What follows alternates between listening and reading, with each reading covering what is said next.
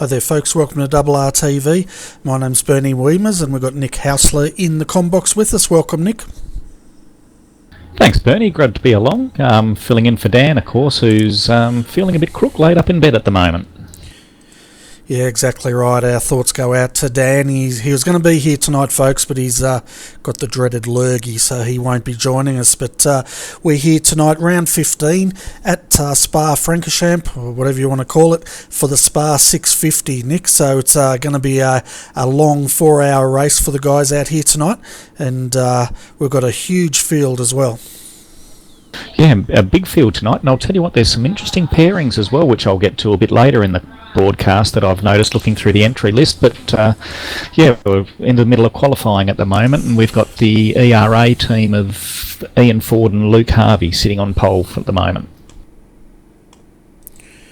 Yeah, and if we have a look at the endurance standings as they are at the moment, folks, ERA, the number one team there on provisional pole, they're leading the championship on 1,244 points. In second is Laser Racing 3, and Brian Borg, Phil Piggott are the drivers of that car. They're on 1,225 points. Synergy Sim Racing 1, that's Brenton Hobson, Todd Parks and Michael Schreier are sitting in third, and they're on 1,130 points. Sitting in looks like their fourth is Synergy Sim Racing 3, and that's Daniel Ackland, Jordan Ross, Ben Twydale, 965 points. And then rounding out your top five standings, Progression Racing Australia. Keep an eye out for Gene Fiddes and Brady Myers on 805 points. So it's pretty close up the top three there anyway. Yeah, it's a good battle between the top three, and I've noticed that one of the interesting entries tonight was that Brian Borg's actually teaming up with Jason Betts tonight. Not too sure if that's because Phil's unavailable or they're looking for a slightly better result out of that team. Of course, Jason's a very quick driver and Brian's been in pretty decent form all season. Yeah, it's going to be interesting, and I guess they're starting to see if they can get better results, so we'll have to keep an eye on that and just see how that shapes out. Yeah, and if you'd want just a couple of the other interesting pairings that I've seen in there tonight, I've seen we've got a TTL car in there, but there's no one in at the moment. Jake Maloney's done a lap in it, but he's disconnected, so I'm not too sure what's going on there. We've also got Corey Preston teaming up with Forzan Al Narbi in the PMS car, so they'll be a pretty formidable team tonight as well, I would imagine. Yeah, definitely. We can see Corey's out there in that car at the moment, sitting provisional in third position. We've got 12 minutes of qualifying left here, so we'll see if they can improve. They're just coming down towards Blanchimont now, I think. We've also got Michael Hammond out there in the Laser Racing entry. He's sitting in provisionally in fourth. And then Ryan O'Sullivan in the Evolution Racing team, the number 26, is sitting provisionally in fifth at the moment. Yep, and in the top 10, I think it's worth pointing out the ASN Young Guns. Just a team that just formed this week. All-Star Motorsports starting up a Young Guns development program, and they've got, let me just check, I'll check through the entry list quickly, making their debut in the series tonight. They've got Cody Bird and Brock Caday driving for them tonight, so that's a great result to see them up there in ninth already too. Certainly is. I'm not sure if we've got the correct paint job for them, but yeah, ninth position. Cody Bird's out in that car at the moment. Their best time at 2:22.318. As far as provisional pole goes, Luke Harvey coming through now to complete another lap. His fastest lap at 2:21.050. So that's the target they're all trying to beat at the moment. And it's a pretty decent target to set as well. I was looking through the practice results. I think it was Corey Preston who was quickest in practice with a 2:21.065. So Luke's just lowered that by less than a blink of an eye. Yeah, and they're looking pretty racy, and I tell you what, the ERA, they're always strong when it comes to these Enduros. They just seem to, wait for the race to come to them, and generally, towards the end of it, you can expect them to be up the front there. It's one thing that you can guarantee, isn't it? They'll be somewhere up in that top 5, and they'll be fighting for a victory, or at least a podium in the last 10-15 laps.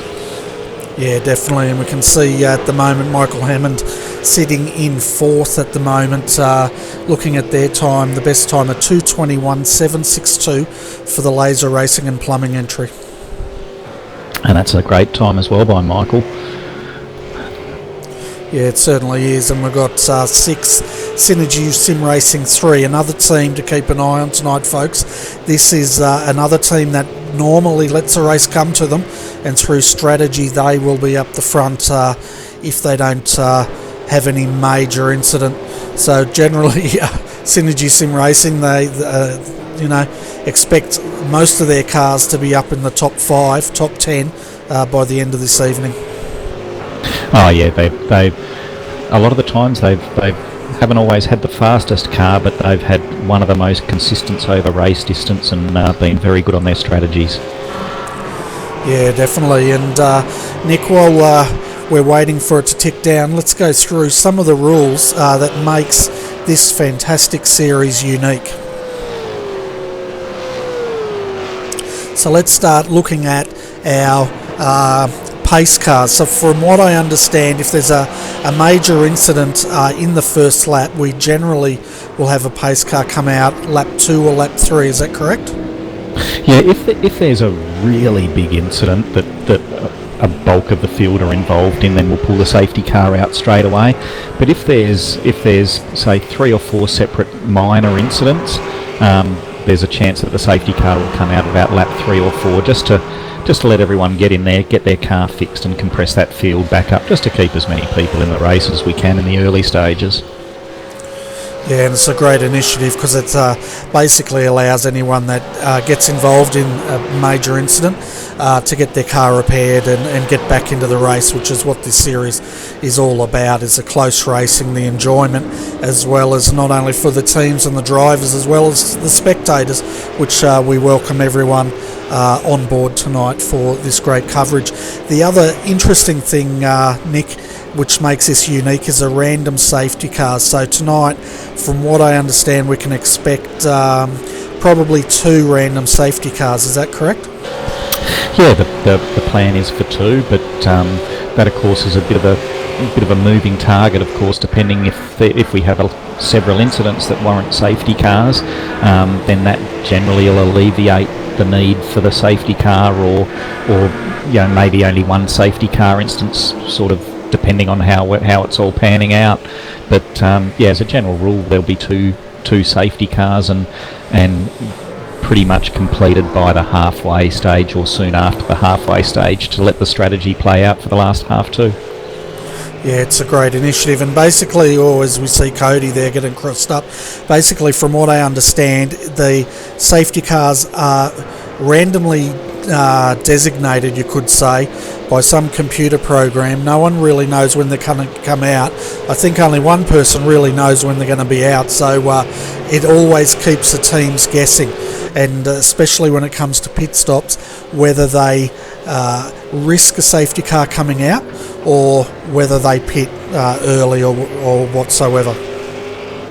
Yeah, that's correct. I mean, the last thing you want to be caught out when you're about to pit, or the people you're racing have pitted and you haven't, and the safety car comes out, because that just puts you right to the end of the line, because of course as soon as the safety car is called, the pits are closed straight away, so you've got to wait basically for the whole field to compress and the safety car to go back past the pit lane again before they open up. Yeah, and the other thing that's really good, folks, is when a safety car does come out, pit lanes close. Generally, from what we've seen, they only get one opportunity really to get in the pits, because generally most of these safety cars, the first lap pit closed, second lap pits are normally open, they can pit, third lap generally we're back to racing. Yeah, correct. And I'll tell you what, around Spa, I hope you've got some good ads lined up, Bernie, because we can have a little bit of a snooze when the safety car comes out, I think, because it'll take them a long time to get around here at 60 or 70 odd Ks that the safety car does.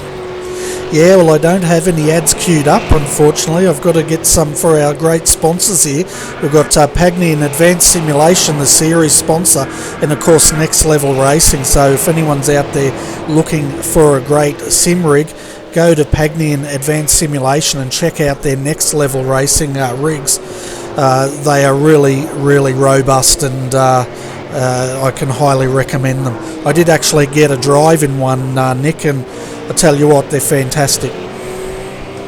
Yeah, I think their early ones had some issues with some strengthening, but they seem to have resolved that, as they've developed them through the years. So it's good to see, and they've got their Formula One rig out now as well, which is a pretty laid back sort of rig. I don't know if I'd be able to get out of it if I got in one of them. I know for a fact I wouldn't be able to get out of them. I can barely get out of my normal rig, which I'm sitting in at the moment to call this race. I'm just having a look at who's out there at the moment. Forza Al Nabi, he's coming out, Performance Motorsport chassis. They've got 4 minutes, so he should get one flying lap in.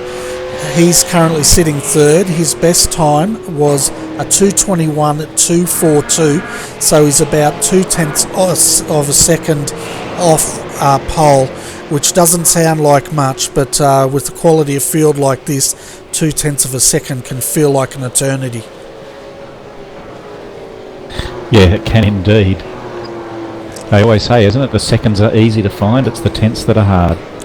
Yeah, exactly right, and he's sponsored by WPC Concreting, so it's great to see new sponsors and old sponsors coming on board, and just seeing the way our esports growing as far as getting these sponsors attracted to our sport, which of course makes everyone's life a lot better, and helps the teams out. So if there's any businesses out there that want to get involved in sponsoring, you should check out some of these teams, because I tell you what, it doesn't cost a lot to get your name on the side of these cars.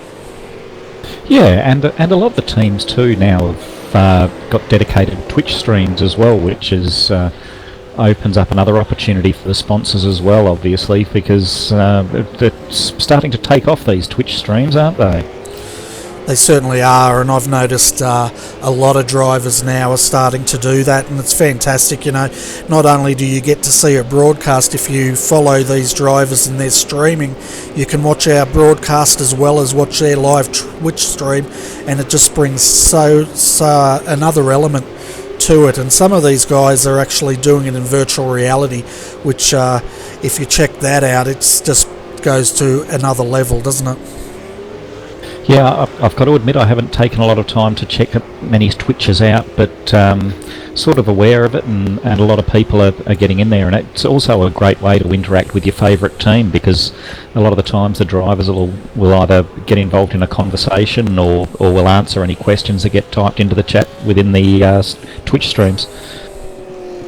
Yeah, well, that's exactly right, and it's just makes our hobby here so much more interactive when you've got people watching the Twitch stream, watching the broadcast. It's just fantastic.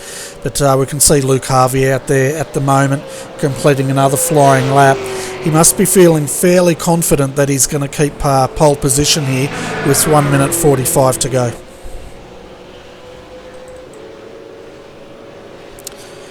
We can see now Forza Al Nabi, he's on his flying lap.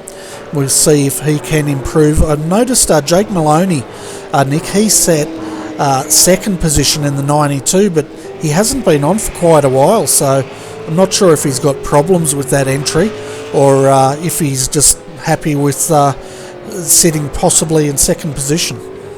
Yeah, I noticed he actually left the server, and I haven't ever seen a second driver in that car either, so not too sure if he found his co-drivers pulled out at the last minute, and so he's decided to throw in the towel. But he's sitting there in second, and it'll be a bit disappointing if he's not there, obviously, because that'll give a clear front row for the ERT team, which I'm sure they'll be happy with. Yeah, well, that's right. A few other cars that I can't see out there. We've got the number 149, David Miller was driving that. I can't see him out there. Michael Talenjak in the 777 car. I can't see him out there, nor can we see Henry King in the 00 or Daryl Hockey in the 016 or Jamie Owens in the 350. So hopefully all those guys are in the server and they're just preparing for the race start here. Yeah, and it'll be interesting. I think Daryl Hockey, for one, I can guarantee you that he will be here for the start of the race, and I noticed Jake Maloney's just reconnected to the server. Okay, so hopefully he'll make the grid. You can see now Forzan El Nabi coming through, and we've got 3 minutes 28, I guess, left for everyone on their hot lap to complete it.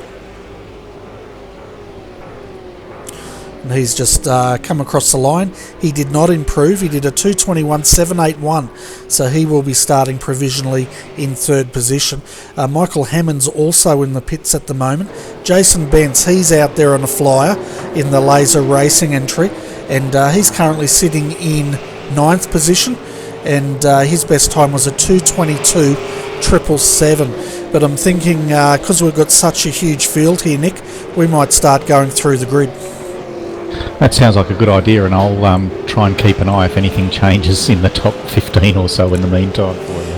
Yeah, well, they'll jump around automatically, so it might make a mess of it, but considering we've got 37 cars to get through, we better start, otherwise we're not going to get through the full grid here.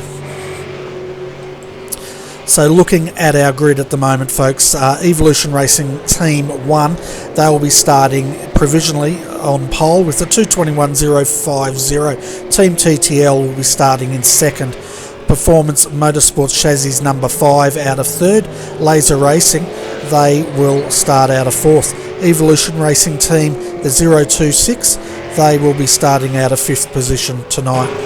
Out of 6 will be Synergy Sim Racing 3, followed by PFR Team GTI in 7th. And keep an eye on these guys, folks, because they've been proving to be quite strong recently. Performance Motorsports Chassis number 4 in 8th, followed by Laser Racing 3 in 9th. Stealth Sim Sport 1, they will be starting out of 10th position. Take a break, Bernie, and I'll take the next 10. Then we've got the ASM Young Guns in 11th. Followed by Synergy Sim Racing 1 in 12th with a 2:22.332. Then KRF West End Mazda Motorsports in 13th. Race on Oz number 91 sitting there in 14th. PFR Team GTI 3:15. PRA Team in 16th. Redback Racing Team number 149 in 17th. Performance Motorsports Chassis 2 in 18th. High-Tech Racing 3 19th, and Redback Racing 031 in 20th. And out of 21st tonight, Performance Motorsports at 777. Out of 22nd, we've got Redback Racing, that's a 032, followed by Team Jared Lawson 2 out of 23rd. PFR GTI 4, they'll start out of 24th tonight. KRF Motorsports will start out of 25th. Out of 26th, we've got Zuva Racing, followed by Stealth Sim Sport 3 in 27th. Team Connor McCluskey Young will start out at 28th, followed by KRF West End Mazda Sanders Motors out of 29th. Stealth Sim Sport 5, they will start out of 30th. And then we've got Redback Racing 350 in 31st. Performance Motorsport Chassis 1 in 32nd. SDC Motorsports 31 in 33rd, High-Tech Racing 1 34th, Stealth Sim Sport 4 35th, KRF MP Custom Motorsports 36, and rounding out the grid in 37th is Way South Racing number 2. Yeah, so a massive field out here, folks, and it's going to be interesting racing here tonight, Nick. I guess they're going to have to really watch themselves coming into Lacooms for the first time, as well as down into that hairpin.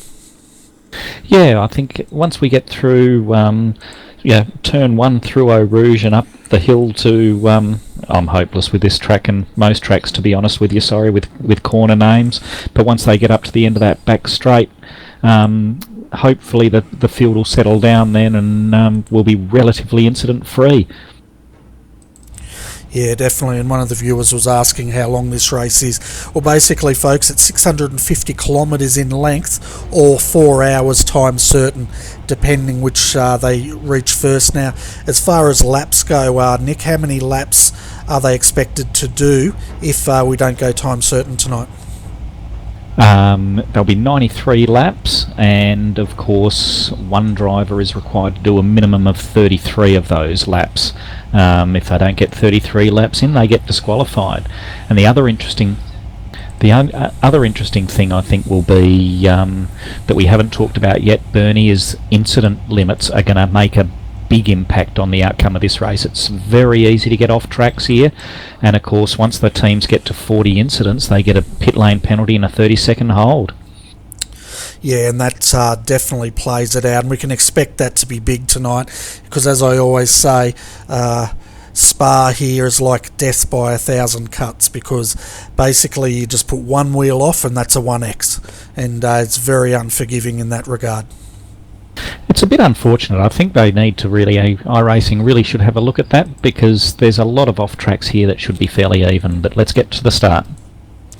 Yeah, so we're under starters orders here, folks. We can see Jason Bence is starting in pole, Forza El Nabi on the outside, and green flag here. 3 hours 59 minutes to go and 93 laps coming into the first hairpin.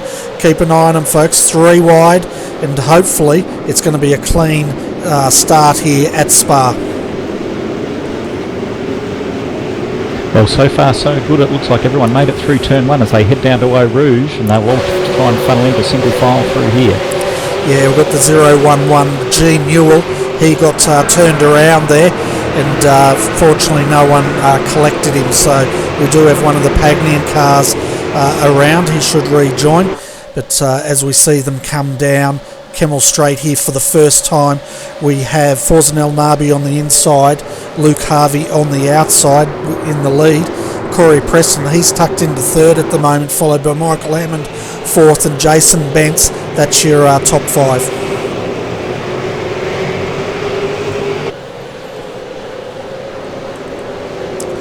So it looks like they're already starting to settle in to 2 positions here, and apart from that one incident, it's been fairly clean, touch wood. Yeah, and that looks like, is it Luke Harvey at the wheel at the moment? He's managed to get a nice little breathing space, but the big battle at the moment on is between Jake Maloney and Corey Preston. Yeah, that's right, and hopefully Jake won't have any more issues as we jump on board here with Corey Preston. You can just see it's such a contrast, isn't it, when you see the outside, how fast these guys are going, then you jump inside and you can see how much they're really coaxing the cars. And I always say it's so misleading when you're inside one of these cars of exactly how fast they're going. Yeah, and of course they've got 100 kilos of 112 litres of fuel sitting right behind them as well, so they've really got to look after these cars and the tyres in the opening laps just to make sure they don't burn them out too early. Exactly right, and we can see now Jake Maloney going defensive, Corey Preston on the outside, 2 wide into the final chicane here. Well, I tell you what, we don't see that very often, and there was no rubbing of paint there. And we've got another car around in the background. I'm not sure who that was, but he's got going again, and no cars have cleaned him up. Well, Sean Thompson fired up on the in-car radio then, so I'm guessing he was involved in it, and then it looks like Mike Hammond's made the move there too on Corey Preston up into third. Yeah, and there's been quite a large gap now from the front group to the back, and they're starting to sort themselves into little battle packs here. Yeah, and whilst all that's happening, Luke Harvey saying, thanks, this is great fun. I'll skip myself out to about a 1.1 second lead. Yeah, well, he's laughing, isn't he? And as we can see, Michael Hammond now he's just got past Corey Preston. He's now starting to put the pressure on Jake Maloney, so that's Laser Racing entry. They're hungry to get up into the front if they can. Yeah, and of course they've got their sister car just sitting 2 places behind them. So, you know, if Corey makes the wrong move on Michael, I'm sure that I'm not too sure if it's Jason or Brian, on board the other laser car. They'll be capitalising on anything that Corey makes. If he zigs, I'm sure they'll zag. Yeah, it's generally the way it works, isn't it? And at the moment, folks, no one's had to go into the pits, so it's been a very clean start here. And now we can see Corey Preston. He's starting to work on the back of Michael Hammond. So Corey's down in 4th at the moment. He's got Jason Bentz behind him. So we've got Laser Racing at the moment sitting 3rd and 5th. And poor Performance Motorsports, they are the meat in the Laser Racing sandwich. They are, and meanwhile Jake Maloney, he's in just half a lap. He's more than half that gap to Luke Harvey, and I'll tell you what, by the time they come across the start-finish straight, he's going to be right on him and challenging him. Yeah, he certainly is, and just see them now coming through Blanchimont, and let's have a look how many laps we've got. They're on the 2nd lap. It feels like they've been racing forever, but only 5 minutes into this, and we can see now Corey's just tucking back in, and I guess he's going to want to get a good run, isn't he, as they come down to Eau Rouge. Yeah, you've got to be very careful. I mean, if you're stuck right behind that car going through Eau Rouge, it's so easy to get the line just ever so slightly wrong and end up in the wall somewhere, or just get a little bit of a slide and you lose all that momentum down the straight, and that you're a sitting duck if that happens. Yeah, you certainly are, and it's definitely a momentum part of the circuit. Tell you what, they've spread it right out in the top 6 here. If we go back at the moment, we can see Brenton Hobson, he's in 9th. He's having a bit of a battle with Pete Sattler. And then we can see Sean Thompson, he's defending against Stuart Vaughan here, as Stuart now dives on the inside, and he should make this move. Sean shouldn't fight him too much, which he is, as they go too wide into Lacoombs, and Stuart's fighting for this position. He should get it on the inside, but Sean is not going to stand down here as they go too wide into the hairpin, and still Sean is sticking to the outside here. Great driving, and looking at holding their positions early on. I guess you don't want to give away too much early on, but you also, you can't win the race early on, but you can certainly stop yourself from a very good finish. Yeah, you certainly can. And, yeah, I tell you what, you don't often see V8 Supercars going too wide that long, but we did tonight, which was great. We can now see Wayne Taylor on the outside. He's defending himself against Thomas Hinds in the play seat entry, and this is a battle for 15th and 16th, and then we've got David Miller right behind him defending against Cody Bird. So the ASM Young Guns, something's happened to these guys, because they're missing the bonnet, and they started in 9th. They're down there in 18th, and looking like they're hoping to get a fast repair when the safety car comes out. Yeah, they might have just got their ears boxed in a little bit in the early laps. Didn't see anything or hear anything over the radio chatter about anything going on, but look, they're still in there. There's only, 3 hours and 50 odd minutes to go, so I'm sure there's plenty of time for them to work their way back up. Yeah, there certainly is. We're just going to have a look at a replay just to see if we can find out what's happened to the Young Guns entry, and it happened pretty early on because they had their bonnet off already. And we'll jump back to another one, and tell you what, this must have happened on lap 1.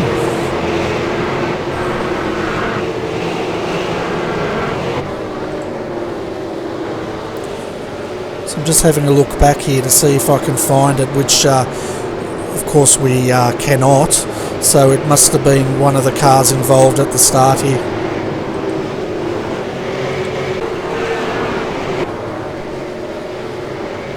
So Nick, what do you think of the start of this race tonight? Sorry Bernie, I was pressing the wrong button. Wrong button I was pressing there for a minute, but look, it's been pretty exciting at the front. There's definitely a couple of breakaways with the top four, then followed by the next half a dozen. But yeah, it looks like there was some nose to tail throughout the field that's got some cars carrying a little bit of damage. But it's been pretty good and pretty exciting so far as we look at the ASM Young Guns getting pushed a little bit wide there by the Race On Oz team. Yeah, they're getting their ears boxed tonight, aren't they? And we're only into the third lap, and already they've got a lot of damage, and they're on the defensive. You can also see our race leader, Luke Harvey. He's on his defensive with Jake Maloney stalking him at the moment. The gap was 0.5 of a second the last time through, but tell you what, it's not that now. No, and in the last two laps of the Jake Maloney, he's done the fastest lap of the race, and then backed it up with another lap just 0.3 slower, so he is on the charge. Yeah, he certainly is, and looking at the fastest lap at the moment, folks, and I'll just tell you what that is. 2:22.343, and Jake Maloney has that. And that was done on lap 2, so he's got his tyres up to temp and moved himself into that clear position, second position, when we saw him close that gap right down. And now his speed's pretty much dictated to by Luke Harvey at the moment, but we'll see how long that lasts. Yeah, and it'll be interesting if these two continue battling. Oh, just noticed he's had an incident at the last chicane there with Stealth Sim Sport 1 and Sean Thompson as well, so they've dropped down now back down to close to 20th position. So we'll jump back and have a look at this replay, folks, and hashtag Sean's fault, ? Oh yeah, well, it's not his fault. The 16 was already turned around, and poor Sean had nowhere to go. The 97 was also involved in that, and as he come back on the track, he's hit the 10, and yeah, that's a interesting incident down there.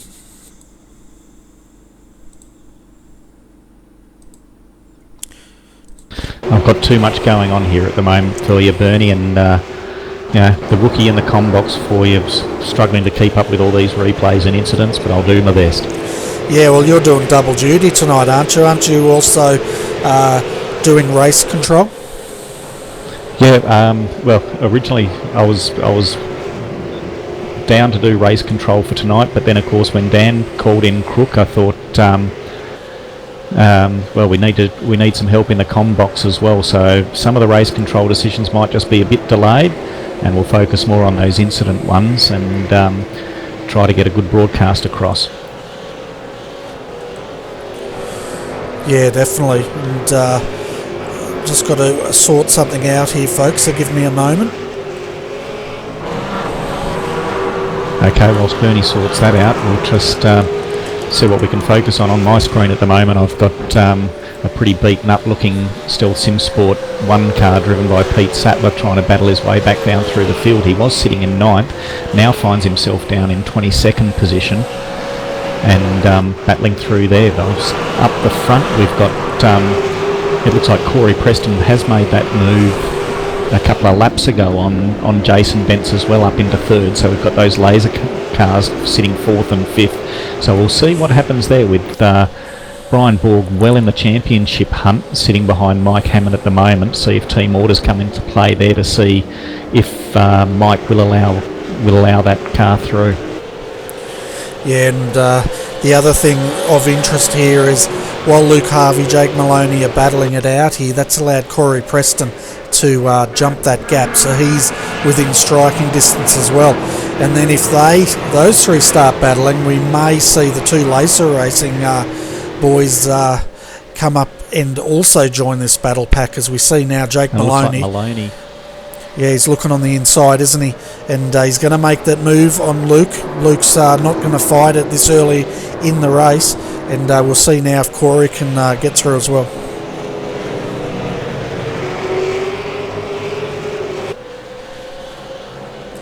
So now Corey on the inside, having a look on Luke, and tell you what, they're close but no contact, coming into the corner with no name, and he'll tuck back in here, I think, and as they go through Pouon, He'll probably go for having a crack at turn 13 down here. Just give me a minute, Bernie, sorry. Not a problem.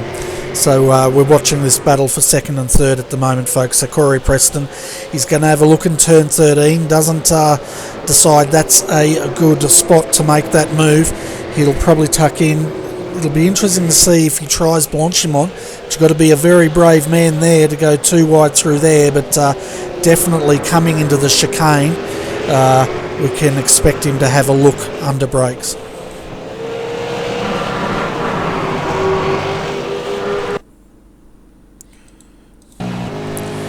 Sorry folks, we're back to live now, and on the roof cam as we come down to Blanchimont, he's looking and he's made that move, and very aggressive move there, but well done. See Fluke now under brakes, he's having a look as they come into the final chicane here at Spa, and he tucks back in. Yeah, just trying to get my most exciting's not working very well, so I'm sort of jumping all over the place and not following the broadcast, unfortunately. So I'm on the leaders now, so you know, Jake's got a nice little lead now though, hasn't he? So we'll see what pace he's got, and the laser racing cars are right up on this battle now and up on Luke Harvey. Whether or not he started with his tyre pressure's a bit too high, but his speed has really come back down to the field. Yeah, it certainly has, hasn't it? And it'll be interesting to see how that car goes as this race progresses. I think they're probably hoping that the track's going to come to them as the night progresses. And tell you what, they've still got 3 hours 45 minutes of time certain racing to go, or 87 laps here till the end of tonight's race. Yeah, so I guess you wouldn't worry too much if you just dropped a couple of seconds, would you, in that grand scheme of things? No, definitely not. It's too early to be worrying about that. You know, we've got random safety cars coming up. We've got pit strategy to play, and there's a heck of a long way to go in this race. There is, but I guess even more and more, like in real life, these endurance races just still turn into sprint races, don't they? Oh, they certainly do, especially when we get to the last hour of the race. You can also see Brenton Hobson here. He's defending against Stuart Vaughan. Stuart had a look through the corner with no name. He's tucked right in and just sitting in there. And that's the West End Mazda entry. So it's quite an interesting paint scheme. He's got one side with West End Mazda. The other side, well, I don't think the paint has managed to finish that paint scheme. Well, it gets your attention, gets you talking, so I guess that works for the sponsors, doesn't it? Yeah, it certainly does. They needed it to do the other, have it opposite though, because the cameras are mainly getting the one with no sign writing on it. I'll tell you what, up front folks, Jake Maloney, he stretched his legs. Last time by it was 1.7 seconds. We'll see what the gap is now when he comes through, but already we can see him now just coming across the start-finish line. I think that's the start-finish line there, and 1.1 seconds is the gap at the moment.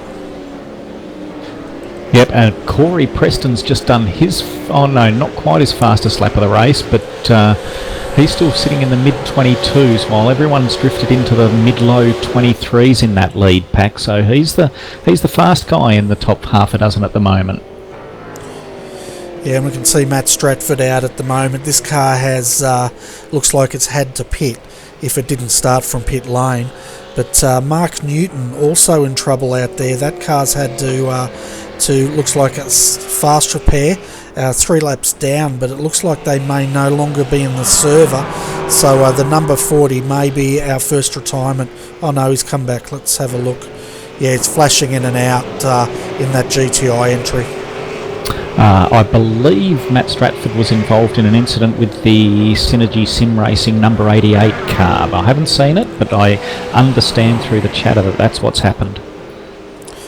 Okay, so I'm just trying to see who, that's Matt Stratford versus Brenton Hobson. Hobson, I think it was.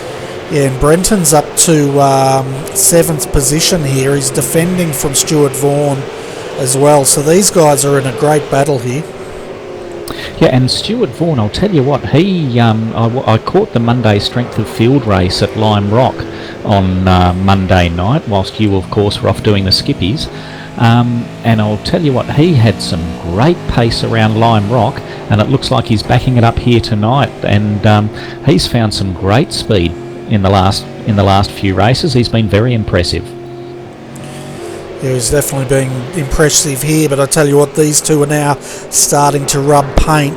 So generally when you see that, folks, the temperature's starting to rise between these two, and hopefully we're not going to see anything untoward. But at the moment, Corey Preston's got that gap down to 1.098 seconds up front, and Luke Harvey, he's dropped down to 2.3 seconds. So it'll be interesting to see if he's actually driving to a number here, Nick, or if they're set up maybe not to their liking. Yeah, I'm sure that there's not much they can do during the race, but I wouldn't be surprised if their next set of tyres have a slightly lower starting tyre pressure than they put in this one, and maybe they've some small bar adjustments to try and get the feel right.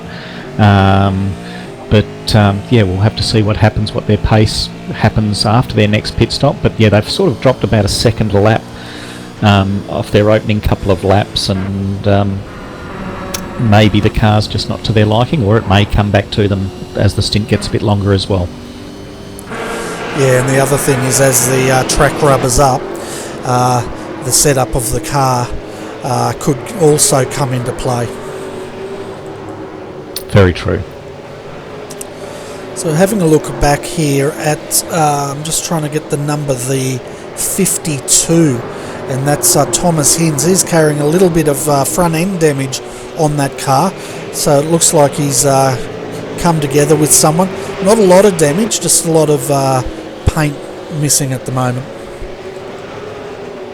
Yeah, there's a few cars that are looking a bit second hand. I think the pit window opens at about the end of lap 13, so in about 4 laps time we'll see who's going to take advantage of the reverse strategy, I guess, and start pitting, take on either some optional or quick repairs, and get their car back out there. Yeah, exactly right. And do you know much about the pit windows that we have tonight? I'm just trying to find our graphic. I'm not sure if I've actually got it here. Yeah, well, you get through, I think it's about 20 laps to a tank. So the pit window then on the reverse strategy will open about end of lap 13. So you'll go 13, 33, 53, 73. Or you'll just go 20, 40, 60, 80 and put a short fill in at the end. But of course, safety cars throw all that out the window depending on when they come out and where you're at in your pit strategy. Okay, so I'm going to attempt, I found the overlay here, so let's have a quick look at that, see if I can bring it up here. Of course I can't, so we'll go back to that while I try to work out how I can show the people this graphic. But yeah, as I said, so at the end of lap 13, I think it'll be interesting to see whether or not the Evolution Racing team will take advantage of pitting early.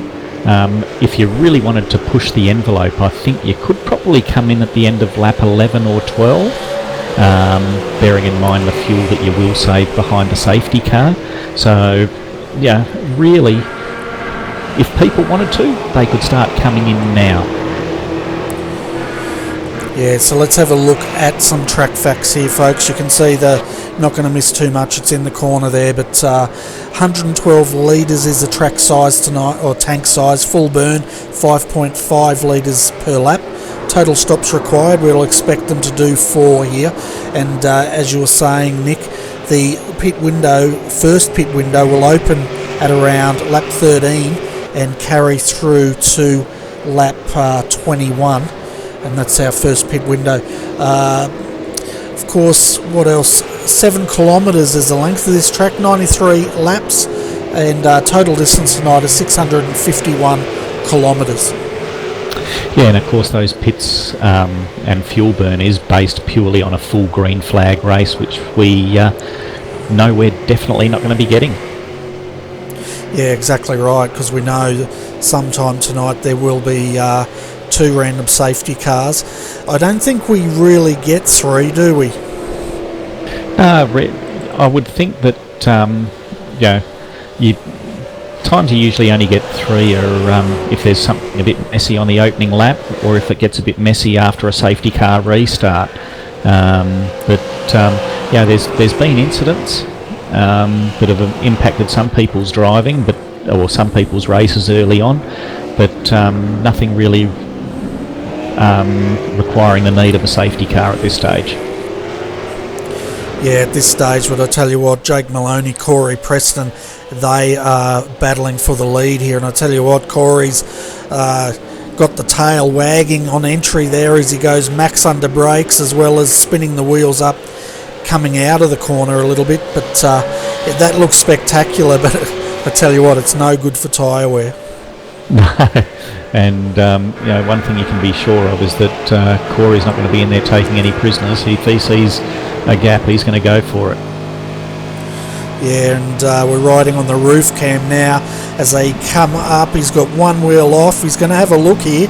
271 kilometres an hour. He's up alongside. Looks like he's... Oh, gee, they both got a bit squiggly under brakes, and Jake manages to hang on to it. Corey just got a little bit more out of shape, and Jake was able to put the power down a bit better.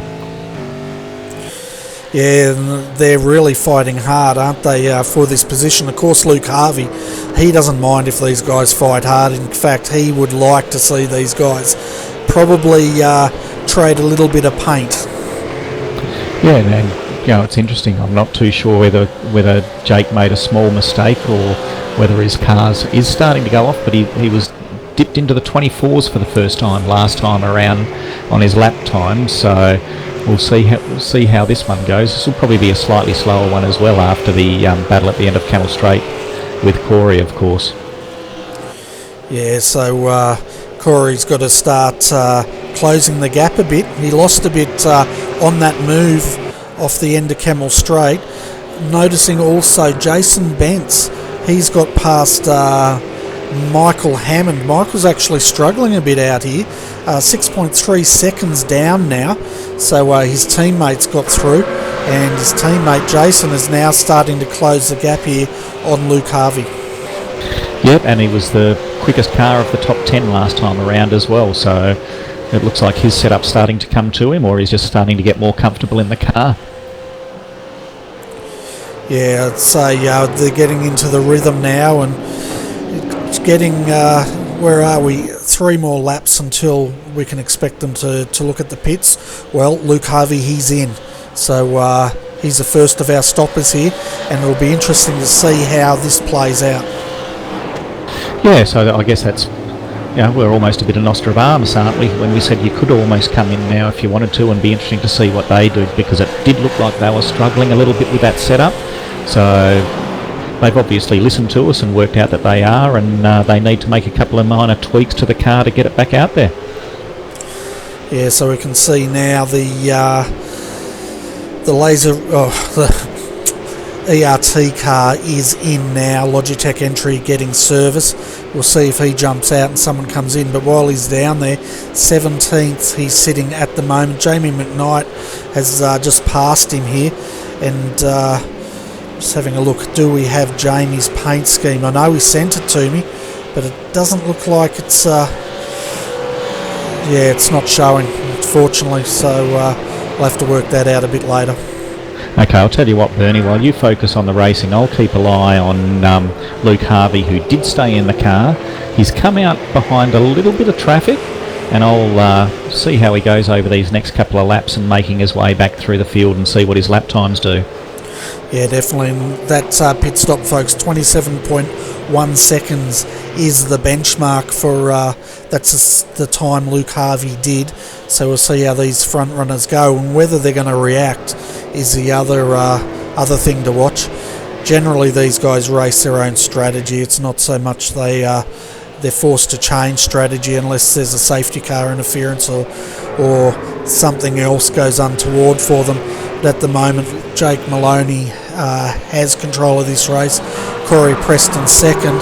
Quite a bit of a gap back to Jason Bence, and a long way back is Michael Hammond in fourth. Jordan Ross is sitting in fifth position in the 375, as we see now Corey Preston once again ranging on the back of Jake Maloney, and can expect him to have a look here. No, he doesn't. He proves me wrong once again and tucks in. Yeah, and looking at that pit stop, let's put Luke Harvey and Ian Ford back down in 25th place, and they've got a fair bit of traffic in front of them. So, and they've got a car that's spun just in front of them as well, but they've managed to recover it. But this is going to be costing them a lot of time. But of course, if there's a safety car right now, they look like absolute geniuses. Oh, he's just about lost it there. He went off, got it. Yeah, and this is a gamble, isn't it? If you come in early, you end up in, potentially, unfortunately for him, he's ended up in a lot of traffic, and he's got quite an angry pack ahead of him, and this is not going to work. But, that's a risk of endurance racing. Yeah, so, the leaders all go through and do another lap, whilst Luke's using the best of his tyres trying to get past these cars, and, he's, as I said, he's, 24th place. And of just having a look at the chat, folks, it looks like Performance Motorsports, they reckon their race is already done. So I'm not sure what occurred with that team, but it doesn't look like we're going to see much of that car for the rest of the night. Yeah, not too sure which one that is. They've got one of their cars which is 90 odd seconds off the lead, and then we've got the only car that's down multiple laps is car number 40, the PFR Proforce Racing Team GTI 2. Okay, so we'll have to look into which car that is they're talking about. If anyone in the chat channel can hear me, just put in the car number for us so we can update the viewers on exactly what's going on with that car. I'm pretty sure it's the 097 with Daniel Trim and Matt Stratford in it. They were running in the top 10 or 15 or so early on, and now right down the tail end of the field and with a pit stop. Yeah, I think that was the car that was involved in that incident in the chicane, and they copped a lot of damage there and had to, looks like, take that car to the pits. I'm just seeing if they're actually circulating. They are, and in the heat of it, but I'll tell you what, that car's looking pretty second-hand on the back of it, and they're fighting with one of the GTI cars just ahead of them. That's Ross Rizzo. He's a long way down tonight, isn't he? And we're sort of used to seeing him at the pointy end. And then Jared Lawson is the other car involved in this battle. Yeah, but they're still on the lead lap, Bernie, and whilst you're on that lead lap, anything can happen. Yeah, exactly right. They're 99 seconds down, so they've got 30 seconds in front of our leader, which is Jake Maloney at the moment. Now the last lap was a 2:23.304. If we look at the last laps for those three we're just looking at, Ross Rizzo's was a 2:24.449, and so they're losing around about a second a lap. But I'll tell you what, even battling the traffic, Luke Harvey still did a 2:23.353. So still lost ground on the leaders, but gee, with the traffic that he put up with, it was a pretty impressive lap time. Yeah, it certainly was, and he's already up to 19th position now, and he's got a bit more clearer track, so that's going to make him a little bit happier. But lap 13 here, folks, so this is when we expect the window to open, so it'll be interesting to see when these guys pit, who goes deep into the stint and who comes in as soon as they can. Now, of course, the deeper they go into the stint, the more risk there is that a potential safety car could come out and pretty much trap them. As we see now, Luke Harvey on Darryl Hockey, he makes short work of that, and Luke's up to 18th position. Yeah, he's doing well, but he's still losing out time to the leaders on his new tyres, and battling through these positions. So it'll be interesting to see. I think if one of the leaders, I think at this stage you'd probably want to stay out when you see the traffic that Luke ended up back in. But once he clears the Zuva racing car, he's got a fair bit of clear air in front of him. So potentially that's a good spot for these leaders if they do pit, that they'll drop into that gap just in front of Luke and the Zuva car. Yeah, and that's Ben Twydale driving that car at the moment for the Zuva sponsored entry, and that's a 00. So the car's looking nice, clean, and I tell you what, I love that paint job. The Zuva one? Yeah, the Zuva. That's very catching. Of course, it looks a lot like the Canberra Raiders, which means it's got good colours. Yeah, exactly right. And the Performance Motorsports Chassis 4 team, that's the car that's in trouble out there, according to our sources here in the chat channel. Yeah, so it is that 097 that was involved early on with the Synergy Sim racing car. Yeah, so that car's going to probably use one of their fast repairs when they come in. How many fast repairs do they have here for tonight? They've got 2 fast repairs.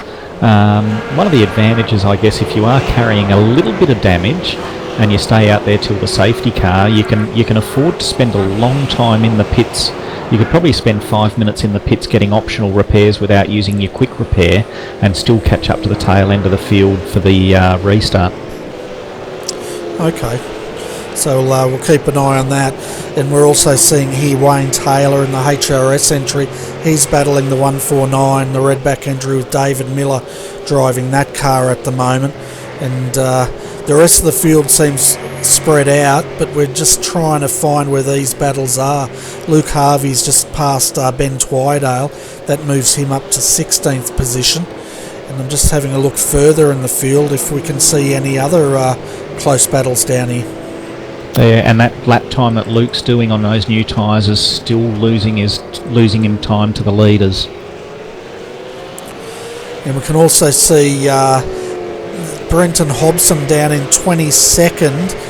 He's there, folks, because he's taken his pit stop. He did a 23.7 second stop. Steve Lattimore, he's also done his stop, and he's in the number 91 entry, and that's a Race on Oz entry, 33.9 seconds. So, it's ranging anywhere from 23 seconds to 33 seconds at the moment.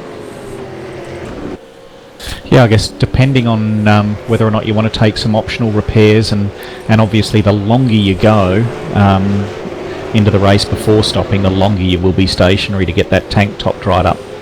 But if a safety car comes out and they come in and take a splash and dash, they'll jump a lot of spots too. Oh, they certainly will. And the other thing with pits, it's interesting, sometimes we see these guys, they might short fill to gain track position and then take a longer fill in their next stop, and I think we saw some of that going on in Phillip Island. Yeah, true, and of course some teams will be working out the best strategy, to if they want to get a driver to do minimum laps or not. Yeah, exactly right. And what are the minimum laps for these guys tonight? 33 is the minimum laps that each driver has to do. Okay, and we can see most of the guys look like they're going to try and get that out of the way straight up front. And lap 15 here, folks. And we'll see how many stay in for the full 33.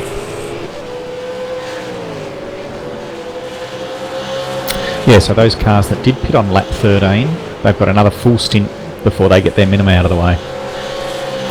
Yeah, so we'll keep an eye on that. We can also see Gene Fittis in the 890 now, getting a lot of rocks thrown up on him from David Baxter just ahead of him, but that's one of the PRA entries, and another nice paint job there. I know they've got a pink one running out there somewhere. Is that for a teammate penalty pink, do you know, or just Mother's Day pink? I'm not sure. The Redback boys normally carry penalty pink, but I'm not sure about the Progression Racing Australia team. We'll have to ask them if any of them come up.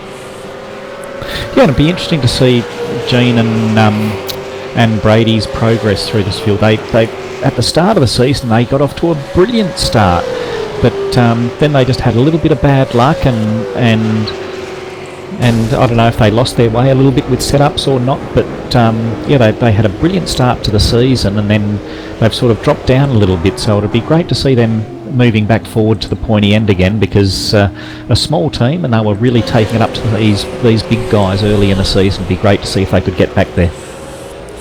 Yeah, definitely. And we've got a car in the wall, folks. I'm just trying to get a number, and it's one of the GTI entries has gone into the wall hard down here at the chicane.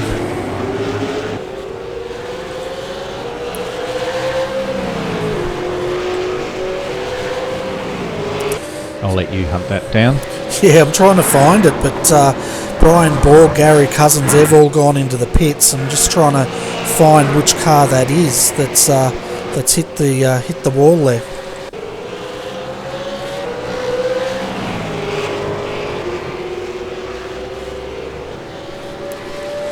Meanwhile, I'll keep track of Luke Harvey's progress back through the field. He's dropped into the 24s that time around, so I don't know. They might have got the car fixed, set up a little bit better, but they're losing a lot of time to the leaders at the moment. But yeah, when all the pit stops filter out, I would imagine they'll find themselves pretty much back where they were to start with, but obviously with a lot less fuel. Yeah, and I'm still trying to find this replay for you folks, and I'm not having any luck whatsoever in finding who that driver was. Well, I've got some bad news for all the drivers out there, I guess, because we've got Jake Maloney out in front, and I just saw who joined the server, which is Josh Rogers. So if he's going to jump in that car after Jake and they're already in the lead, anything could happen here. But if you thought you were doing well hanging on to Jake, well, the bad news is that you've got to try and hang on to Josh now. Yeah, so that'll turn the pressure up, won't it? But at the moment, Corey Preston out front here, he's definitely putting the pressure on Jake, and he's not letting him go.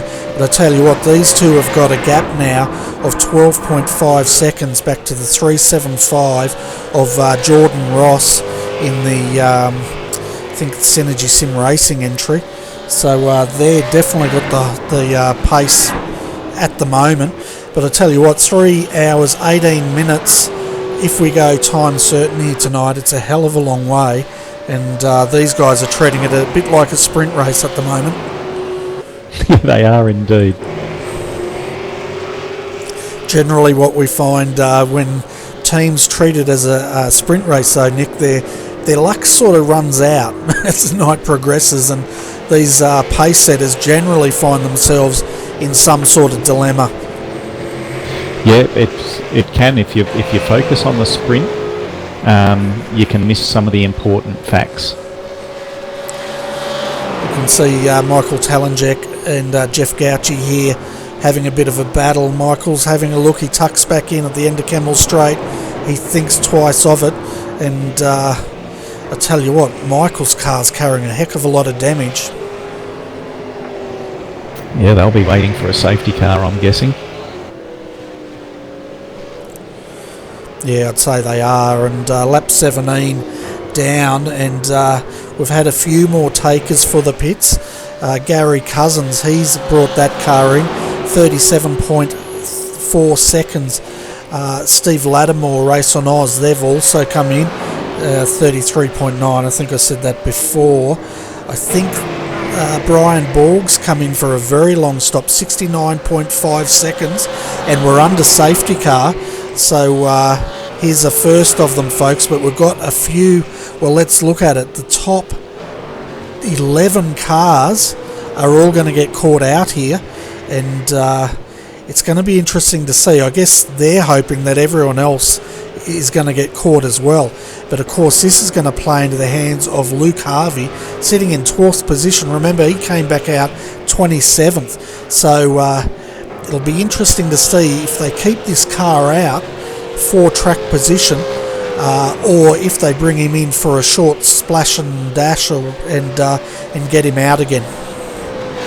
I would expect him to come in and pit, to be honest with you. These guys are going to be stationary for, upwards of 30 seconds, the cars that are in front of him. Now, he's going to be stationary, I'm guessing, for about 12 to 15 seconds. So I would fully expect him to come back in and probably come back out in front. Yeah, so they'll bring him in, short fill him, and if they've got time, throw some tyres on it and send it out, because of course when they go back to racing, all of the guys behind him are going to be on fresh tyres, so he doesn't want to be hung out to dry in that respect. No. So while we are under safety car conditions here, folks, let's go through our results of the top 10 as they stand. So at the moment, Team TTL is leading, followed by Performance Motorsports Chassis, the number 5, in second. Synergy Sim Racing 3 is sitting in third. KRF West End Mazda Motorsports in fourth. PFR Team GTI 3 in 5th, Redback Racing them 1, 4, 9 in 6th. 7th is Performance Motorsport Chassis number 2. ASM Young Guns, they're back up to 8th position. Progression Racing Australia 1 in 9th, and rounding out your top 10, High Tech Racing, the number 3. But keep an eye on ERT, the number 1, because they're currently sitting in 12th. Yep, and of course the top 11 have yet to stop, so I'm expecting them to come in now, and I'm going to just have to leave you for about 3 or 4 minutes, Bernie, but I will return. Yeah, not a problem. So we'll continue watching the action. Of course, Nick's doing double duties here tonight, folks. He's not only helping to call the race, he's also doing race control, and yeah, so he's definitely earning his money tonight. So at the moment, pit road is closed, and they'll wait until the field's cleansed, and then they will open it up. You can see Jake Maloney now deciding he's wanting to pass the safety car, but of course he'll pull back in, literally, and of course you can't really hit the safety car, unlike what they said on Days of Thunder. We'll see when the pit lane opens. We can expect the majority of this field to come streaming in.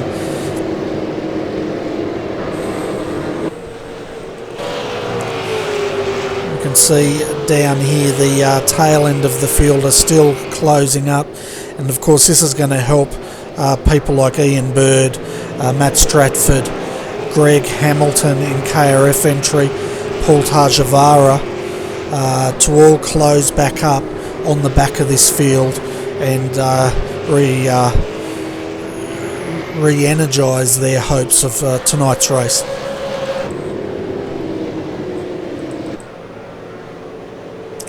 So folks, while we're under safety car, go and grab yourself another beer or steak sandwich or whatever else is your favourite Friday night beverage, and watch the action unfold as now that the field starts streaming in.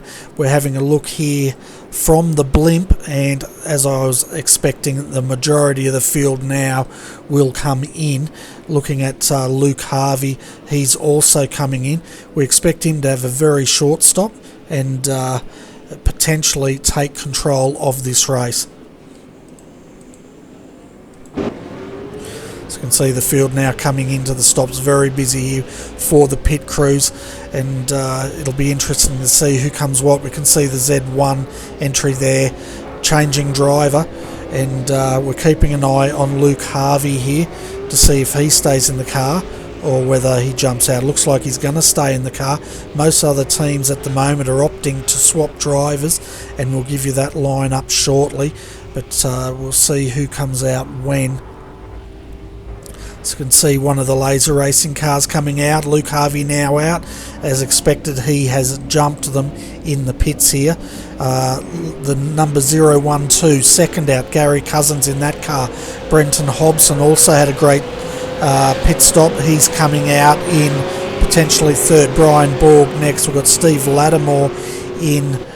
Let's bring up the drivers so you can see in the Race on Oz entry. Corey Preston, quite a slow stop there, 41.4 seconds, and he's down in ninth. Josh Rogers, he's jumped in the number 92 Team TTL, 43.9 second stop. 11th Daniel Ackland in the Synergy Sim Racing 3 entry, and 12th Gene Fittis, he's staying in the Progressive Racing Australia entry. Paul Tajavara, still Sim Sport in 13th. 14th Braden Bateman for Performance Motorsport Chassis 2, and rounding out your top 15, Nick Cummings, KRF West End Mazda Motorsports. They were fourth when they came in by the looks of it, but coming out in 15th position. Having a look at the moment, Ian Bird did not opt to come in. He stayed out, and so did Greg Hamilton. So those guys are going to have to come in under green, and it's going to be interesting to see how that goes. But safety lights are out here, so the rest of the field will start closing up, and we should be racing starting back on lap 20. Hi Michael, welcome to RRTV Combox, and how's your race going out there tonight? Not actually racing myself. I'm spotting for Daryl Carter and Gary Cooper. Okay, and how are they going out there? Interestingly, Gary hadn't done any practice until about the last 4 minutes of qualifying, and had a little bit of a struggle with a team car. Got turned around by a team car in the first stint, so we sort of all decided collectively to do a bit of a short fill. And yeah, just go from there. Like, we sort of benefited from that safety car. We only had about 20 litres to put into the tank, so we jumped a few cars. Fantastic. I'm just trying to find them on my telemetry here, but I'm having a bit of difficulty locating them. Yeah, we're currently up behind Ross Rizzo on the track. Just up behind Brendan O'Brien, David Miller and Ross Rizzo in front of us, so all cars that we know we can match and hopefully get around cleanly. Okay, now we've found you. Yeah, so you guys are down in 19th. Total pit stop 17.8 seconds, so yeah, short filled. It looks like a few other guys followed that strategy. So once you short fill, how far, well, you probably won't tell us, but how does that affect your strategy out there? We're working towards a fuel number. Every stint that we're going to be doing, we're driving towards basically a filter time. Hopefully be able to hit that every lap. If not, we'll be just a little bit longer than what we expect others to take at their last stop. Fantastic. We're about to go back racing green here, but so you're going to get busy very quickly as we see Greg Hamilton straight into the pits. But before you go, do you want to give a shout out to your sponsors out there? Yeah, definitely. Performance Motorsports, of course. Great team. WPC Concreting, MF Racer, and last but not least, definitely it's just Danny Troom. He's sort of done a lot of laps around here this weekend, this week in general, just perfecting the set that we've all sort of worked towards, and definitely starting to gel together as a team with a few new drivers coming in. Fantastic. We just saw one of the Zuva cars go off at the chicane. That's moved your car up now to 18th position, so fantastic effort there. But anyway, Michael, we'll let you go so you can get back to spotting for these guys. No worries, Benny, and thanks again for putting on a great coverage. Yeah, and thanks for popping in, mate. No worries. Now we've got an issue out there, Bernie, at the moment. We've got car 717 who's got their limiter stuck on. Wow, okay, that's Mark Fee, isn't it? And I tell you what, we're watching him now. Can you imagine how long that's going to take him to get that car back to pit road? Yeah, well, either the button that they had assigned to it is stuck, or if that's the only thing I can think, they can't have forgotten what the speed limiter button is, I wouldn't imagine, but obviously it's just got stuck on. Yeah, well, I have seen this before, and where I've seen it happen is some of the drivers forget to map a pit limiter button on their wheel. So then all of a sudden they come out and they realise they can't turn it off. So they've got to limp around. As we can see, Mark now, he's in a really precarious position there. Let's hope he doesn't get hit. He's staying off the road and trying to get out of their way, but it could be that he doesn't have a button mapped here. Yeah, see, I'm guessing he'll get back to the pits, he'll jump out of the car, and Simon will jump in, and then he'll have a look at what buttons he's got assigned to things and change them around. Yeah, but by the time they do all that, it's going to cost them a lot. They've gone down one lap. I wouldn't be surprised if we potentially see them go down another lap, and before they get that sorted, because he's got a long way to go still. He's still, where is he coming down towards now? Blanchimont, I think.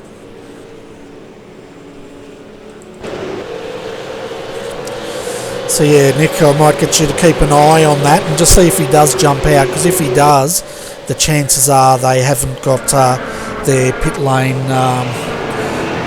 mapped. I've just got word here, they're saying that it looks like it's a hardware problem with their wheel at the moment, so that's very unfortunate for that team. It looks like they've circled the problem on the front grille there with a big line with a circle around it, so that looks like a typical hardware error to me. Really? Well, there you go. How did they put the big circle on there? Oh, just the outline around the old Holden logo, I guess. Oh, okay. I reckon there'll be more than an outline on that car when it does come in. Here it comes now. Of course, it's got the famous Greg Murphy car livery on that they're running here, and you go a long way to find a stranger penalty that he got at Bathurst for a 3-minute penalty, and remember him jumping out of the car. You say he was going to the toilet, he's got 3 minutes. Yeah, exactly right. I tell you what, some of these guys aren't wasting time. Josh Rogers is back in that car. He was back in 14th. He's already up to 3rd. Brenton Hobson, another car of the mover and shakers, up to 4th, as well as Corey Preston. So in 5th position, they've all just jumped past Ian Bird, and Ian was one of the cars that did not stop. So he did take track position, but he's just got no match for these guys who are on fresh rubber. Of course, the other one was Gary Hamilton. He came in as soon as the green flag dropped, and I'm just trying to work out where he is now. I think he might have jumped out of that car. Yeah, getting back onto the 717, I can confirm they have made it back to the pits. But Mark Fee is still in the car, so I'm not too sure if they're even struggling to get him out of the car at the moment. Yeah, well, if he's got a hardware failure, he may not be able to exit the car. Basically, when it comes to, for the people that aren't used to iRacing, how exactly do the drivers exit the car? Can someone outside the car throw them out, or does that driver have to exit first? There is 2 ways that Mark Fee's got going again now, but the way you can do it, the driver can either exit the car simply by hitting escape, but where you have your little race button normally when you're sitting in the pits, the other driver will have an option there. It'll come up as an orangey button that says remove driver. So they can also get them out, but I notice Mark's still in the car and he's revving it out. He's into 3rd, 4th gear now as he heads down to Eau Rouge, and unless his speed limit is stuck at about 200 plus kilometres an hour, it looks like they've solved the problem. Yeah, it definitely does, and they did go down 2 laps because of that issue, so hopefully they won't have any more. Now, if he's had a some sort of hardware problem with his wheel. Let's just hope that doesn't manifest itself in other ways. But at the moment, Luke Harvey now is coming under pressure from Josh Rogers. Josh is up to second and he wants this lead, and I tell you what, throwing it on the inside too wide here, and looks like he's made that move.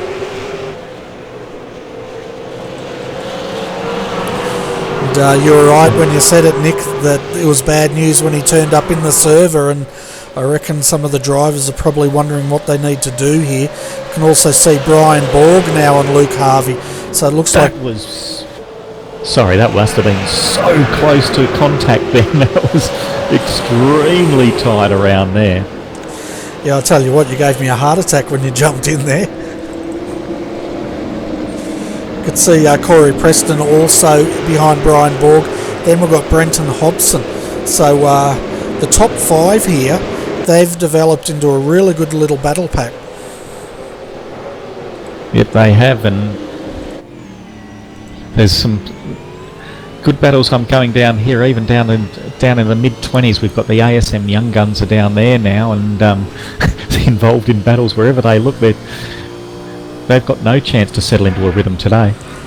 Yeah, well, they're having a real roller coaster ride, aren't they? They get themselves into the top 10, then they drop right down into the top 20 or lower, and they're definitely getting a lot of experience as the Young Guns. Yeah, it's almost mirroring real life, isn't it? That a rookie comes into the Supercar series, and they certainly them in their place, and it looks like the poor Young Guns are getting a bit battered and bruised. Yeah, they call that a baptism of fire, don't they? Yeah. So we're riding with Brenton Hobson here, and currently sitting in fifth, and we'll stay with it till the end of this lap, just so the viewers out there get a bit of a feel for what goes on inside a V8 Supercar. I'm sure a lot of them are familiar with the category. Yeah, I'm not too sure. I think jumping in one of these front runners, they may not get a very good idea of what does go inside a V8 Supercar, because they make it look so easy. I know that it never looks that smooth when you jump inside my car, Bernie, I can tell you that for sure. Yeah, it doesn't look like that when you jump in mine either. But just got some more news on the 717, folks. It looks like they're out of the race, so it looks like that hardware issue wasn't resolved, and are they? No, it's back out. Maybe I got that wrong. So we'll jump back and have a look. I'm just reading on the chat, and it said 717 is back out. So does that mean they're out of the pits, or are they out of the race? Yeah, back out on the track. Okay, good. So there you go. It's funnily the comments in the chat room. I remember a Skippy race a while back, and I was calling it, and one of the viewers said that one of the drivers, Dennis Fiedler, was on his roof, and I called and said he's on his roof, and it turned out they were actually having a joke about Fiddler on the roof. And I absolutely... There's a call there, isn't there? The Fiddler on the roof. Oh yeah, I absolutely fell for it, so it wasn't any good. Well, as these cars now settle down, Bernie, we're on lap 25, and I'd expect them to go through... They pitted on lap 19 behind the safety car. They could probably stretch it out to lap 40, once again providing all green lap running. But those that are looking at get their driver minimums will probably look at coming in a little bit earlier than that. So I'd expect to see, safety car notwithstanding, probably a green flag running here till about lap 38 or so before we see pit stops again from these front runners.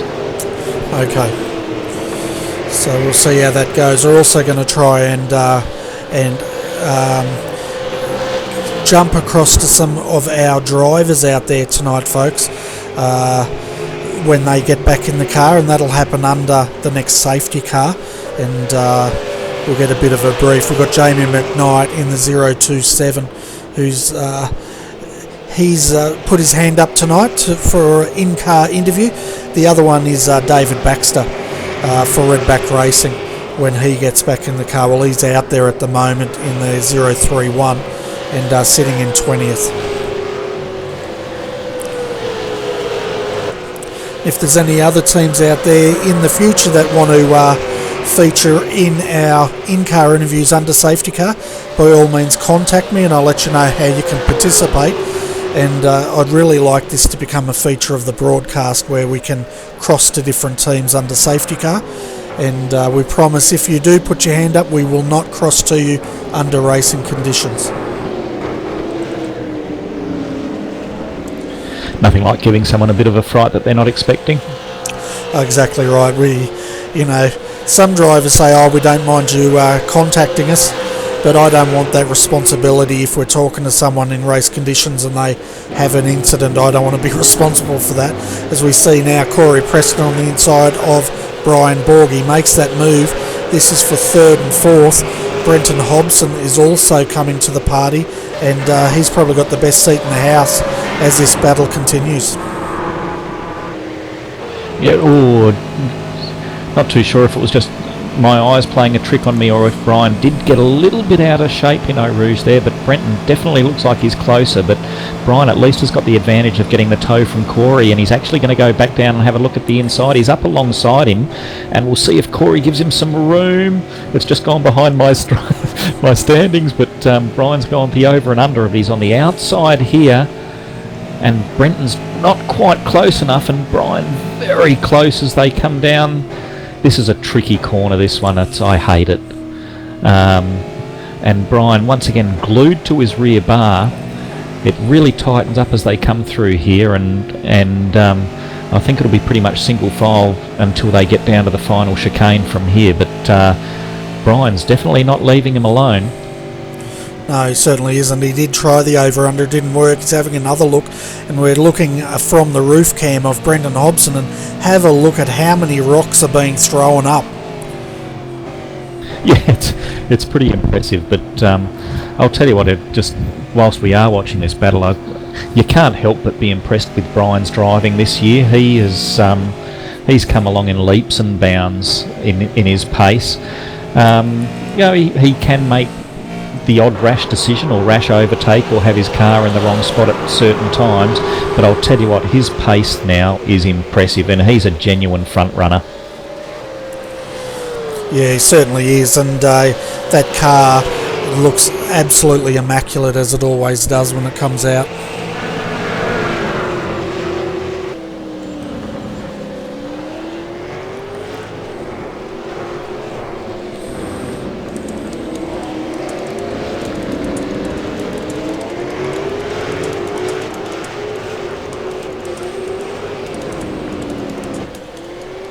And I know that both Corey and Brian did the race here this morning, the V8 Americas race, and I'll tell you what, Brian's closed the gap to him since this morning. Yeah, he's definitely taken it to him tonight, isn't he? And these guys are lapping. They're in the 225s. Josh Rogers at the moment, folks. He's in the lead. He's got a gap out to 5.3 seconds over Luke Harvey. Luke has then got a gap of 3 seconds, or 2.7 seconds, back to Corey Preston, and of course we're riding on the roof cam here of Bryden Borg. Yeah, and Josh obviously he's built that little bit of a buffer, so he's slowed right down now. He's just did a 22.3 last time around, as opposed to Luke's 23.9, so you can clearly see he's backed it right off from his earlier fastest lap of a 21.8. Yeah, so once they get in the lead, they're going to do that, aren't they? Get that gap, then control the race, and it's up to the guys to actually catch them. Oh, we just had a look here. The 149 had a bit of a tap by Craig Jones, so Craig backed out of it as soon as there was a bit of contact, and let David straighten that car up again. Yeah, Yeah, it's better to do that than cop a penalty, which is very costly. Now, just going through, who's on board the car 323 at the moment? Because they were actually the second fastest car on track last lap round, so they're sitting in 6th place at the moment, and setting very impressive lap times. Yeah, so that's Nick Cummings behind the wheel of that, and they're in, that's the KRF West End Mazda Motorsports entry. So yeah, Nick's doing a really good job out there. Now they're racing clear air at the moment, but doing it very well. Yeah, well the thing is, you know, if you can make time up in that clean air, it's going to count dividends, or make dividends, whatever, later on in the night, that's for sure. Sean Thompson's wanting a shout out for himself there, obviously. They've got their car back up into 13th place after those early dramas where they had a couple of spins and were sitting 90 seconds off the lead. They've now crawled back up. Yeah, sitting in 13th place now, so good job by those guys in the 085. Yeah, definitely, and Ross Rizzo's in that car still, and Ross is a fast peddler, isn't he? He's a great driver, and well, in fact, just about all, well, they all are in these cars, the GTI team. They generally get very good results. Yeah, and he obviously likes the challenge too, teaming up with Sean. Knows that he's going to have to work his way back through the field at some stage. There you go, Sean. Another shout out for you, mate. I don't know if that's a good shout out. He likes the challenge teaming up with Sean. Oh dear. I'm sure the chat will fire up again in a minute from him. Oh, I'm sure it will. And we can see David Miller outside, Craig Jones inside, too wide through Lacoombs. This is going to allow Ross on the outside, inside, and all of a sudden the action's unfolding. Ross is now having a look on the inside of David Miller. He should make this move stick, but then they'll come down in the corner. No name, still too wide here, and David's just not going to roll over. Good driving by those two, but this allows Craig just to skip open that gap just a little bit. Oh, there's contact, and that's pushed Ross wide. Yeah, and hopefully he doesn't have any wheel damage on this car. They're pretty tough though, aren't they, with that sort of side-to-side contact? Yeah, it didn't look like a big contact, and I think, Dave, as soon as it happened, they sort of just pulled out. I think it was, yeah, a bit of side-by-side, Rubbings racing. Yeah, I was going to say, it's really hard in these cars to do that side-by-side racing, but they did a good job, and unfortunately Ross will just have to try to catch up now. And I guess that sort of side-by-side contact, how many incident points do you think they'd get for that? Would that be a 0x or a 2x? Maybe Sean will tell us, but I wouldn't expect it to be even any more than a 1 times. But then they might have just gotten an off track as well, so not too sure. I'd have to pay attention to see if they got one for the contact, one for the off track. Oh, and we've just had a car sideways, 2 cars, incident back here at the hairpin, and I'm just having a look. It's one of the Pagnian cars. Now we've got chaos here at the hairpin, and more cars are piling in. This is just nuts.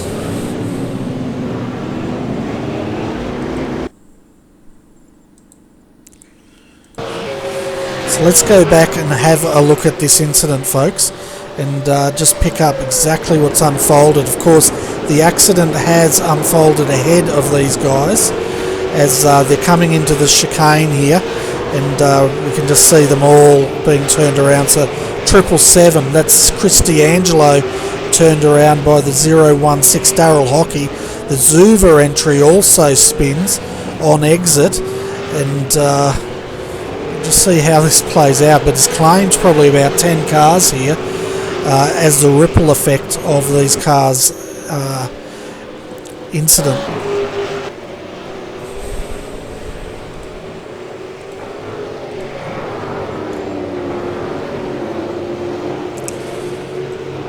So let's see if we can go back to where this all unfolded here, folks, and see if we can get the action.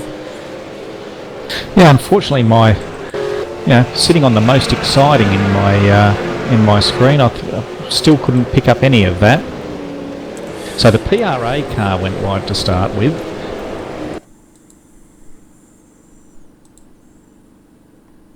Then its sister car went out in sympathy, and then it all sort of banked up a bit from there. It certainly is. I'm trying to pick up who was involved in it, and I can hear it in the background there, but I can't get which cars they were. I think Daniel Ackland might have been one of them, and sorry folks, I'm trying to get it. I'm just having trouble. It's very frustrating, I know that.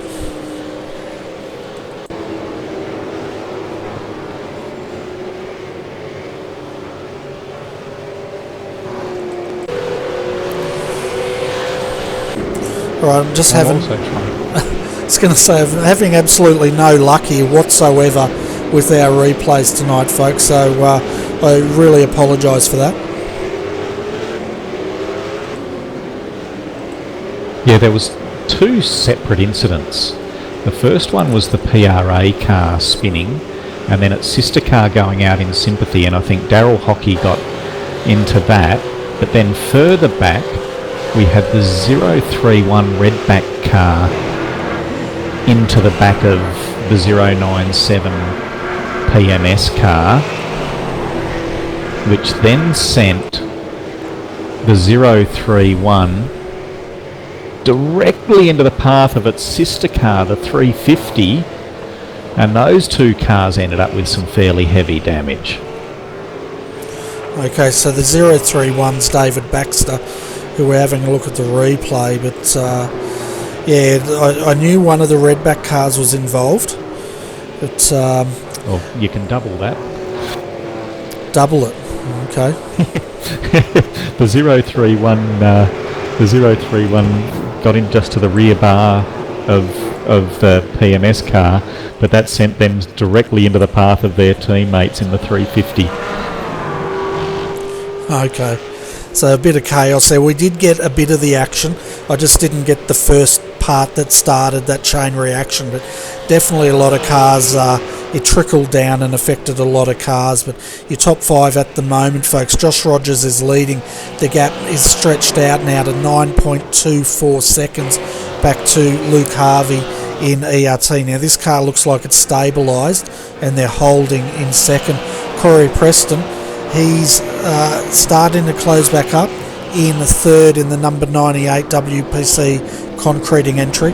Then fourth is Brian Borg, having a fantastic run for Laser Racing.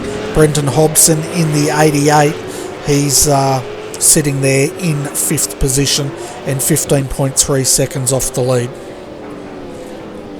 Yeah, and then just looking a bit below that, the Progression Racing Australia team that we were talking about earlier that got their season off to a great start. They've worked their way back up. They're now sitting in seventh place as well, which is a good result for those guys.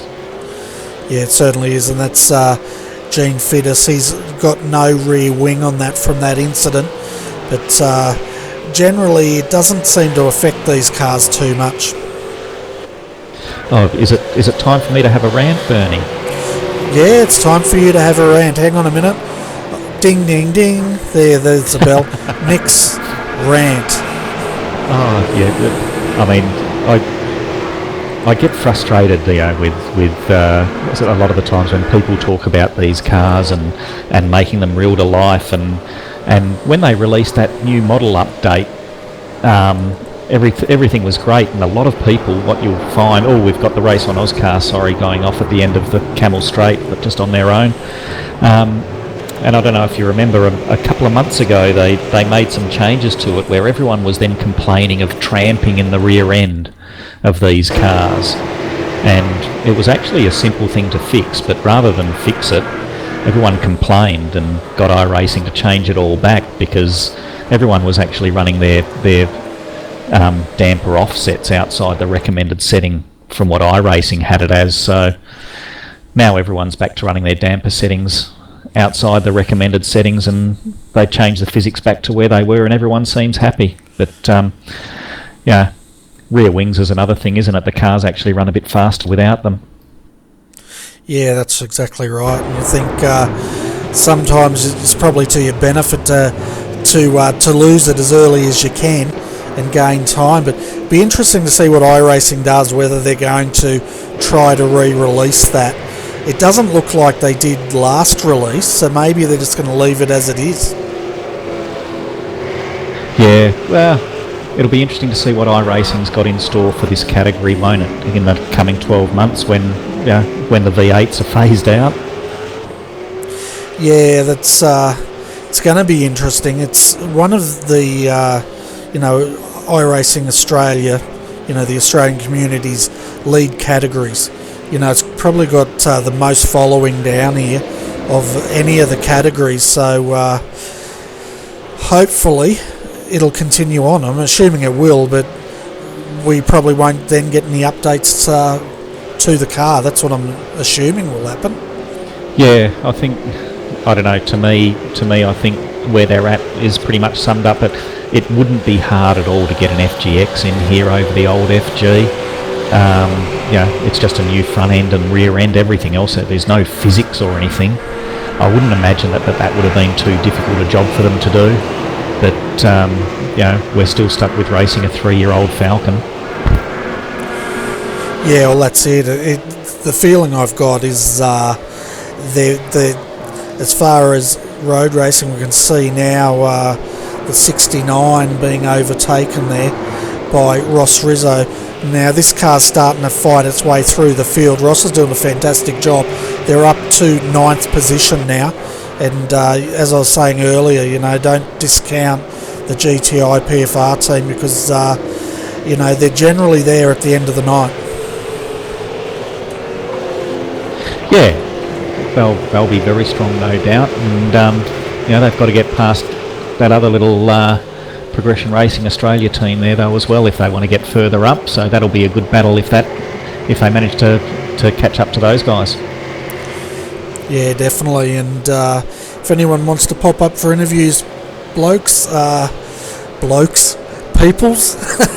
come and jump into the TeamSpeak and come into the Combox and let us know how your car's going. Gives you an opportunity to show your sponsors off and give them a bit of a plug. Yeah, we've got a couple down there at the moment, Bernie. I don't know if you wanted to drag one of them up or not. They're actually the in-car interviews, so I don't want to pull them up. And I did offer one of them to come up, no response. So fair enough. My mistake. I thought they were just down there eating all our canapes. No, they're actually in there sweating. I noticed Ian Ford jumped in, took a few and dashed out again. So hopefully he will return. And speaking of canapes, we've got Bailey Hall with us tonight, folks. He had to work, so welcome, Bailey. It's been an interesting race here. 32 laps down, 2 hours 39 left, and Josh Rogers at the moment streaking away with a 12.9 second lead. I'll just jump out of your seat here, Bailey. It's nice and warm, and let you get your headphones on for that. Don't go away too far yet, Nick, but thank you very much for inviting me in. I've got to do a couple updates to iRacing and I can jump in for you guys. Thank you for inviting me up into the Combox. No worries, we'll get those updates done. I noticed the updates are for a couple of cars, and I'm not sure why we had to do the update, but anyway, I guess if you drive those cars you'd want to do it. But I tell you what, Nick, considering we had a whole segment called Nick's Rant and you had a professional intro, that wasn't much of a rant, mate. Yeah, I sort of got sidetracked a little bit, and I could have gone on, but I don't want to turn off your viewers. Sorry, Bernie. Oh, that's all right. We've got to next time we have a Nick's Rant, I'll have to get you the emotion pumped up, and I want to test the bleep button. Well, we can get a bleep button going on one of the cars out there at the moment because we've got our first car that's gone over the 40 incident limit, so they're about to cop their drive-through plus 30-second penalty. They don't know it yet, but it's about to come out once I find them. Okay. Once you let them know, let us know. Don't let us know now though, because the team should know before the viewers know, so to speak. So if you're wondering what that's all about, folks, when they hit specific penalty points. I think it's about 30 incident points. They will get a pit lane penalty, and of course at Spa it's very easy here to get 1Xs. You don't have to go very far off the track to start getting these penalties issued. Yeah, and look,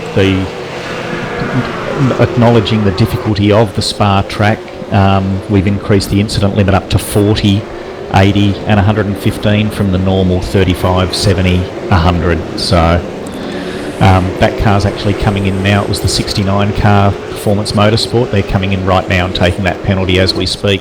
The reason that it's not a straight drive-through penalty and there's actually a 30-second hold is because within iRacing it allows you to take service whilst you're serving a black flag penalty.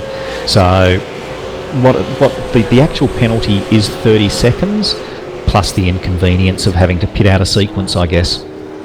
Yeah, so can see them. So they're allowed to take service, can't they? Then the penalty's added on at the end. Is that how it works? Yeah, correct. It'll just hold them once they've finished their pit stop. It'll hold them for 30 seconds. So that's the reason why there's hold penalties in the series, because if we just gave them a straight black flag drive through, they'd come in, fill up with fuel, put a new set of tyres on and go straight back out again, and it's not really much of a penalty. Well, no, it doesn't. The only penalty would be to affect their strategy. But speaking of strategy, you can see Ross Rizzo here. He's battling with Craig Jones, too wide again through corner with no name. I'm sure Ross is on the outside and he remembers what happened last time, and this time he ducks back in again. He doesn't want the nerf effect to take place, and Craig's having a great battle here with Ross. Ross is of course coming through the field, but Craig is also having a great race here tonight.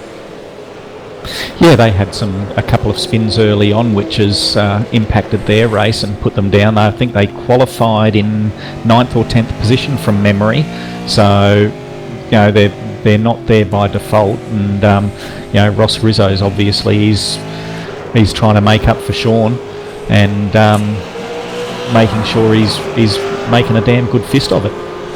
Maybe Sean can tell us. I'm guessing Sean will be jumping back in that car again later as well. So let me get this right. What you're saying is when Sean jumps back in that car, you expect it to go back the other way? It might face the other way. Nah. I know Sean reasonably well. I'm sure he's taking all these comments in the jest that is intended. Yeah, I'm thinking, geez, you're sticking the boot in tonight. Maybe we should start a new segment called Nick Sticks the Boot In.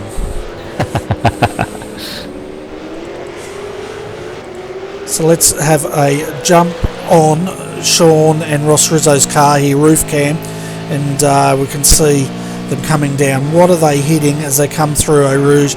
And 211 on entry, 217 on exit. Yeah, and then as they come up under the little bridge here, they whack it into 6, usually at about 245-ish, and up to about 265, 270 as they break in for the at the end of Camel. Yeah, so he's just tucking in there, and apparently Sean has a message for you, Nick. He says, "Oh, we will catch up." He might forget that I've got dual duties tonight of race control, so let's have a look, see... did he just hit him then? Looks like it. Might need a penalty. I don't think he's going to catch up with you tonight. I'd expect him to catch up with you tomorrow or the next day. Sean catches me when he laps me. Okay. It looks like we've got an interview coming up, and that's Jamie McKnight in the 027. He was going to be one of the guys we were going to live cross to, and but we can see his teammate Jonathan Ben is driving that car at the moment. So let's have a chat with him and see how tonight's how this race is unfolding. Hi Jamie, welcome to RRTV Combox. We can see your teammate out there, Jonathan Ben, driving at the moment. How's the race been treating you guys? G'day Bernie, g'day Nick, how are you guys? Look, the race started very well. I got us up to about 13th at the pit stop. Unfortunately, on the resume of first lap, Jonathan had a bit of a disagreement with another car on the wall. Had to come in and pit, use a fast repair. But he's slowly climbing back up the order. We're sitting in 25th at the moment, and we're enjoying the race as always. Fantastic. And you know how you sent me your paint scheme? I did install it, but it's not showing up, so we're going to have to look at that for next race. Yeah, mate, that's the joy of trading paints and trying to get things done just before the race, mate, but no problem at all. No worries. So, if I can touch on that trading paints, because I know it does cause a lot of issues, especially in endurance racing. For all those guys that are out there, I've found that one way to get it working properly is you actually, rather than uploading your TGA file into trading paints, if you save it as a normal JPEG file and upload it that way, it's usually then less than a 2 meg file and seems to work as good as any. If you look at all our paint schemes out there for the Stealth Sim Sports cars, they're all actually just JPEG images, and they don't come up any different to any of the TGA ones, but they're about a third of the size and seem to work reasonably well.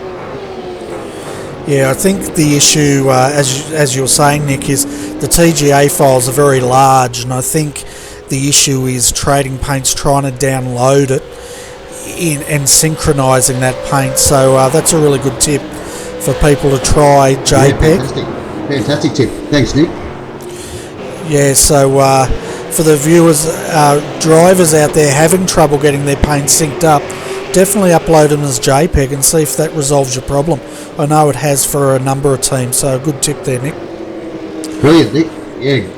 And I must say, Nick, it's a bit sad that you're not out on track with me tonight, because we normally have a pretty good ding-dong battle together.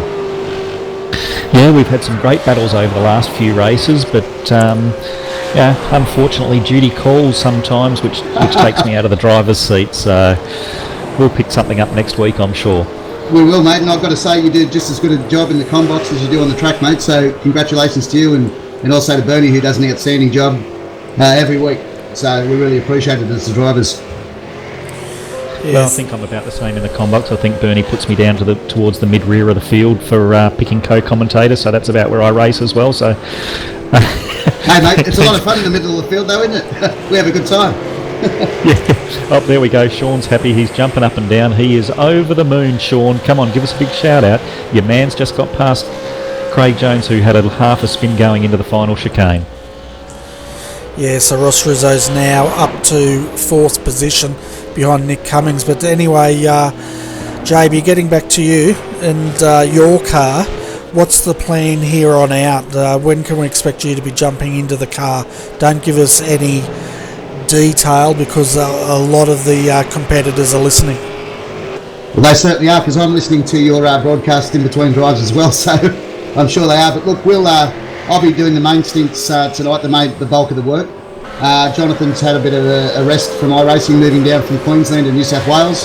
So this is his first drive back in the car after a couple of months. If he's in a nice groove now, I'll leave him in. If not, I'll jump in. But yeah, just really looking forward to the rest of the endurance event. And I want to thank Nick while I've got him for all the work he does putting all these sort of things on. Yeah, it takes a lot of effort to get these running, and Nick does a fantastic job. And he's doing double duties tonight. He's not only in the com box with me, but also doing race control. And I don't know how you do it, Nick, but thanks for doing it all, that's for sure. You guys are bloody genius, that's why. Well, right, as far as I've got, there's been 3 incidents that haven't even been looked at yet, so all I'm probably doing is keeping an eye on people, making sure on their incident counts and the safety cars at this stage. So well, I can tell I'll you take a break on it it shortly. Yeah, we all appreciate it, Nick, we really do. No worries, Jamie. Well, we try to put on a series that as fierce and competitive as any, but also make it enjoyable for everyone. Well, you certainly have achieved your goals. You do a great job, and as I said, yeah, all of us, particularly at KRF, we really enjoy the events, and we appreciate your efforts. Just whilst we've got you here, actually, in talking to the KRF, your 323 car, what an awesome job they're doing at the moment. They're sitting in 3rd place. Tell us a bit about what's happened to Nick Cummings and Stuart Vaughan recently, that they just seem to have come from nowhere to a certain extent and just got this sudden burst of pace. Well, I'd like to think it was the introduction of me to the team that helped them improve their speed, Nick, but I'd be telling you some lies there. Look, we all practice together, much like your team does, and Stuart's always been a very quick driver, but inconsistent with his entries into iRacing races. He sort of comes and goes, and I think with Nick really taking a step up recently with his pace, and he's obviously drives for another team. Normally they've given him permission to drive with us tonight, which is why I'm not in the 323 car with Stuart. We saw an opportunity for those guys to really put on a show and give it a good nudge. So I happily stepped out of the car and jumped into a car with Jonathan. And I think that with those two practicing together and sharing setups as we do in teams, they've both pushed each other on, and they've actually done that for us in the mid-pack too. We've gotten a lot better, but obviously those guys are aliens. Yeah, well actually we've had the two cars in front of them have just pulled into the pits according to my data here, so that's actually let that car in the lead for now. Well, that's outstanding. That was my selfless objective tonight, was to let those guys try and win, and I really hope they do, because we're trying to build the brand image of KRF and West End Mazda together, and really enjoying it. Now I've got a question for you. We're looking at Nick's car out there at the moment. One side looks fantastic, it's West End Mazda down it. The other side looks like the painter might have gone to sleep, and you got green and black stripes all down the side of that car. Is that a new feature? That might be the panel repairs they had to do just before the race, I'd say, Bernie. I think Stuart put it in the wall, so maybe that's got something to do with it. Fantastic. Well, anyway, Jamie, we'll get back to calling the race, but before we do, of course, give us a shout out to all your sponsors for the KRF team here. Well, yes, of course, I'd like to thank particularly Sanders, Aloha, Adrenaline, and our main sponsor, of course, West End Mazda, and all of the guys at KRF and the drivers. We all really enjoy each other's company, and we love iRacing. And as I said to you when we spoke earlier, I'm new to iRacing. Only started in December for my 40th birthday, but really loving life. Thanks a lot for having us on. No worries. Well, best luck when you jump in the car. At the moment, the 323 is leading, and we'll let the viewers know who's taken their stops and how long they did it. But yeah, Jamie, thanks for popping in, and best luck for the rest of the race. Anytime. Thanks, Nick. Thanks, Bernie. Thanks, mate. Have a good one. Just whilst that was happening, Bernie, the race on Oz number 91 just went over their 40 incident limit as well, so they're coming in and serving their drive-through and 30-second hold, which is right in their pit window anyway, so once again it'll get that the penalty being the 30-second hold. Yeah, we're just having a look at that car, because I think it might have been involved in a bit of an incident. It's flashing in and out, coming down to the chicane. We'll just see if he's actually been tagged, because I did see a car off in the background. Yeah, he's lost it coming into the chicane, and the car behind him, one of the Pagnian cars, went off in sympathy. So, bit of a messy entry there.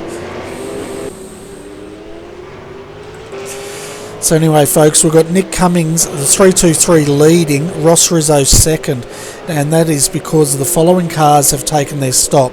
Thomas Hinds, sitting in third, has stopped, 44 seconds. Jake Maloney, just behind him, stopped, 33.6 seconds. Fawzan El Nabi, he's in replacing Corey Preston, and his stop was 28.2 seconds.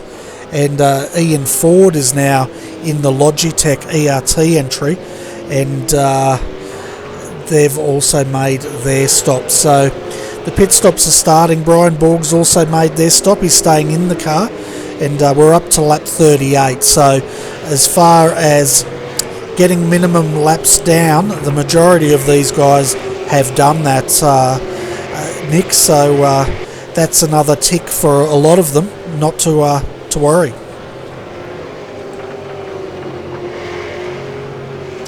Looks like we've also got Brenton O'Brien up here having a look at your car at the moment. The number one, it's been out there in the top three all night tonight. Brenton sitting in sixth position.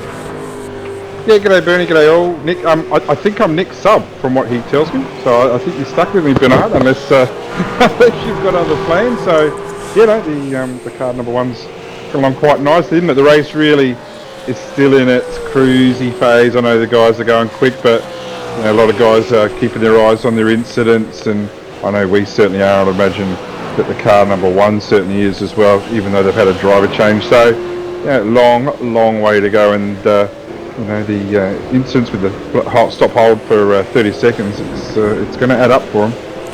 Yeah, it certainly is. We've had a few guys already having to serve those stop holds, and we know there's a number of other cars out there that are very close to have to do it as well, but it'll be definitely costly. We noticed earlier on in the race Jake Maloney and Corey Preston were going at it, and it looked like Luke was more than happy to let them go at it and let them treat this as a sprint race instead of an enduro.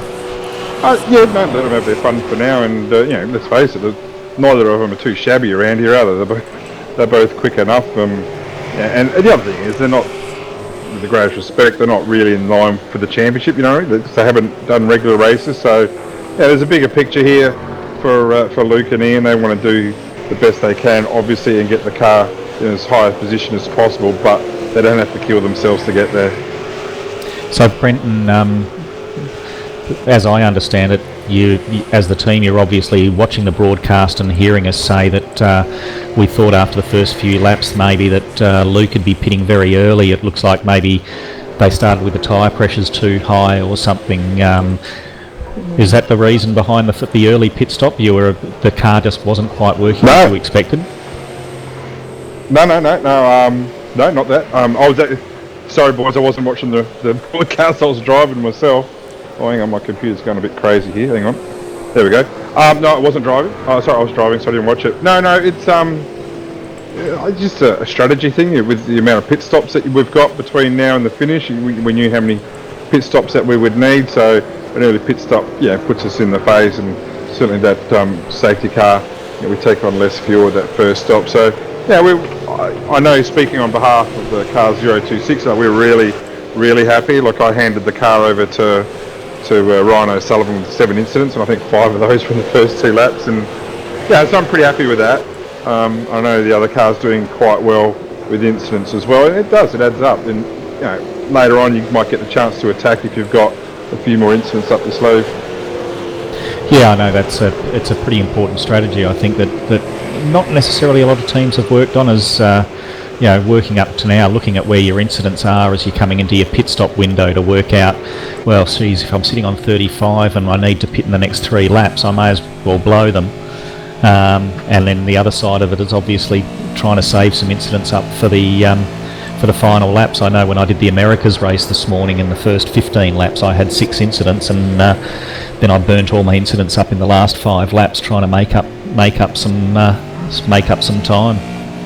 Well, you've got to play your hand, don't you? I guess, and to be fair, like the guys who get their penalties now, if there is another safety car, and we don't know if there is or not, but if there is another safety car, well, it does kind of squash that out, and they get to start again with another 40, if you know what I mean. Whereas the guys who are conservative, like our guys at the moment, there could be a safety car at any minute, and we get stuck with 28 incidents to go, and the other guys get a clean sheet. That's probably the only thing, but we can live by that. God, there's worse things in the world happening.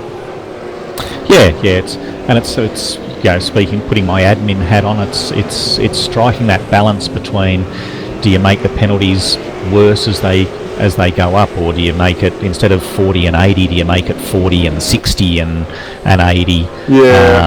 Without trying to detract from the overall attraction of racing. Yeah, you probably would, because each of them. This is it's no secret. This is a very high incident track, isn't it? It's you can get the smallest of off tracks, and you think you're still on the racing line and things like that, and you get an off track. So let's face it, after a few laps of practice, you get to know where the points are. But all it takes is a couple of little cars in front of you to put you off the line, or a little car contact here and there and get a 4x, and that's 10% of your incident right going there, isn't it? So it is what it is, and it's just great that we're out here racing on a Friday night. And have a look at the field, Nick. It just shows the calibre of what work you do. The field quality is excellent. There's some good guys here. Yeah, it's there's some pretty impressive pairings that have turned up tonight, outside of what we normally get along to. So it's we're very happy to see that, and as long as everyone behaves themselves and we have good fun racing, then I'm more than happy. Yeah, exactly. So I'm not sure what the plan is for me, Bernard and Nick, but just tell me what I'm doing, and if I want me to stay, I'll stay. If you want me to go, I'm West Coast are beating the Bulldogs 62-40, so I'm happy there too. Yeah, well, I was thinking I might actually have some dinner, but we've got Bailey jumping in now and as well, so I reckon I'm just going to let you guys sort it out, and we'll go from there. Yeah, I'm going to jump downstairs for a little while and hand my seat over to Bailey and have a chat to you if you want, Brenton. Yeah, no worries at all. What's for dinner first, Bernie? Are you cooking it yourself? Yeah, I cooked it before we went on air, but it was ready 5 minutes beforehand, so it's a nice cold spaghetti bolognese. Ah, the old spag bog, the old favourite. You can't go wrong. Not too much parmesan cheese, old fella. It's not good for you. No, there's not a lot on it. There's only probably about a kilo of parmesan cheese. And it's still not enough. Exactly. You can never not have enough. Yeah, so I might do the... Oh, sit down, I'm hungry. Yeah, I might do the cameras if you and Bailey want to call it. And then after that, we can let you go back to your footy if you want, Brenton. Oh, I got the footy on. I got Sully racing in front of me, so like I said, there's worse things happening in the world. But yeah, no, I'll let Bailey do the lead and shoot away. No worries. So over to you, Bailey. You ready to do some commentary? Yeah, why not? We're settled down a bit from work now, so I should be able to definitely commentate. Bernie, thank you very much for inviting me back for another round of AOSC. No worries. Well, it's all yours, mate. I'm going to just do the cameras and have some food. No worries. So, as guys, I've only just jumped into the server after doing some updates, as I said earlier. I'm not quite sure where we are at the moment, but having a look down the leaderboard. Well, I'll fill in there, Bailey, and you can. We'll catch up with things. And oh, hang on. You can fill me in. How about that? On my team speak. It's just. What's that? You can fill me in. It's great to see some big names back here again for another enduro. I can do that. I'll turn you up first of all on TeamSpeak. There's been a clean race, to be honest with you. There hasn't been too many dramas that I know of. A couple of cars had a bingle here and there, but certainly nothing too major. From what I saw, I think Dan Eklund had an off.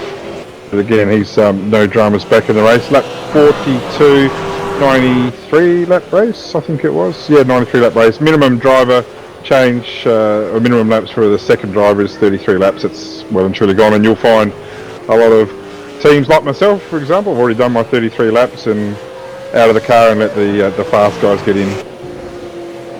Yeah, fair enough. Just having a look at some of the statistics that were put up on the Facebook page by the championship. Definitely be able to check those guys out on Facebook. If you haven't already, go give them a like. They do a wonderful job, as we said earlier, and we all thank Nick for it. Just having a look at the pit window and all the sort of things like that. It's in the Spa a few times, Brenton. It's quite a challenging track.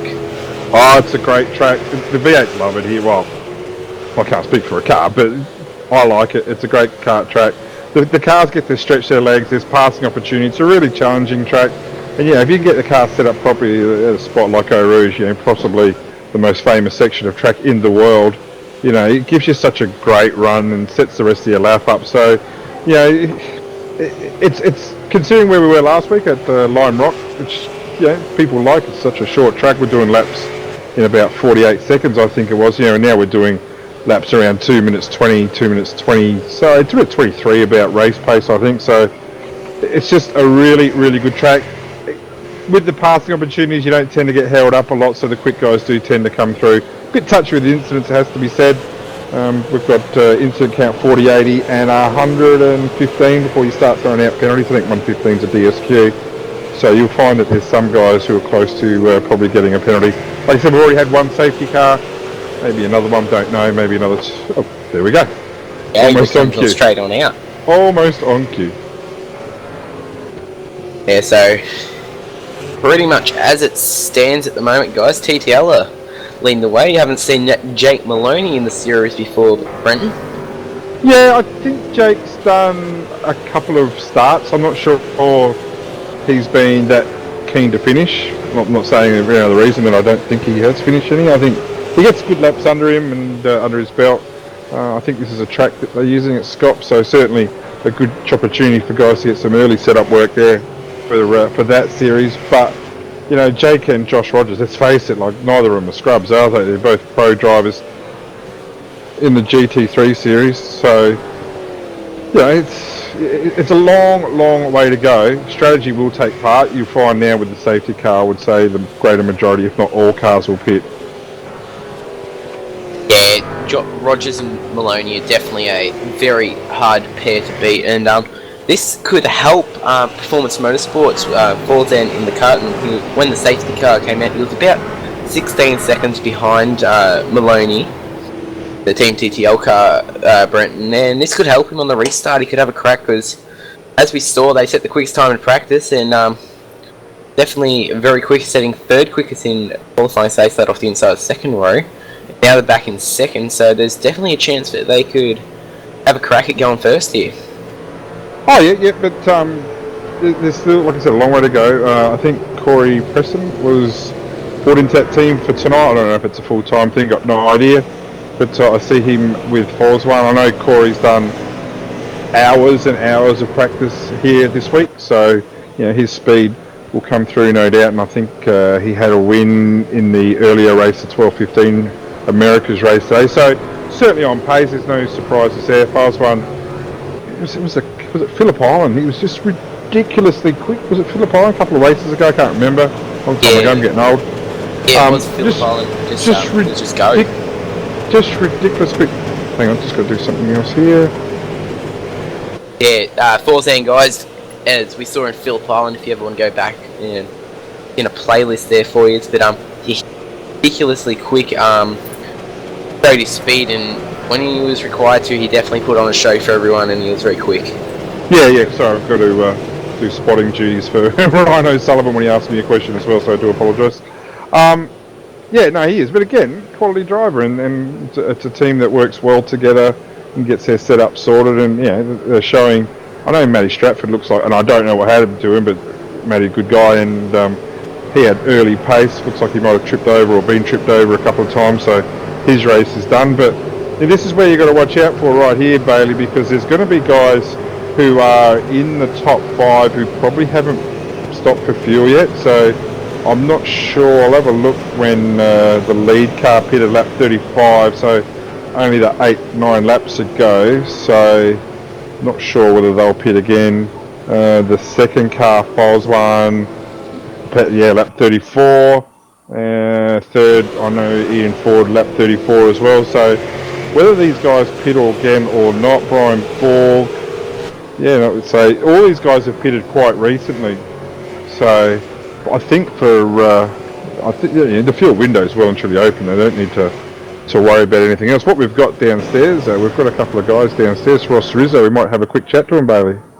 Yeah, just before we do that, I wouldn't be surprised if you see a lot of these guys coming in pit, Brenton, due to the fact that it is quite a long stop on a green light. But anyway, yeah, so we'll bring up Ross Rizzo for now.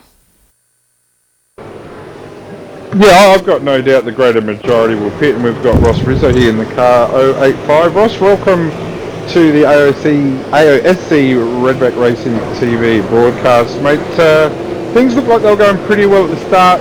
Not sure what happened there. Saw you fall out the back a little bit. Not sure if it was pit strategy or not, but how are we looking now with the safety car out on lap 44? Well, Sean's first stint was a bit of a disaster. He was getting bashed from pillar to post, really. So we weren't too pleased with that, and we're a bit nervous about the incident count as a result. So, and we copped a bit of damage, so we brought it in early. And since then, we've recovered pretty well. Things have kind of fallen our way a little bit, with the exception of that last pit stop where we lost 20 seconds for some reason. But we've got some good pace, and we're excited for the second half of the race. We're just a little nervous about that incident count. Well, tell the world, what is your incident count, Ross? Are you on the edge, or you got a bit to play with? Oh, a bit to play with, but we'd like to have a bit more up our sleeves. You always want a little more, don't you? Like a woman shopping, mate, they always want more. So the plan from here, do you get back in the car, or are you done with your laps? Unsure yet. We'll see.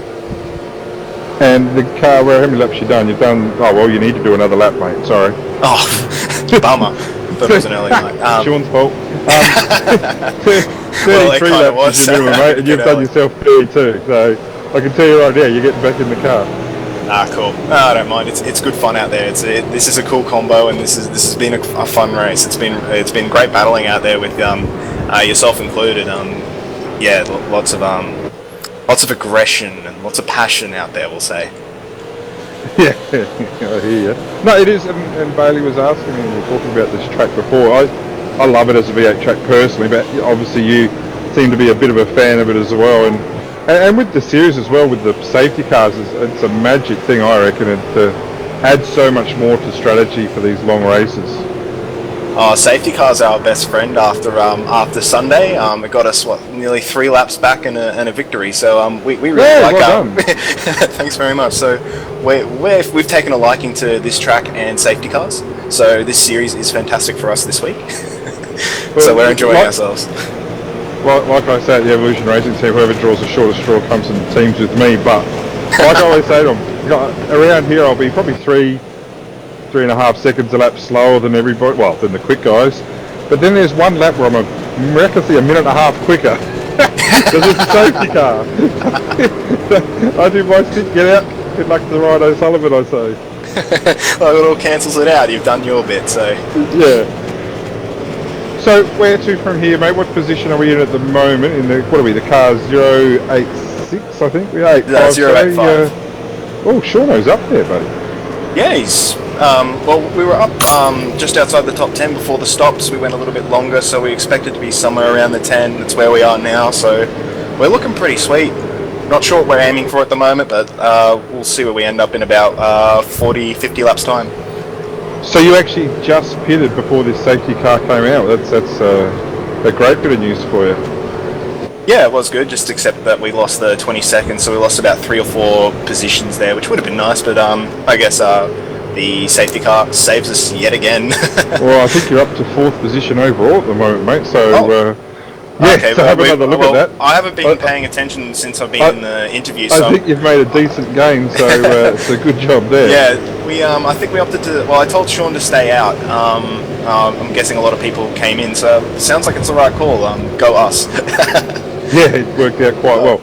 And Sean can think well on his feet, so I trust him well in that respect, and it's very, very useful for endurance racing, which he's shown in the AOSC and Selby thus far. Yeah, no, he does a good job, and just seems to get better every week, doesn't he? He's a guy certainly improved, just like yourself, just quietly. Ross, you've come from nowhere. You can hear my young fella screaming in the background. Mate, before you head off, mate, is there anyone you want to thank at all? Quick thanks to the AOSC and Stealth Sim Sport for running the series. Our sponsors, Kyani, GTI, Race Centre, Acacia Marketplace, Aussie Gamers Express, Edge, Auto Concepts, and Sim Racing Teams for sharing our posts. Yeah, good job, mate. And Bailey, is there anything you want to ask? Because the green light is about to go, and they're away. Thanks to Ross Rizzo. Ross, good luck for the rest of the race. Thanks very much. Just cut him off there a bit there, Brent. But yeah, we're back green light racing, guys. That's what I do. A little bit of trouble up there up front. There's a bit of bumping and scrapping at the moment. Yeah, we were just talking to Ross Rizzo, and that's the car that was involved with Sean Thompson. Just got punted a little bit there. I think that was Dave Baxter just going in pretty deep at turn 1 there, but the racing certainly hasn't been too much of a drama. Certainly light contact, not a lot in it, but as Ross didn't know that he was up into 4th place, so this is really settled in well, dropped to 5th. And who is that going in so deep? Jordan Ross has passed 2 cars at once, has passed Baxter and Sean Thompson, but like Ross Rizzo said before, they got their eye on the incident count, and I reckon just then they would have added a 4 to that incident count. So that's, you want to try and avoid those. So don't think it was Sean's fault that time, but certainly the score will show otherwise on the incident count. Yeah, Jordan Ross did a very gutsy move heading into that chicane there, and he's definitely shown his speed so far now, as he's blitzed away from the 2 of them there, and up the inside, Forza and Alnabi is now past a few cars, and Maloney not too far behind, as he's going to look to get by Sean as quick as possible, as Forzen goes around Baxter now. Yeah, I think this is where the race is starting, Bailey. I think the safety cars have done lap 46 of 93. So, yeah, we're still down to, what have we got, doing my maths, quick 47 laps to go. There you go. Yeah, I think this is where the race is going to start. I don't think there's going to be too many more safety cars. Might be one, but why take the risk? It's now or never, isn't it? And a lot of guys took the opportunity to fill up there and get new tyres on. Fuel, I don't think they're going to just make it. You know, with 46 laps, you're getting about 21 laps a stint, so they are going to have to do 3 stops. Yeah, that's definitely right. And even the people who stayed out, because that could benefit them, because they'll be halfway through a tank now, so they could do it on 2 stops. Brenton, from here. Yeah, no, it could, but I don't think so. Because they'll spend longer in pit lane. The fuel to get in these cars is pretty slow. So they've missed out an opportunity, I think, to get about 9 laps of fuel in. So it's going to add up, certainly. It's about 5.5 litres a lap around here. I'm trying to think off the top of my head. I think it's about right. So yeah, it's a fair bit of sitting around waiting.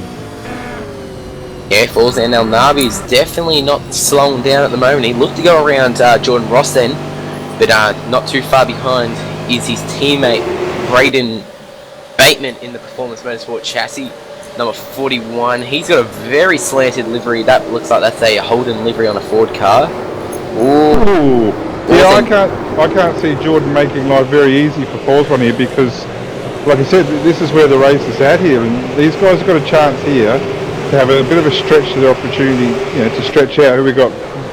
Stuart Vaughan.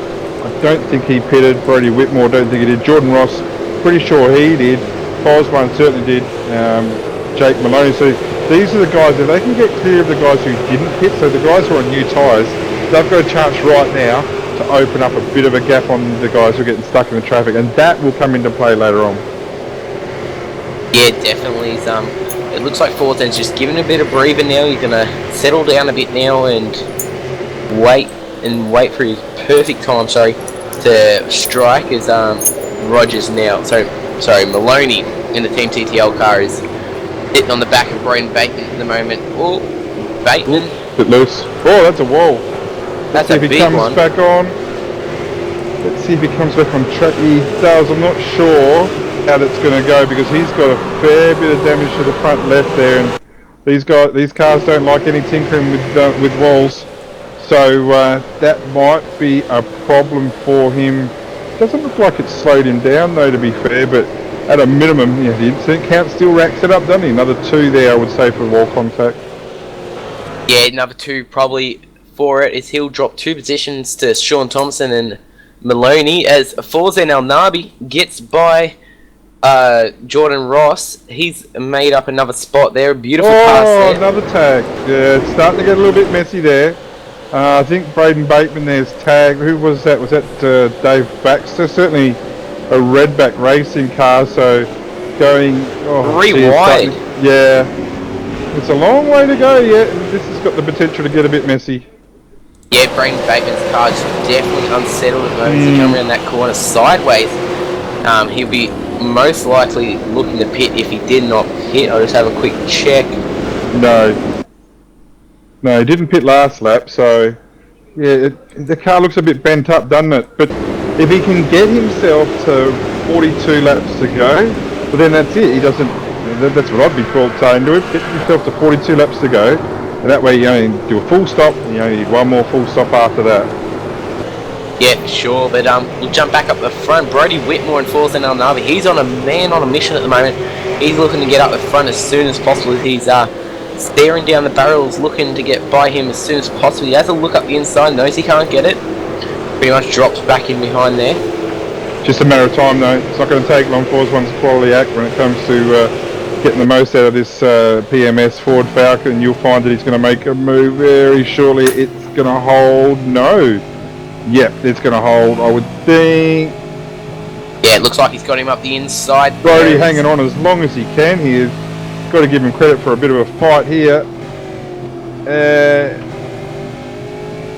good clean racing here. Yep, so well done to Brody Whitmore. Probably got an off track, I would imagine, there earlier, but it's just a matter of time. And what this is doing, look at Jake Maloney and Jordan Ross are both into this. So this is what I was saying to you. If these guys can get by Brody Whitmore, because he's got the older tyres, good driver, there's no doubt. But if he can get through Brody Whitmore quickly, then that car will be up and away. You know, that PMS car is really, really dialed up. As is the TTL car. TTL guys, I wish you put your skin on your car for these teams events because it looks so much better. But at the moment, it's coming down to who's going to get this gap on Brody first, and at the moment, Bars 1's the first in the queue. Yeah, I think Forzan should have tucked in behind him there, as that looked like Rogers could have had a crack, as he will definitely not get as good a run onto the corner. He'll have to hold the inside line here. Jordan Ross has a chance now to get a better run than Forzan. Brody still with a little bit of a gap now. But look what it's done here also. Look at Ian Ford, Brian Borg and my car, Ryan O'Sullivan. They've all made a good, decent gain. 2:23.2 for Ryan O'Sullivan last lap, and let's go up to the front. A 2:25.8, so a 2.6 second gain that last lap while these guys are playing around. So Ford and O'Sullivan have been able to clear pretty much the majority of the traffic, and they've made decent gains. But Foz one again is going to make a move. Just that little light defend. This has got the potential. You can just see the off tracks and the car contacts in the instance just building up and up here. Foz one is through at last. Whew. Yeah. So that, they'll nose the tail then as Rogers looks up the inside. Sorry, Maloney. I keep looking at the car and thinking it's Rogers for some reason. Maloney's up on the inside here. They're going to go side by side. Oh, fourth, it goes a bit slippery there. They're pretty much 2 by 2 throughout the field here. As the two GTI cars, Sean Thompson and Brody Whitmore. Now Brody dropped back a few positions, letting Jordan Ross and Ian Ford through also. And Brian Borg gets by Sean Thompson. A bit of bumping and scratching here. This is one hell of a top 8 field right now.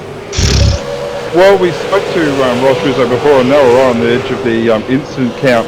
I reckon right now they're more than close to the bubble because they've been getting tagged around more than Paris Hilton back in the day.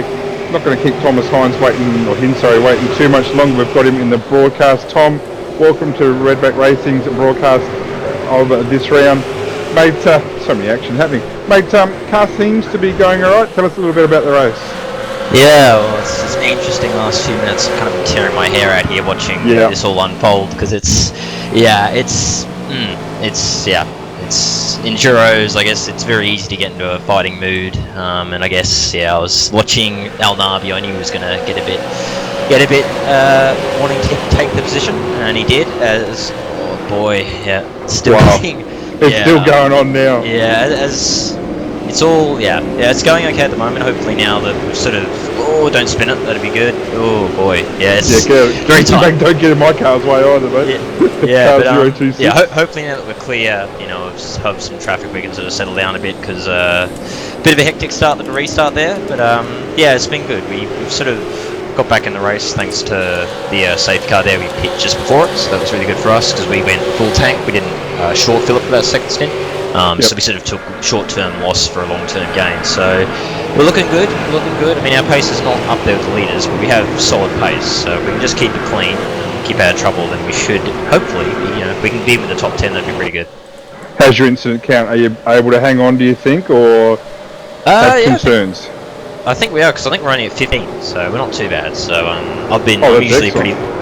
usually pretty low on the cut tracks, but hopefully, just while it's a bit hectic now, hopefully it'll stay calm enough that we don't get too many incidents.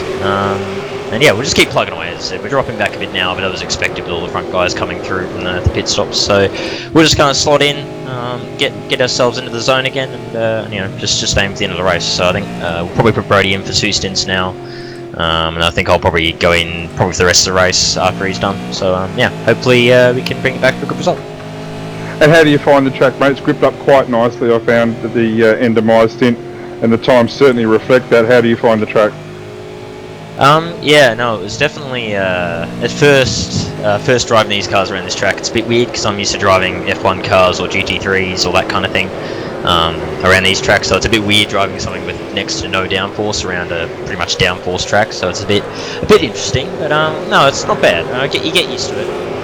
It's not too bad. So yeah, they work alright. I'm a bit surprised because I was a little bit skeptical at first, but having driven them now, they're not too bad. They're a different challenge around Spa, but yeah, as I say, I know I'm not the quickest in the field, but we're able to. I know I'm able to, and Brody's feeling comfortable as well. We can put in some decent laps and just plug away.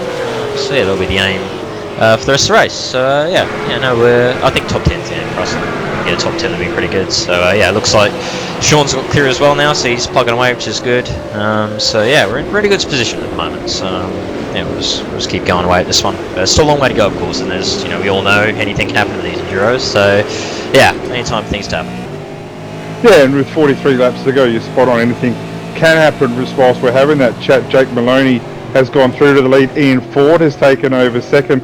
Class 1 El Nabi with a 224.165 has dropped to third place. Jordan Ross has been able to hold his spot. Brian Borg, Sean Thompson, as we just talking to Tom there, has done a really, really good job getting through his teammate and Ryan O'Sullivan.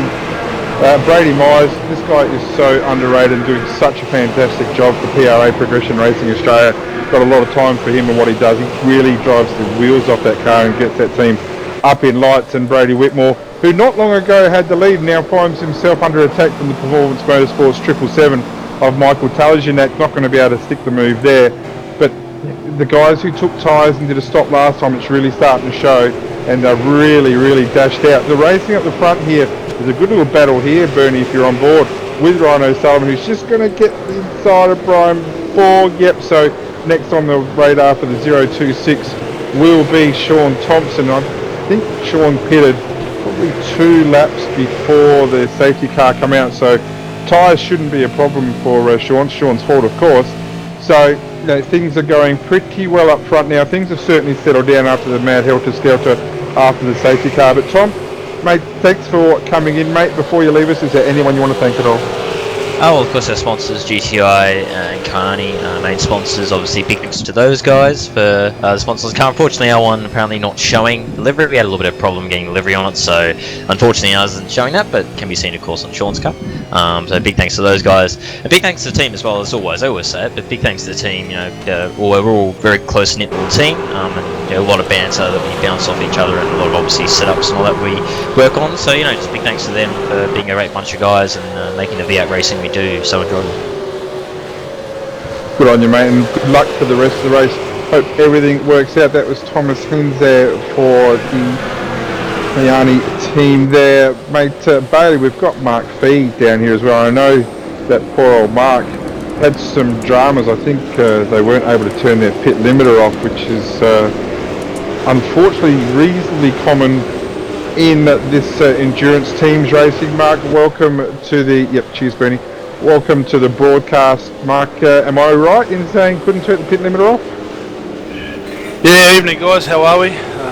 Just before my stint, I had a wheel just sort of started spinning around and it's dropped all the mapping off the wheel and just couldn't find a button, so we had to get out and remap a button. It's cost us 2 laps, but yeah, very frustrating. Yeah, it is, because you guys were showing some respectable pace. The pace up the front certainly has heated up, but there's probably a couple of places you wouldn't want this to happen, and I know with my team back in the Evolution Racing Australia days, we had that exact issue at Le Mans of all tracks, and that's not a lot of fun putting around there at 80 k's with the pit limiter on. So this is probably the second worst track. Oh no, it's Nordschleife, of course. Hello, you don't want to do it there, you just get a tow. But of the normal track, shall we say, it's probably the second worst track for it to happen on. Oh, definitely, mate, definitely. Look, it's a long, slow, lonely lap around there. Watching the relative, I could see the cars coming, so it's only just trying to stay out of their way. Simon and I were trying to work out what was going on while I was trundling them back, how we're going to fix it, him jumping in, me jumping out. We had a bit of trouble when I first come into the pits, but look, it is what it is. We were going along, we weren't the fastest car. We haven't done a lot of testing this week. As there's no HTR, it's like on the back burner, so we're just throwing a few people together, just have a bit of fun, get out there and run around. Still like this and support this category and this championship. So we're hoping for a good result. We're up in 34th to 20th, so yeah, we'll trundle, so it was good.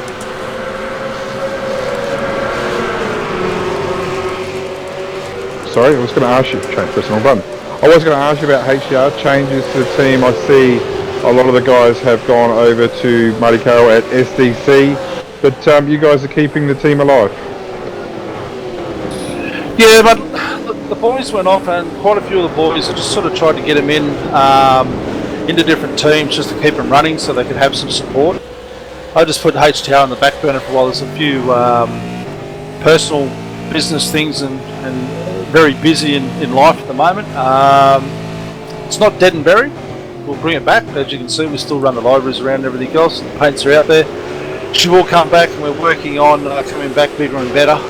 When that is, hopefully soon. But a couple of boys jump in, and got some loyal boys out there, like Adrian Zeal and all those that have been around for a long time. Jeff Gouchy's having a run with us. He's an old HCR boy, as you know, and and away we go. Oh, I'm wrapped that Jeff's got himself a drive there. Good guy. Spends a lot of time, quality time with his family, and good luck to him. So I'm really stoked that he's got himself into a good team. So he might bring you some setups, mate. So you could be okay there. Yeah. Oh, look, Jeff and I were back in the early days of HTR when we both came over with a few of us, and when it was first started. So it's good to see Jeff. Jeff and Sean are pretty close on same speed, so I threw them in tonight. But it's more about just having a bit of fun and getting out there and have a run. I mean, you know, it was a last minute thing to get some people together. Like I said, we like this championship, so we'll always support it. Yeah, and it's just I was saying before, it's a credit to Nick. Look at not only the numbers of the field tonight. Like we got a very, very strong amount. What have we got? 38 starters tonight. But you know, we got some good guys coming and going. I know. Look, sure, this race is probably on the Scops calendar later in the year, so it's a good opportunity for some of the guys to get some laps under the belt and get some pre-testing, shall we say. But at the same time, they still come. The racing has been outstanding. I don't think there's been any big incidents. I think a lot of little crashes here and there, but certainly nothing too significant. So it's a credit to everyone out there of where we're at. But that 53 of 93, still got 40 laps to go. Anything can happen, and probably will. Well, that's what we're hoping for.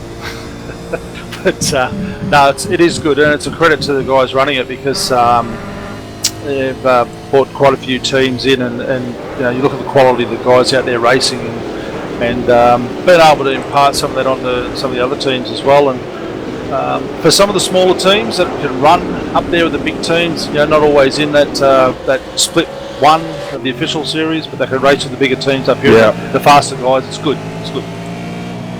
We just see the car 98 Tyres 1 El Nabi is actually pitting at the moment. It's off strategy, but from here they will only need the one. They'll fill it up from here, no doubt, and then take the one more stop with probably about 21 laps to go. Good strategy if there's another safety car. We talked about Preston before, done a lot of laps here this week. He also had a win earlier today, so no doubt he'll be quick once he gets here, and on new tyres, so undercut will work. Not sure how it will go long term. I guess we'll find out soon enough. But before you leave us, Mark, is there anyone you want to thank at all?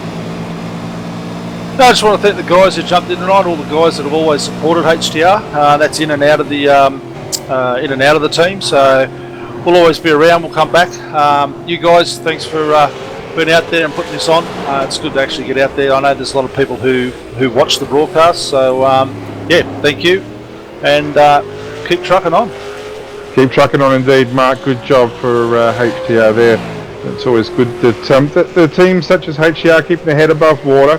They're certainly not becoming extinct. They're an endangered species for a while, no doubt, Bailey, but you know, he's getting the job done. Still got the car out there, even despite his problems. Yeah, that's correct. He does a very wonderful job there. Like the commitments he does for the sim racing community does well job. But while you're in that interview, what has changed? Rhino Southern is up to 4th position now. He gained a fair bit. He had a good run for a bit, but as you said, Forza El Nabi, he pitted earlier, so he'll only have to do one more stop if all goes to plan to make it to the end. Yeah, they're aiming for the undercut, and it's it's not the worst idea in the world. Probably just make some, like if there's another safety car now, then the guys will pit and they'll come out in front, there's no doubt. If there's another safety car, the field's spread it out pretty well now, hasn't it? I'm not sure how they are for incident counts either, so that might come back and hurt them later on. But yeah, they'll need a full stop later on. These guys here they won't need to take as much fuel on, I wouldn't think. And who's that coming in? That's Jake Maloney coming in as well. So obviously these guys are not thinking massively different, has to be known. So I would imagine, has Jake done his minimum laps? Yeah, he has 39 laps. So you'd be fairly confident that there's going to be a driver change here. You'd think Maloney will hop out. Josh Rogers will. Yep, straight into the swap over and he's in. Yeah, well, that's not going to surprise anybody, is it? We all know what Josh can do in one of these cars. He's as quick as anyone going around, if not quicker.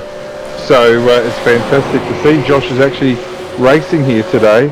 And let's see where he comes out compared to Force 1. I would expect him... Corey, Preston now. So I'd expect it to be pretty close. Preston is on the start-finish line, just crossing the line now. And Rogers is gone already, so maybe they didn't take as much fuel because that's a significant gap that they've built just over that one lap. And you can afford to short fuel it a little bit too now, because all they got to do is get to lap 21, which they can do. So yeah, a little bit slippery there, but Josh is certainly up and away. And what's more, he's in a clean track. He's got Gary Cousins and Jamie McKnight between himself and Corey. So Corey's got a little bit of work to do. I can't see him taking too long, with the greatest respect to those boys and getting through. So yeah, it's strategy time. Yeah, wouldn't be surprised if Rogers does a little bit of fuel saving, trying to make sure it was a 4-second stop difference on the altogether through there. But yeah, about 4 seconds on the jacks was the difference. Just 2 secs here, buddy. Keep talking. Yeah, no worries. So they dropped down to 19th and 22nd, guys. As we see Brenton go just for a little bit. Bernie, you there, mate? Yeah, I'm here, mate. I'm just having a look on the battle at the moment between Ryan O'Sullivan and Jordan Ross here for second and third. And I tell you what, the top six, they've been going at it, haven't they? Yeah, you were very quiet for as a moment as they're definitely on that restart. They had a really good crack there, and it was all just neck and tail the whole way round for about 3-4 solid laps. For sure, Bernie, as Ryan Sullivan is just seeing what he can get, and he jumps on the back of him and get the toe down the hill, and seeing what he can get if he can slingshot past him when he rises. Back again, so I just got to do the team thing as well. The thing is here with O'Rouge, if you get too close behind a car like Ryan's done, it's a perfect example you just showed us then, it gets really, really sketchy. I can't believe that he was able to not just hang on to that, but come out without some speed, and he's actually going to be able to make a pretty clean move here on Jordan Ross. That's some outstanding driving, or is it deep there, but he's held that. So O'Sullivan is through, and this guy is a serious peddler. You don't hear much of him. It's certainly very, very underrated in the V8 world, but once he's up and away on a track that suits him, a track like this, he can pedal pretty hard. It's put him up to second at the moment. We know that the TTL and the PMS car has had pit stops, mind you. Be keeping an eye on their lap time. Ford, in the meantime, last lap was a 22.7. Have a look at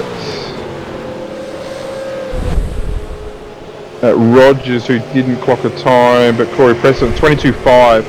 So a 2/10 gain there, despite going through some traffic. Yeah, he's got new tyres for sure, but this is the guy to keep an eye on at the moment, is Preston, because he's got young Brock Cadday in front of him in the All-Star Motorsport Young Guns. I'm not sure if it's a new addition as a team name or an extension of the All-Star Motorsports. I haven't seen anything, but I haven't been around all day. So, but yeah, Preston has got through that pretty easily with the newer tyres. So he will be now chasing down Jeff Gauci. Yeah, the ASM Young Guns is pretty much the ASM is a sub-team of it. All the new drivers to the V8 Supercars, they're ones that drive the GT3s primarily.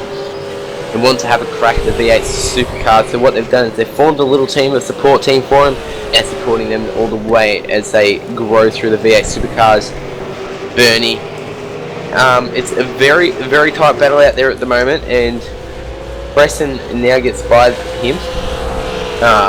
It's definitely going to be shaping up to be one of a hell of a lap with 37 laps to go. Yeah, definitely. We're definitely not going to go time certain here tonight, I don't think. And the pace, I tell you what, the top 6 there, they were attacking this like it was a sprint race there for a while.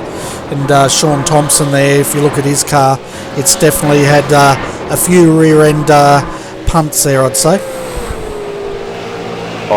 Definitely more than a few rear end punts there, Bernie. That thing looks like it's been absolutely brutalised. I'll just pull it up on the screen now. I saw it a bit earlier. The back end's pretty much missing out of it, but you'll have to tell me. And I kind of was listening to the interview with the PFR. Is that a new livery for this event? You asking me or asking Brenton? I'm going to guess that I've been pressing the wrong button the last 2 minutes while I'm talking. PFR car, which one are you looking at? The 52? 085. No, they've run that before. Not sure. I think they've run it probably more weeks than not. The old, well, let's have a guess here. Bernie, certainly late 70s, early 80s. Peter Brock, or might not be Brock, might be John Harvey or Larry Perkins, the old HDD Commodore, or Tirana A9X. So it's a great looking skin, that, isn't it? It's always been a fave back in the day. Yeah, and I tell you what, with the rear end punted in like that, it's definitely got a Tirana look on the back end of it. Oh, look at you. Cut it out. Greatest car ever to do a lap of Bathurst. Tirana A9X. I love that car. Yeah, squint your eyes a bit, Brenton, you can see it. Seriously. Oh, if I stand back about 30 feet, hang on, I'll have a look. 085, you got me here. Let's have a look. You got a nibble. Yeah, have a look with the back end punted in. Yeah. It definitely looks very Tirana-like. Yeah, righto. With the drop tank there. Yeah, oh God, what a car. What a car. Always as a kid, I always wanted to own an A9X. Never going to happen. Yeah, me too. I'm a Ford person, but you can never go past the A9X. It was a legend of a car, beast. And yeah, can you imagine how much one of those would be worth about now? $1.80 plus change, I would think. Brian Borg in the pits in the meantime in the car 017. Oh, and you know what, Barry? You could buy one for 2 goat and a sheep back in the day. You know what I mean? But now, holy heck. Yeah, exactly right. So yeah, they're probably not the highest priced car at the time, but they definitely would be now. Oh yeah. Now what we're going to be looking out for here is the battle at the front, which isn't a battle as such to our eyes right now. But Ian Ford hasn't had a pit stop yet. 2 minutes 23.0. We need to probably do it a bit easier than this and have a look at our Joel Real timing screen, and you'll find that the cars that have pitted, Josh Rogers in the 92 and the TTL car, 48.3 seconds across the strike last time. And I've got to get confused with Preston's car because it's a PMS car now. 54.1 seconds, so have to keep our eye on that. So Ford with a 23 flat last lap, and I'll jump on to Josh Rogers at 22.3. So I'm not sure if it's a long-term pain, short-term pain, long-term gain playing here with Ford and O'Sullivan. Well, actually I do know, but I'm not going to tell you. But Rogers, well, let's face it, he's quick anyway. He's got old tyres, new tyres, no tyres. He's still going to be quick. Preston with a 23.1, not able to hang on to that pace, but not, let's face it, not mere mortals don't really go that fast normally. So, and got to give a bit of a shout out to here the STC guys. I'm not sure you've spoken about them. Shane Rayner is doing a really, really good job in the STC car. Got up to 16th place, so himself and Simon Pitt probably boxing above their weight in that position, I'd probably think, but doing a really good job. Yeah, they certainly are. We haven't seen much of the KSW printing entry, but sitting there in 16th at the moment, and the car's definitely straight. But look at you go, Brenton. You're commentating and you're holding team secrets, and there's this inner battle between the two sides of you. Oh man, folks, if you could see his face, he's just straining at the bit here tonight. Well, and also the Bulldogs have caught up to the Eagles there, Bernie, so I've got three things going on at once at the moment. not that I'm into the Eagles, but it'd be handy for my Port Adelaide boys if the Eagles had a win here. It'll help them out when they play in China on Sunday. So there you go. Who said blokes can't multitask? Oh, well, my wife, and sometimes she's right. Sometimes I do struggle to breathe and blink at the same time, so she's all over that. Yeah, that normally happens to me, but it's normally on a Saturday night. Yeah, I hear you, back in the day. Yeah, we're riding. Oh, I'll tell you what, Brenton Hobson here, he's having a move down here in Camel Straight. I really like this guy as a driver, Brenton Hobson. He's brought so much to the SSR team, not just with his driving, but he makes some awesome videos as well, which we've seen quite regularly on other broadcasts. But he's so clean. If you're in a battle with Brenton, you're pretty confident you're not going to end up in the fence somewhere. You know what I mean? Like he's someone. There's guys you can trust when you're with them, and there's guys you think, yeah, I might take an early pit stop just to steer clear of this clown. So Hobson's not one of those. You can race next to him, alongside of him, and you're going to be pretty confident the car will be on all four wheels at the end of it. Yeah, definitely. And if there's any viewers out there that want to see what Brenton's up to, he's often putting up his driver videos at YouTube. That's Hobbo88, I think it is. And he's getting a bit of a following out there, which is great to see.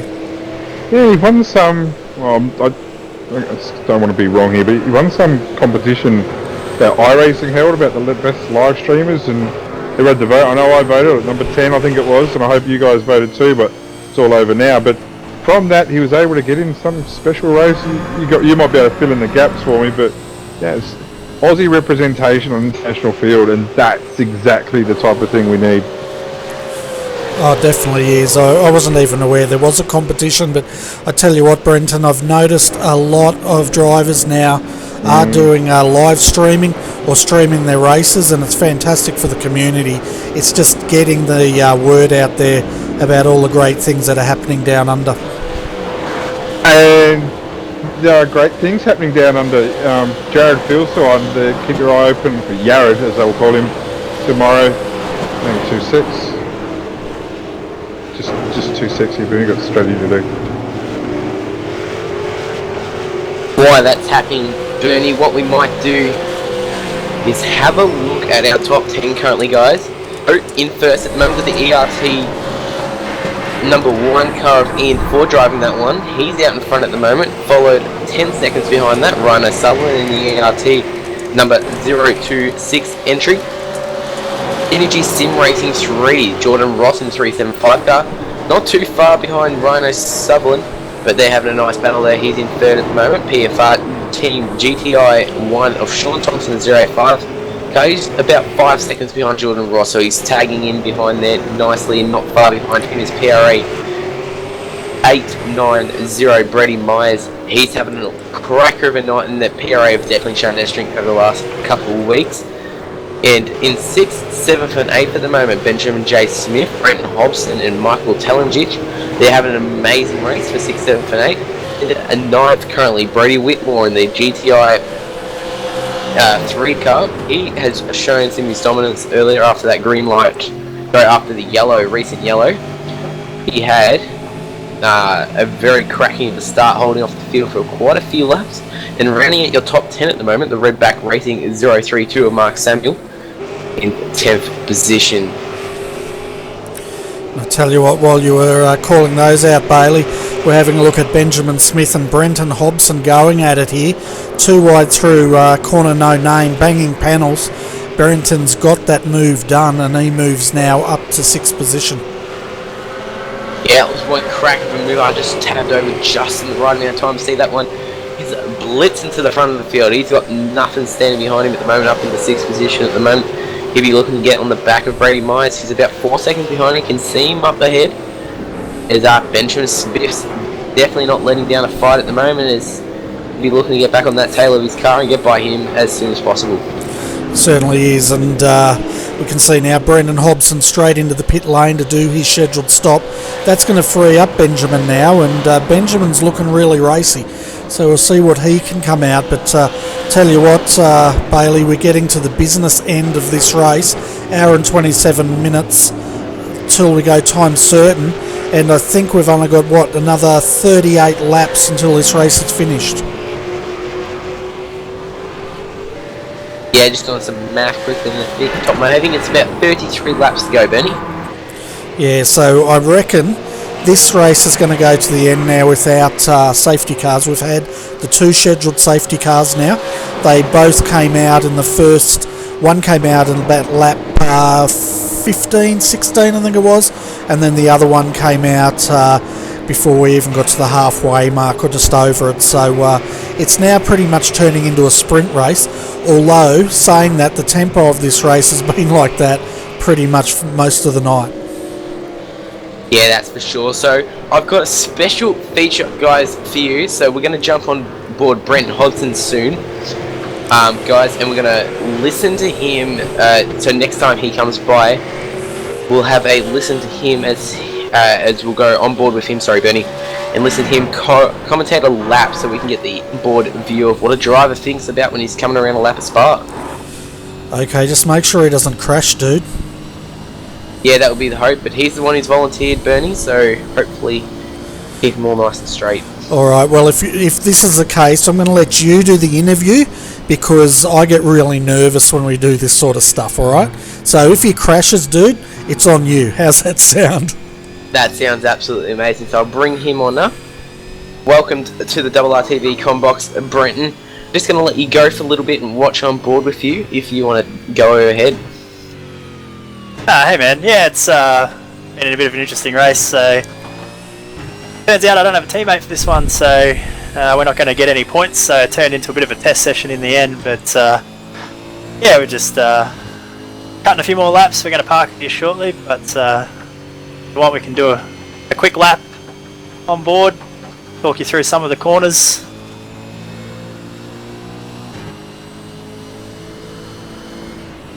Sort of just on an out lap at the minute, so tyres are pretty squishy and taking a couple of corners to get up to temperature, but they feel a lot better than the ones that just came off the car.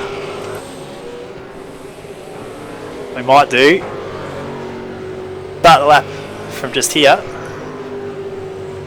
so we get as good of a run as you can up onto the long straight here. You've got to watch out on the left hand side for off tracks. They'll bite you, and that's obviously a big part about this race today. You don't want to be getting any penalties. Get all the way up to 6th gear, through the kink, slight dab on the brakes down to 5th, turn in early, right out on the curb, try and not run over the exit, then hard on the brakes down here into the final chicane, all the way back 1st gear, car sort of spinning off there to the left, it's always awkward, try and get the power down up onto the main straight, up through the gears from 1st all the way up to 5th briefly, and hard on the brakes. Way back to 1st gear. I like to try and get a late exit. Apex out of turn number 1, get a good run down the hill. Climb all the way up through the gears. You'll get to 5th and just about topped out 5th gear at the bottom here of Eau Rouge. You want to hug the left real tight, small brush of the brakes, hold it tight on the right, and on the gas as early as you can. Definitely got to be careful not to crash up there, because it happens pretty easy. And the camel straight, top gear, full throttle. Braking somewhere just before the 100 board. One's a bit different, I like 3rd gear here. Roll around on the curb on the right, then the left. Keep tight, exit, so you get a good run here through the right hander. Use up all the curb on the outside. This corner's super tough. 2nd gear, a couple of different lines, but I like the super tight line around the inside. Hug the curb. 3rd gear for the left hander, some like to use 2nd. Again, using up all the curbs, but you've got to be careful not to get the off tracks. And this is the corner I've struggled with the most tonight. The 3rd gear, hold it really tight, and further on the throttle all the way around here and try and not spin out, which I did before. Short shift to 5th. Back onto the brakes for 3rd gear. you're working hard at this track all the time. A lot of throttle work. Hold third again through the left-hander. A little bit loose on the exit often there. Bit of limiter, back to second on the right-hander here. And then back to where we ended the lap, third gear here. Short shift up to fourth. And that's a lap around Spa in the V8 Supercar. Thank you very much, Brenton, for that one. That was an amazing lap. Thank you very much. Before we let you go, would you like to thank any sponsors? Oh yeah, sure. So shout outs as far as they go. Thanks to the guys in the team. It's unlucky that I wasn't able to get my teammate here tonight. Not entirely sure what happened there, but I'm sure that there's a perfectly good reason for why I didn't make it tonight. And shout out to the other guys we've got racing. I've got the 375. I'm not sure where any of my teammates are at the minute, but a shout out to those guys. I hope they're having a decent race. And obviously the Supercar as well, which has got Henry King and Ben Wydale. SSR driver, driving with Henry tonight. So I hope they're having a good run too. But as far as sponsors go, thanks to the Speedway Shop, Eaton, CSR Fabrications, Newlon, and DGD Custom. No worries, well, I'll let you get back to your racing. Thank you very much, Brenton. Thanks, guys. Well, that was a good lap need to hear then. We didn't let him crash, which was even better. Yeah, it was pretty good. Hope the viewers out there enjoyed that. I definitely did, and thanks to Brenton Hobson there for doing that with you, Bailey. Yeah, no worries. There was a little planned thing with 10 seconds before I even said it. Oh, well, there you go. Well planned. So we can see we've got Nick back in the comm box with us here. Nick, how's it going out there as far as race control and everything else shaping up? Oh, not too bad, mate. Not too bad. I'm just keeping an eye on all the incident minutes at the moment, so I thought I'd give you an update as far as that goes. Yeah, definitely let us know how all the teams are, if there are any on the bubble, so to speak. Yeah, well, since I left, it doesn't seem that long ago, there's been 4 cars that have gone over the 40 incidents. The 91 car, the Race on Oz, the 350 Redback Racing, the 031 Redback Racing, the 067 Stealth Sim Sport, and the 44, which is KRF, have just clicked into the 40 as well. So they've all copped a penalty, and it's going to get busy because we've got 2 cars on 39, 1 on 38, 1 on 37, 2 more on 36, 1 on 35, and 2 on 30, and 3 on 34. So it's not over by a long way yet. Yeah, and just for the viewers that have joined us, basically what happens is when they hit 40, they'll get I think it's a 30-second stop and hold in the pits. That's correct, isn't it, Nick? Yep, correct. Once they've done their last pit stop, they just get a straight drive through because, as we said earlier, the penalty is actually the 30-second hold, but they're able to take service at that time, so that's why there's the hold. But once everyone's completed all their pit stops, it's just a straight drive through because it equates to pretty much the same sort of penalty. Yeah, that's right. And they get a penalty at 40. I think they get another one at 80. Is that right? And then if they get to 115, they get served another one. Is that right? 115 is disqualified. Yeah. Well, that's like 2 incidents per lap. You could do that, I think. Yeah. Yeah, we don't have anyone up at that area of the incident points, do we? No, the highest is 51. Okay, so we'll definitely wait with bated breath to see if these penalties unfold, and if they do, how it shapes up the race. How many in the deep 30s, Nick? Sorry, you might have just missed it before, Brent. Yep. I was saying we've got 1 on 39, 2 on 38, 3 on 37, 1 on 36, 35, 3 on 34, another one on 33 and 32. Walking the tightrope. Walking the tightrope. Oh yeah. Yeah, I heard most of those cars are the ERT cars, aren't they, Nick? Yeah. Well, I know we're on 39.4, so definitely some issues coming. Okay, I was only joking. No, we're not. There seems an ERT hack where they get to third. It's weird. You look at the incidents and it goes 37, 38, 38.1, 38.2. Yep. And what you'll also find sometimes we get real desperate, it actually starts to go backwards. Yep. I think that's 3 clean laps in a row. You lose 5 incidents, is it? Well, that's what that's a secret hack that we've told you not to tell, Nick. But okay, there you go. It's out there for everyone. Oh, we were talking about that earlier tonight, so, we actually put a timer on it and everything, Brenton. Well, it's hang on 260. Got this wrong button press, I'm sure of it. The incident count makes such a big difference to these races, doesn't it? It really does. It's not going to be a time race this time, is it? 30 laps to go? No, we'll be right. So, no, it makes guys a lot more careful. And I'll tell you what, if I was on 39 or 38 incidents, wow, do you just say stuff it, get it stuck in and get it over and done with, take your pineapple and get on with it later on? I don't know. Yeah, you've almost got to make a decision very early on in the race of how you're going to manage your incidents. Yeah, absolutely you do. And I know with my opening stint I got 7 incidents and 5 of those in the first few laps, but it was all about preservation. Like once the quick guys in, I was saying this to Bernie before, you just don't put yourself that you need to back off a second or two, or you can't get racing.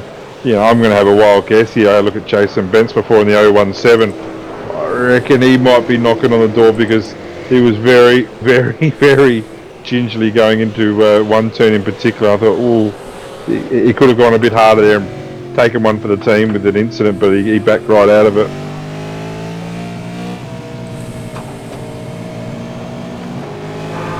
Well, just looking at that, Jason specifically has got 2 incidents. Oh, that's excellent. Jason's got 2. Yeah. That doesn't tell him what his teammate got. No. Yeah, and Jason might have 2 because he needs to be really, really careful.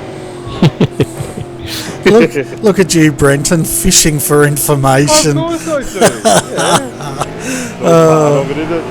Actually, seriously, this is like the Muppet Show right now, boys. Hang on, no, it's not. How many judges are in the Muppet Show? Is it 2 or 3? The old fellas that sit at the top? Have a look at you 2 clowns. It's the 2 of you. It's like the Muppet Show. Yeah, that's 2 of them, isn't it? But, we're better looking than those guys. Well, you're talking. I've seen Nick's photo, so I won't totally agree with you.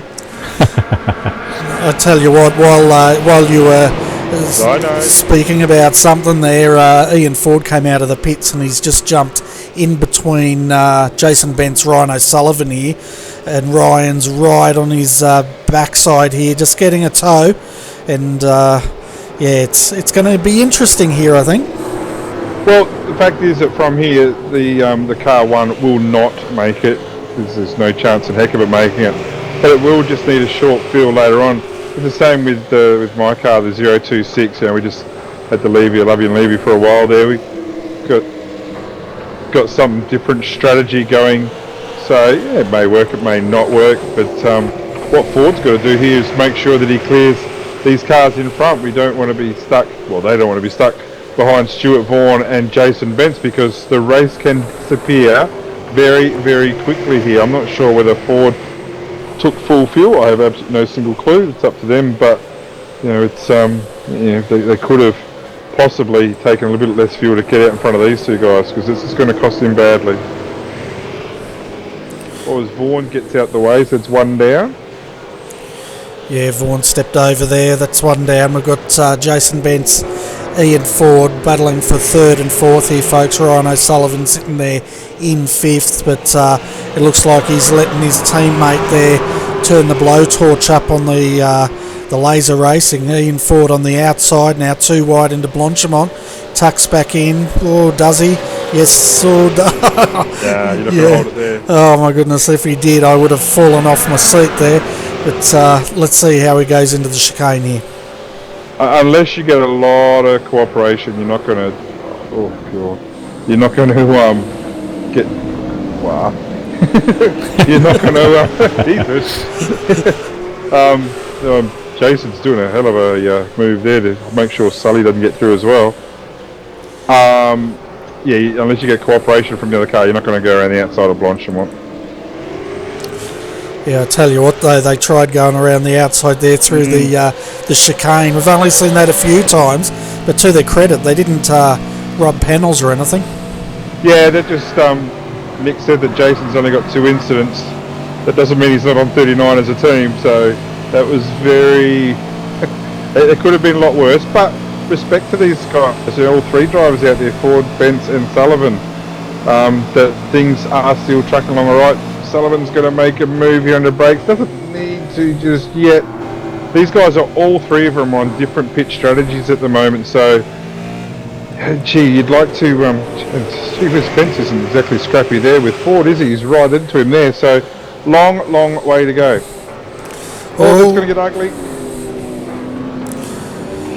Well done to Jason Bence to hold that, and well done to Ryan. It got ugly, but Ryan backed it out, let Jason recover it. But tell you what, the good car control from Mr. Bence there to correct that slide.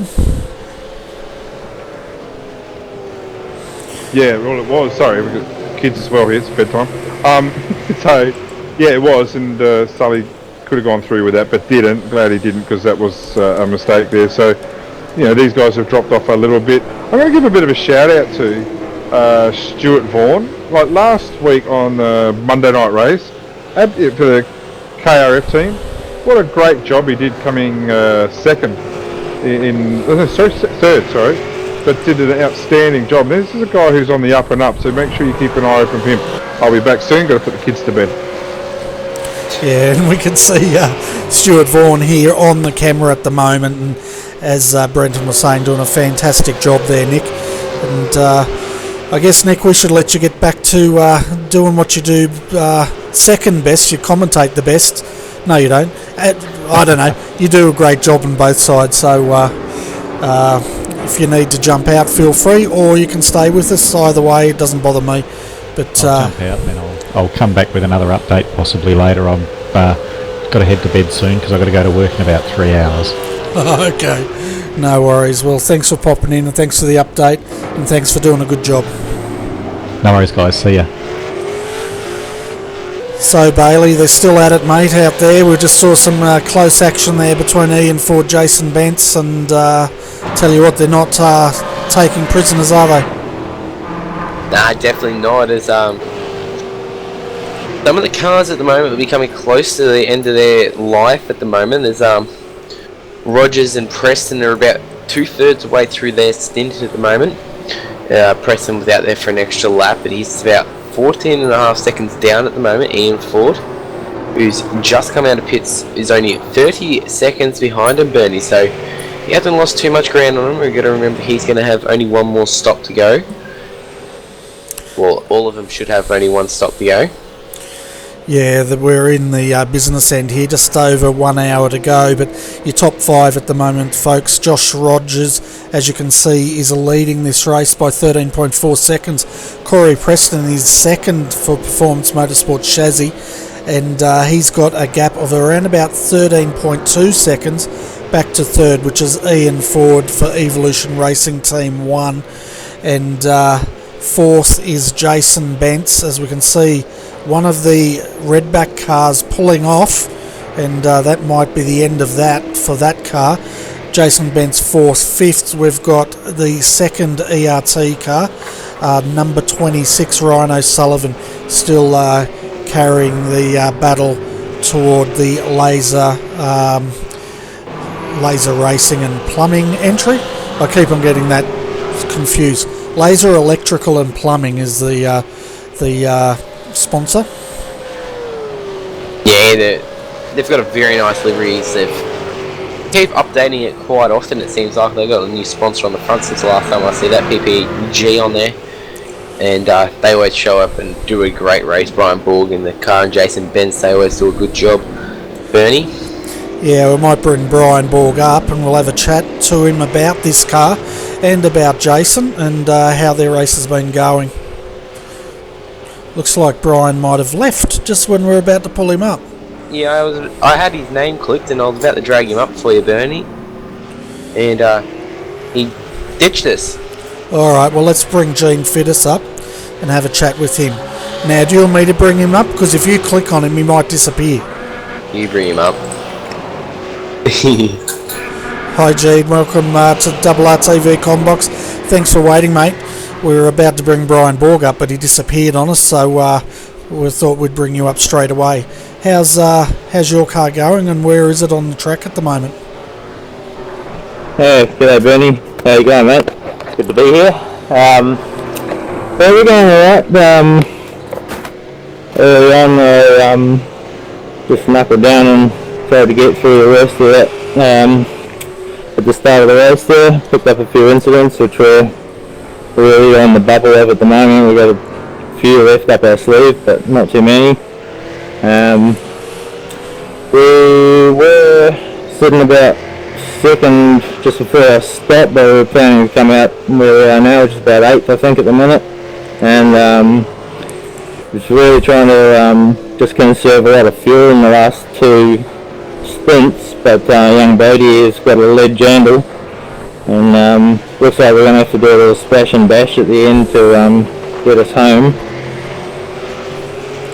Yeah, and we noticed the other PRA cars in a bright pink colour. Can you tell us what that's for? Is that for Mother's Day, or do you give them pink like Redback Racing if they do something wrong, stick them in a pink car?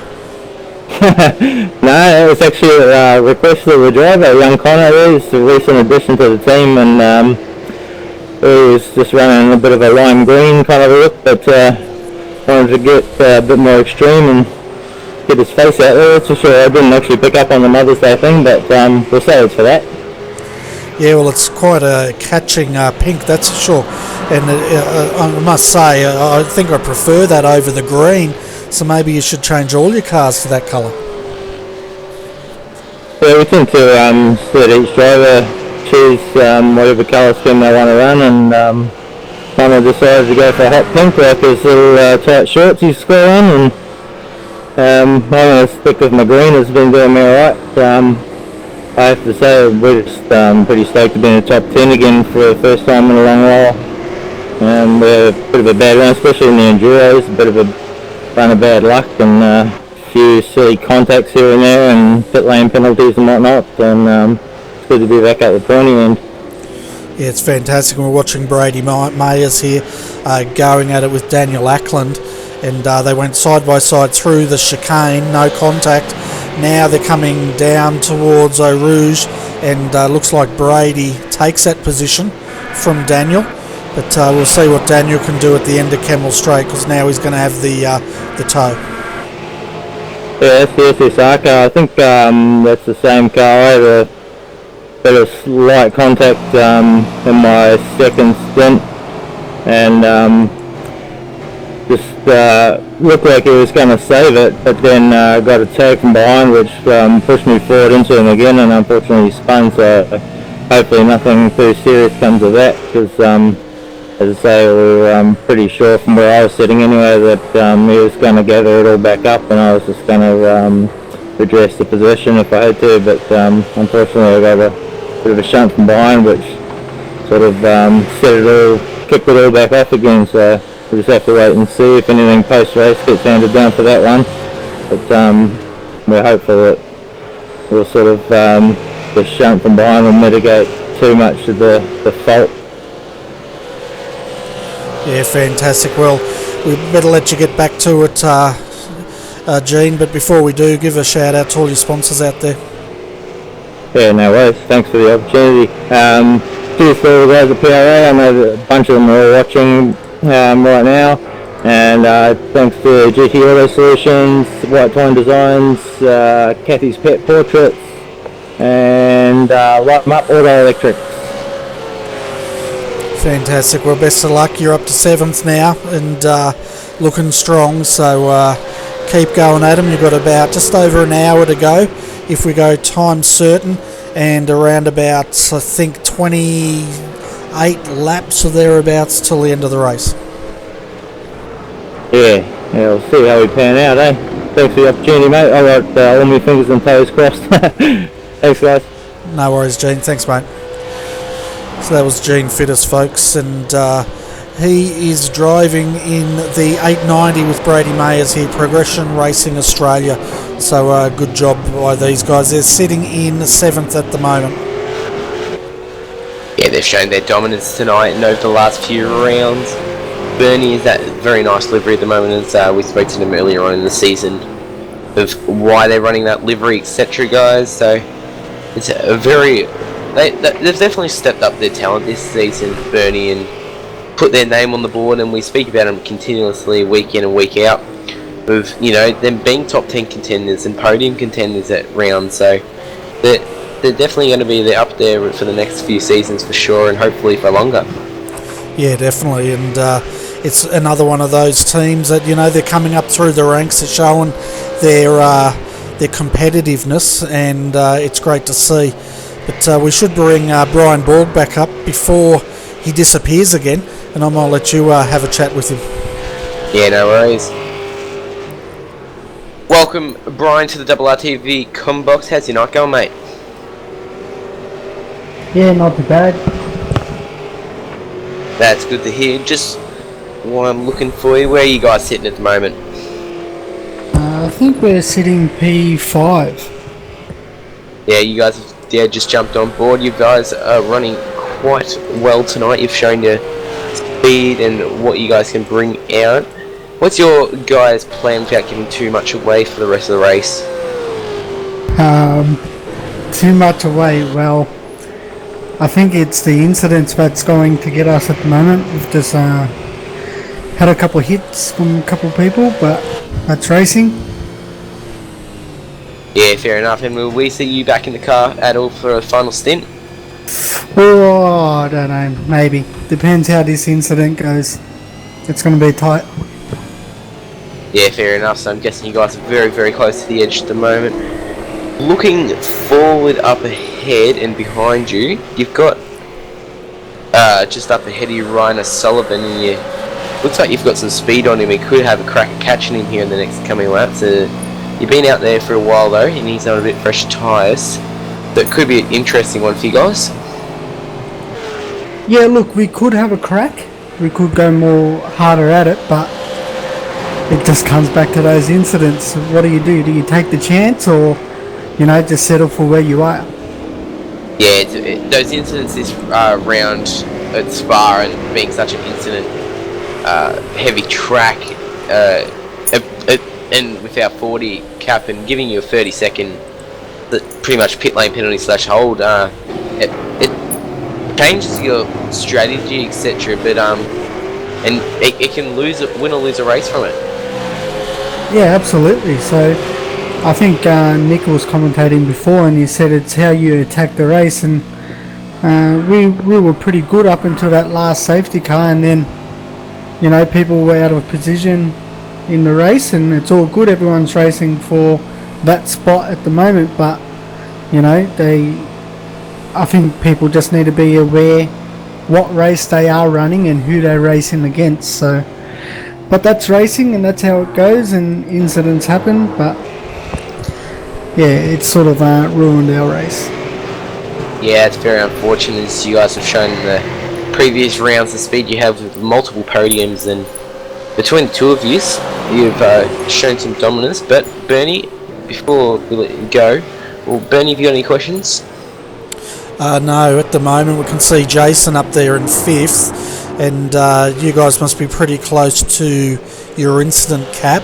You don't have to tell us, we're guessing, but we also saw Michael Hammond at the moment. He's down in 12th having a good battle.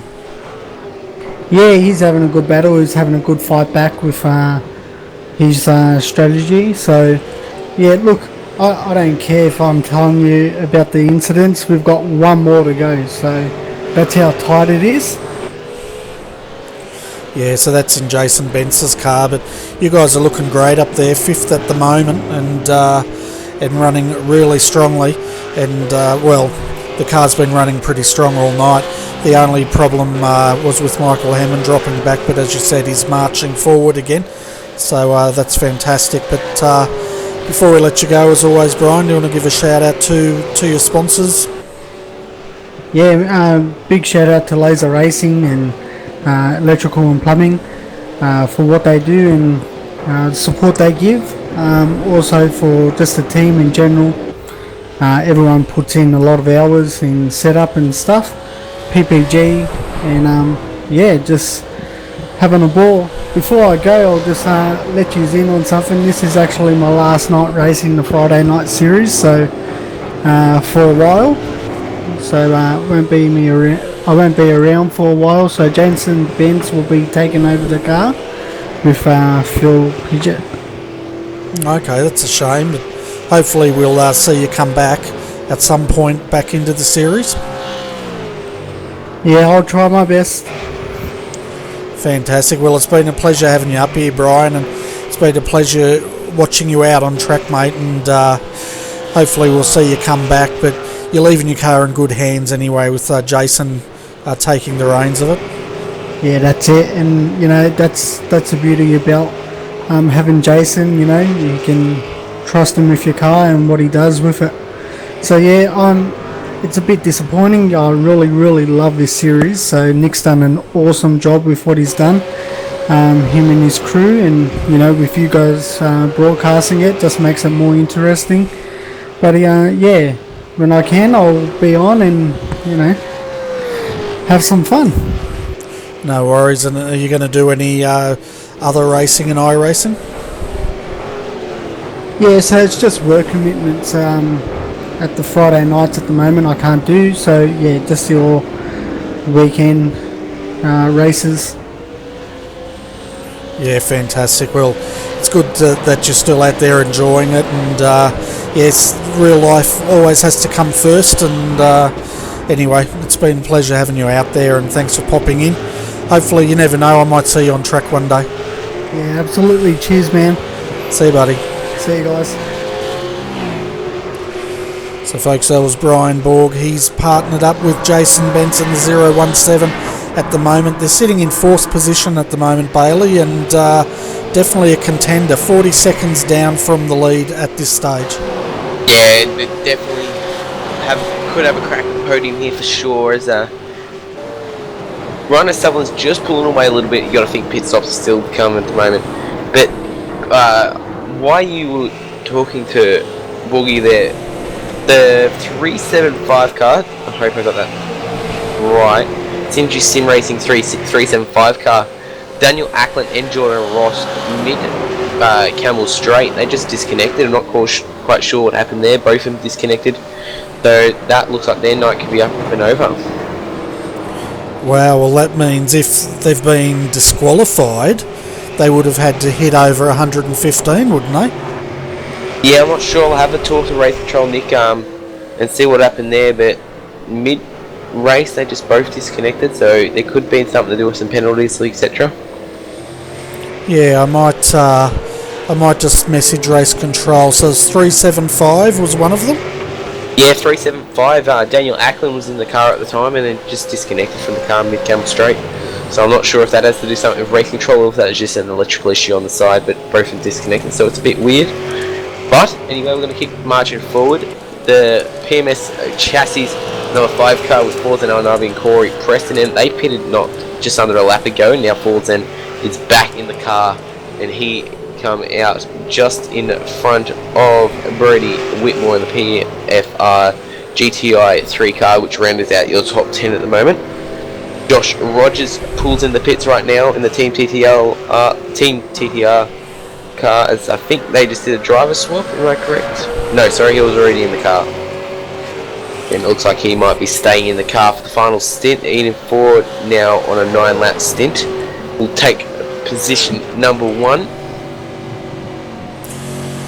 And we're having a look at this great battle between Brady Mayers and Steve Lattimore. That's in the PRA 890 and the Race on Oz 91, and these guys have been at it for quite some time.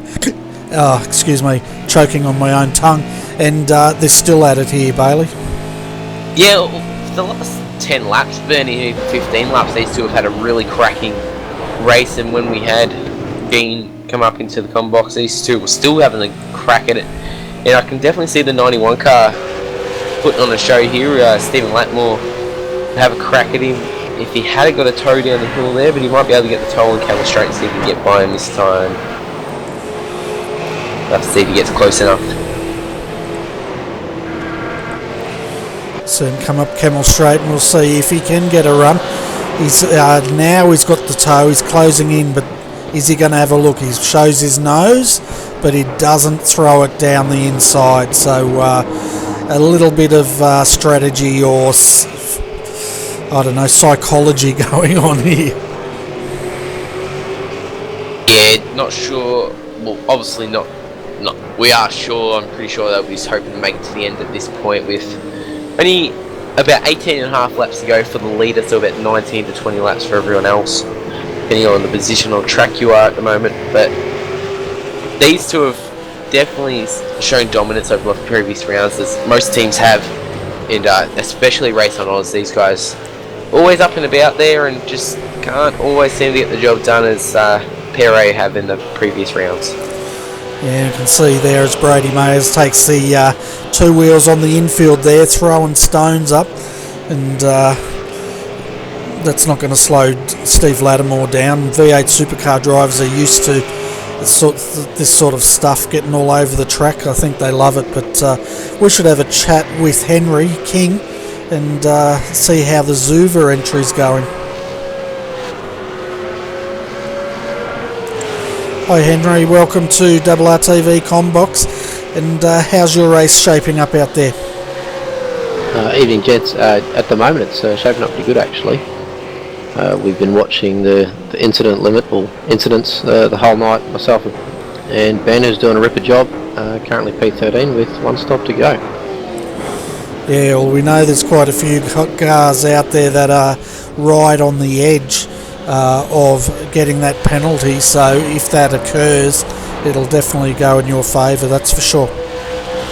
Definitely, we're kind of hoping for that a little bit. Our aim is to get in the top 10, so we should be right for that. Yeah, well, you've got about, 18 laps of the race to go, or 50 minutes, and I reckon we're going to this race will probably finish in about another half an hour to 35 minutes, maybe 40 minutes. Yeah, I'm actually crunching the numbers to work out exactly how much fuel I need to chuck in the car at the moment.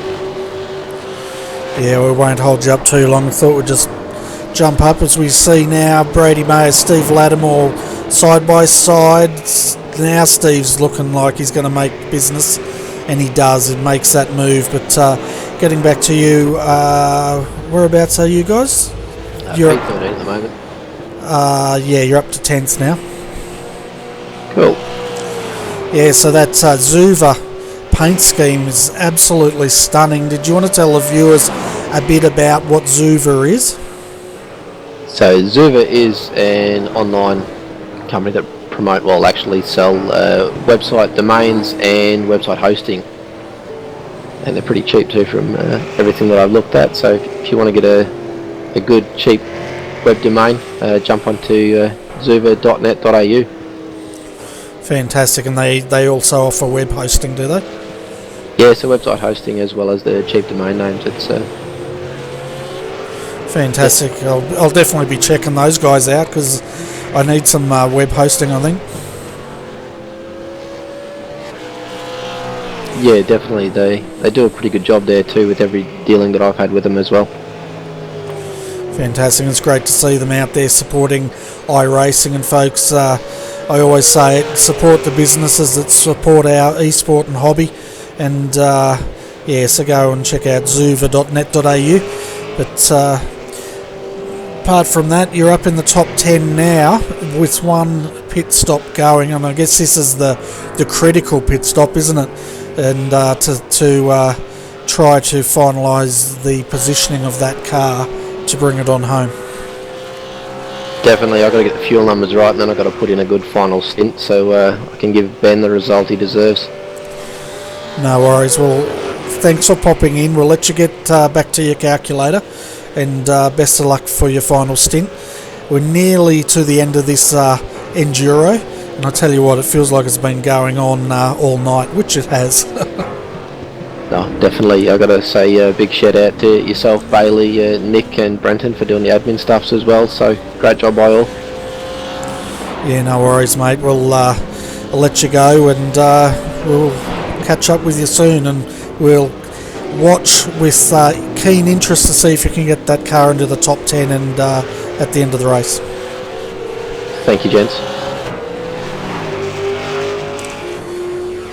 So folks, that was Henry King there. He's partnered up with Ben Twydale in the Zuva entry, and it sounds like he's going to be jumping back into that car fairly shortly, Bailey, once they work out their fuel numbers. Yeah, as soon as they get those fuel numbers, I'm sure he'll be jumping straight into that car, trying to ride it all the way home and get that. Make sure he gets a great position for Ben, who's put on a wonderful show, and they're up to 10th position at the moment on track. Bernie just sneaking to that top 10, so they'll be very short pitting in a very short amount of time, so about 3 laps, maybe 4 if they're lucky. So yeah, it'll be quite interesting finish here. Yeah, well, it certainly will be. We're well within the final 40 minutes of this race, and I tell you what, they've been trying to get to this point. We've got a few teams which we're not quite sure who they are. We know for sure one of them is the Laser Racing and Plumbing, or Laser Electrical and Plumbing entry, but we've got a few teams close to that 40 incident points. Now, if they cop that, it's a 30-second pit hold, and they'll have to serve, and that's going to affect them. So this is really when as we see who's that coming in, Sean Thompson coming in. I guess this is when we really see the pain, isn't it, once they hit that limit of incident points. Yeah, Brian Borg in the Laser Racing 3 entry hit his 40 limit there, along with the who else was it, sorry, the HTR of Mark Fee and Peter Sattler. His team also caught a 30-second hold along with Shane Rayner. Yeah, so I'm sure there's going to be a few more as well. As far as cars on the lead lap, folks, the last car on the lead lap is the Redback Racing entry, the 149 with David Miller driving that car, and they're 136 seconds down. Looking further down the field at our retirements, looks like the 88 has now been parked. Brenton Hobson was saying that he was going to park it because they didn't have a co-driver. The other cars that have retired, we've also lost the 031. That's the entry that David Baxter, Redback Racing. We're going to cross to David, but unfortunately that is not going to happen because he's retired. The number 5 that Cody Traynor was driving, it has retired. We've also lost the 69 and the 111, and that was Connor McCluskey Young driving that car. Matt Stratford in the 097 has also retired. We've also lost the number 10 and the number 40 car, so we've had quite a few retirements here tonight, Bailey.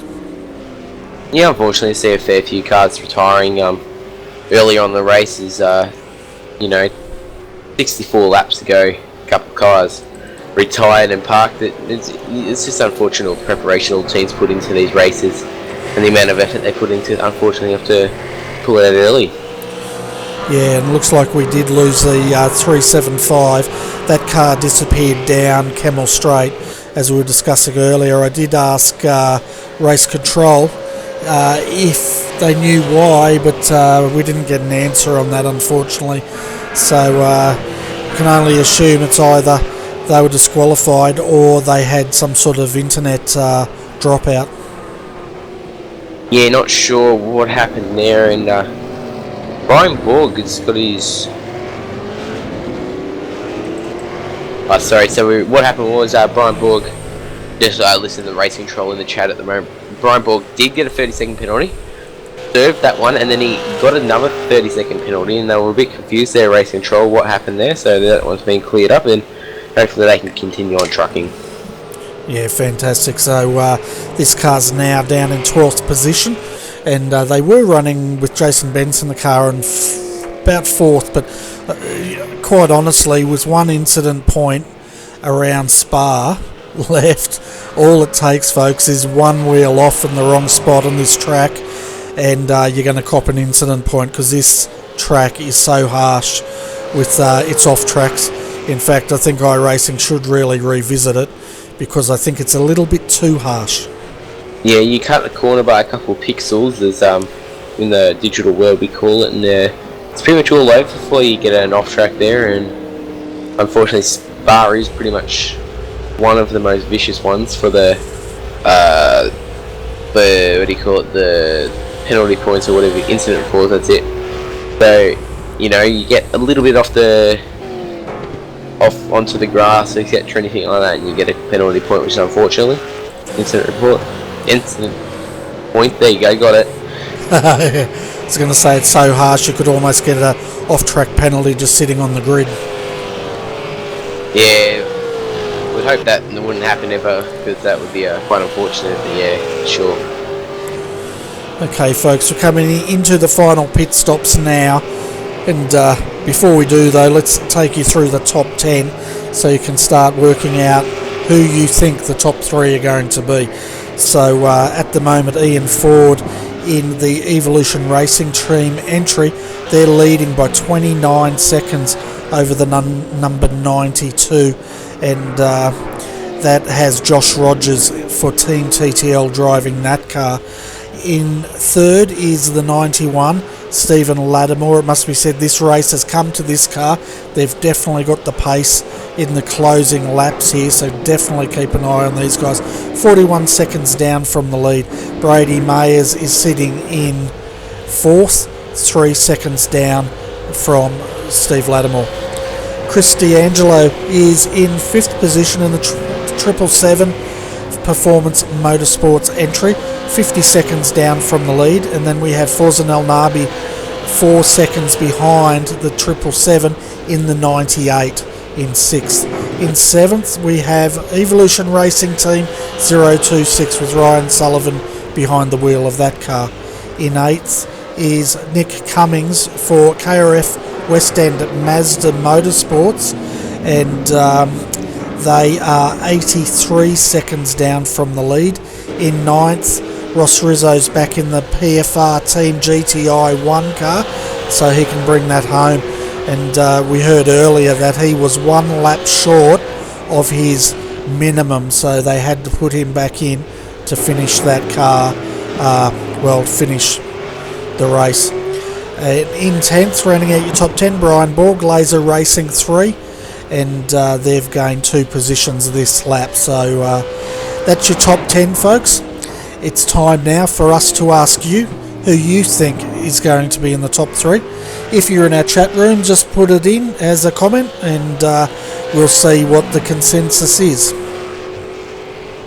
Yeah, we love to see you guys all in the chat room and being able to communicate between each other and, you know, talk about what's happening in the race as you guys see it live here on RRTV.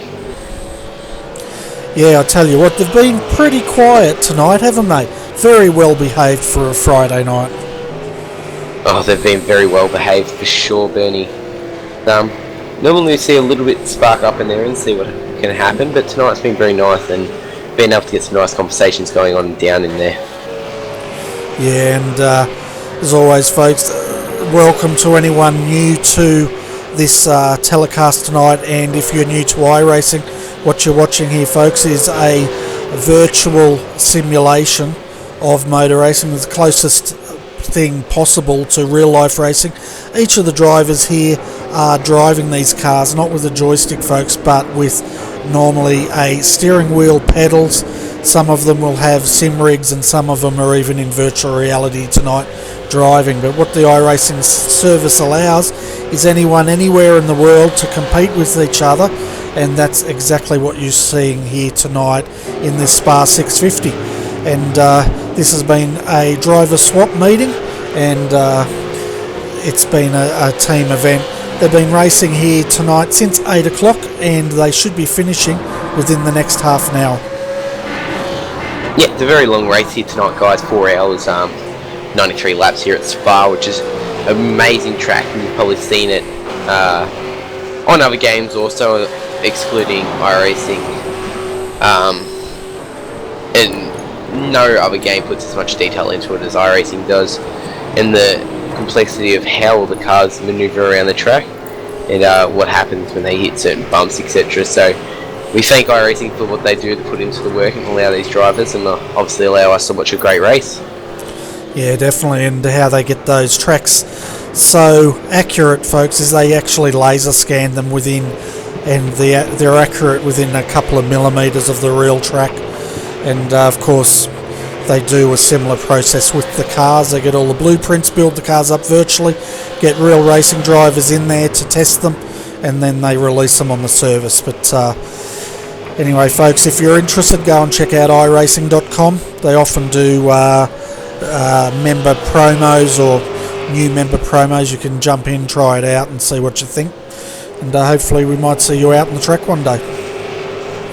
It'd be great to see everyone out on the track one day, having a crack at the race, obviously, and even seeing you guys up in front one day would be awesome. So definitely have a look at the and there's definitely some promo codes if you are a little bit short on money to be able to get a few things a bit cheaper.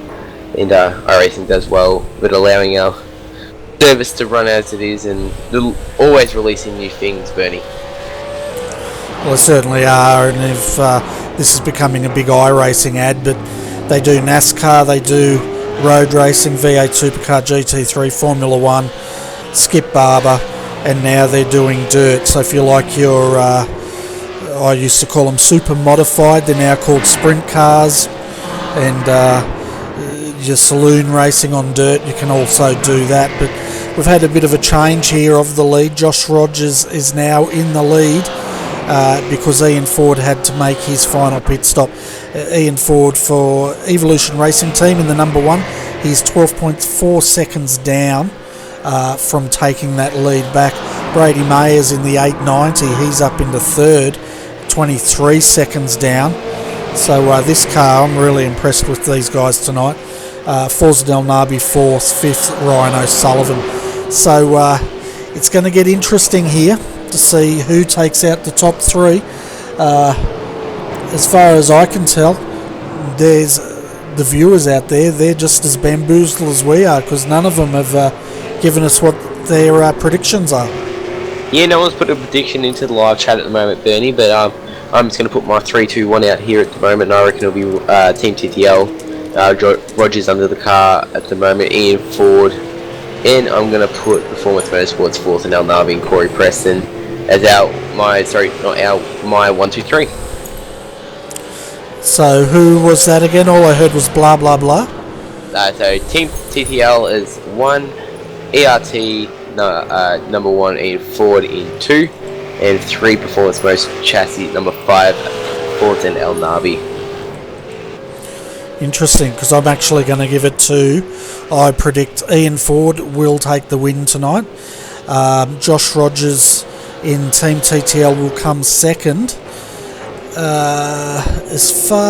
Probably the 98 Performance Motorsports will come in third. So they're my predictions.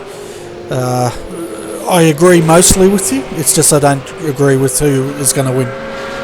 Yeah, fair enough. And just in the chat room at the moment, I heard the Ben Smith put in there, but the 91 clipped the wall on the way into pit lane, so that could have been a little bit of damage for them as stayed on the right front of the car. Unsure if they still have a fast repair or not, Bernie. Nah, it doesn't look like it. I'm just having a look at the car now, and it's still sitting in the pits, and wonder how long ago that happened. We might jump back and see if we can pick it up. Yeah, I'm just having a look myself. I'm not sure exactly what happened, but it looks like their race could be over, unfortunately. Yeah, so we're going to have a look at this. It's unfortunate because this car was really strong, and it was up in the top 4, then the top 6, and it's unfortunate that something like that would put the car out, isn't it? But saying that, it's a pretty hard pit lane entry. Yeah, I just had a look at it. That was a very big shunt. It was almost like a netcode hit to the wall when they just fly away from each other. Yeah, it was hardly a touch at all, was it? We might have another look at that.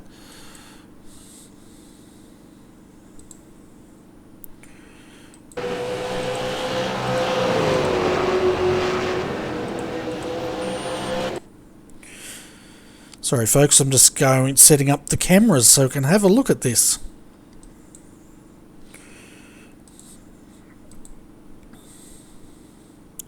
So we're on super slow-mo. We're going to have a look at the left front wheel and then we'll get back to the live action. So yeah, I reckon you've called it. We can see Steve here is right across the inside of the line as we are coming into the wall now. And of course we can't see it. Yeah, you're right. I think it is a bit of netcode because he got past the wall and then threw him up in the air. But I tell you what, he's a good stunt driver. Yeah, very unfortunate for them to unfortunately have that happen to him. And so late in the race, as we always say, any incident perhaps so late in the race. Just unfortunate to see him out here for 3.5 hours now, racing hard, and definitely looked like they could have been a top 10 contender for sure, Bernie, and then just have it all ruined by an unfortunate pit entry is obviously unfortunate. Yeah, well, he was cutting it pretty fine, it must be said, but yeah, the team's confirmed that that's pretty much race over for that team.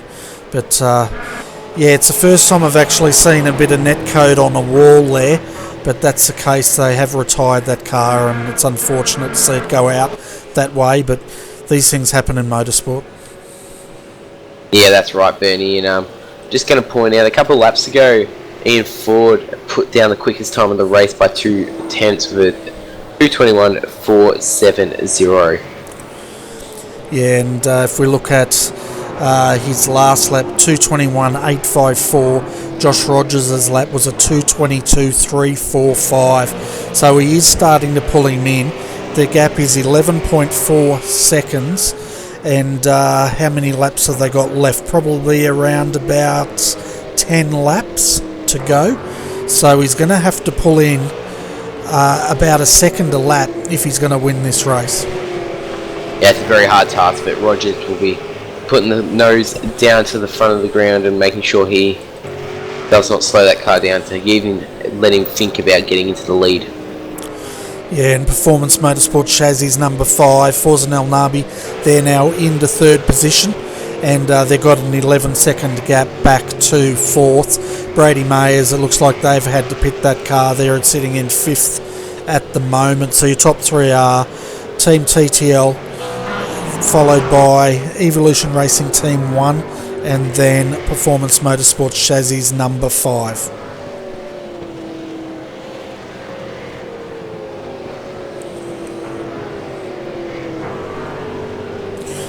Yeah, there's one viewer's asking how the Redback Racing boys are going tonight. Well, hate to give you the bad news. They're having a hell of a night out there, it must be said.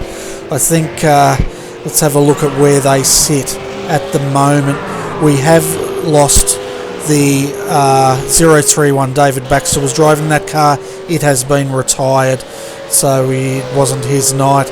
As far as the other cars, we've got, nice gold wheels. Ian Bird is in 11th in the 032, and then they have the 149 in 14th position at the moment, and I'm having a look at where the other car is, if there's another one. Warren Pickering at the moment in the 350 is 1 lap down. So you've still got 2 cars on the lead lap, one lap down, and the 031 has retired from the race. Yeah, unfortunate for Redback Racing guys, they're always up the front normally, and we saw in the last 650 Enduro Bernie that they showed their dominance, having, it was 3 cars up in the top 10 at one point, quite a long distance of time. Well, that's right, but it's amazing how fortunes can change in this sport of ours, and we've seen it once again tonight. Quite a few teams have suffered, as I was saying earlier. We've had quite a few retirements, and we've only got 14 cars now on the lead lap. The last one is the Rd15 149. Yeah, so unfortunately they will head back to the garages this week, rethink their strategy, come back out next week better than ever, I'm sure.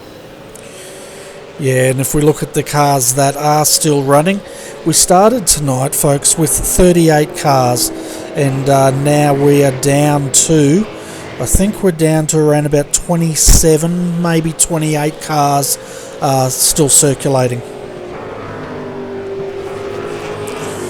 Yeah, just having a quick look. So yeah, we've had a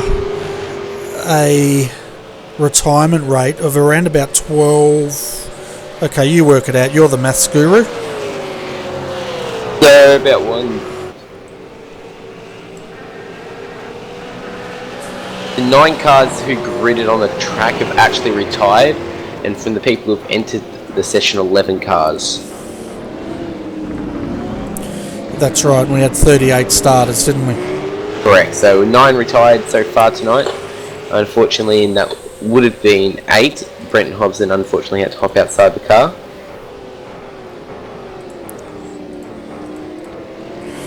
Yeah, so we've had a 23.6% retirement tonight of the field that started. Yeah, it's quite a fair bit tonight, Bernie, and we'd like to see more cars circulating again.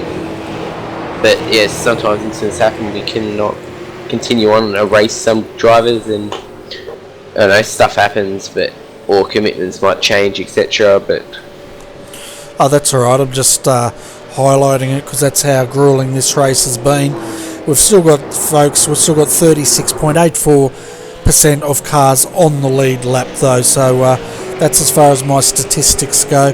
I know, Bailey, you get excited when I start pulling out the calculator and the slide rule and starting to speak of all the statistics. yeah, statistics on early on in the night, pretty nice, Bernie, but 11:40 at night becomes a bit late, and it's mellow times. I don't know about you, mate. It's just a normal Friday night for me. This time of night I've normally had probably a couple of beers, and then I'm all statistics from there on in. It's normally how many beers can I fit in before I go to bed. That's normally as far as my statistics go. That's fair enough. Yeah, I'm not the legal drinking age just yet. That's right. You're not, young man. Well, it's shaping out to be a great race so far tonight. With just under 8 laps to go for the leader. I'm just having a look at Ross Rizzo currently in 6th position. Just letting the 7-7 car go. Chris Delangelo, he seemed to pretty much slide down the inside of the chicane quite easily, and he looks to be pushing forward, trying to make up its ground as quick as possible.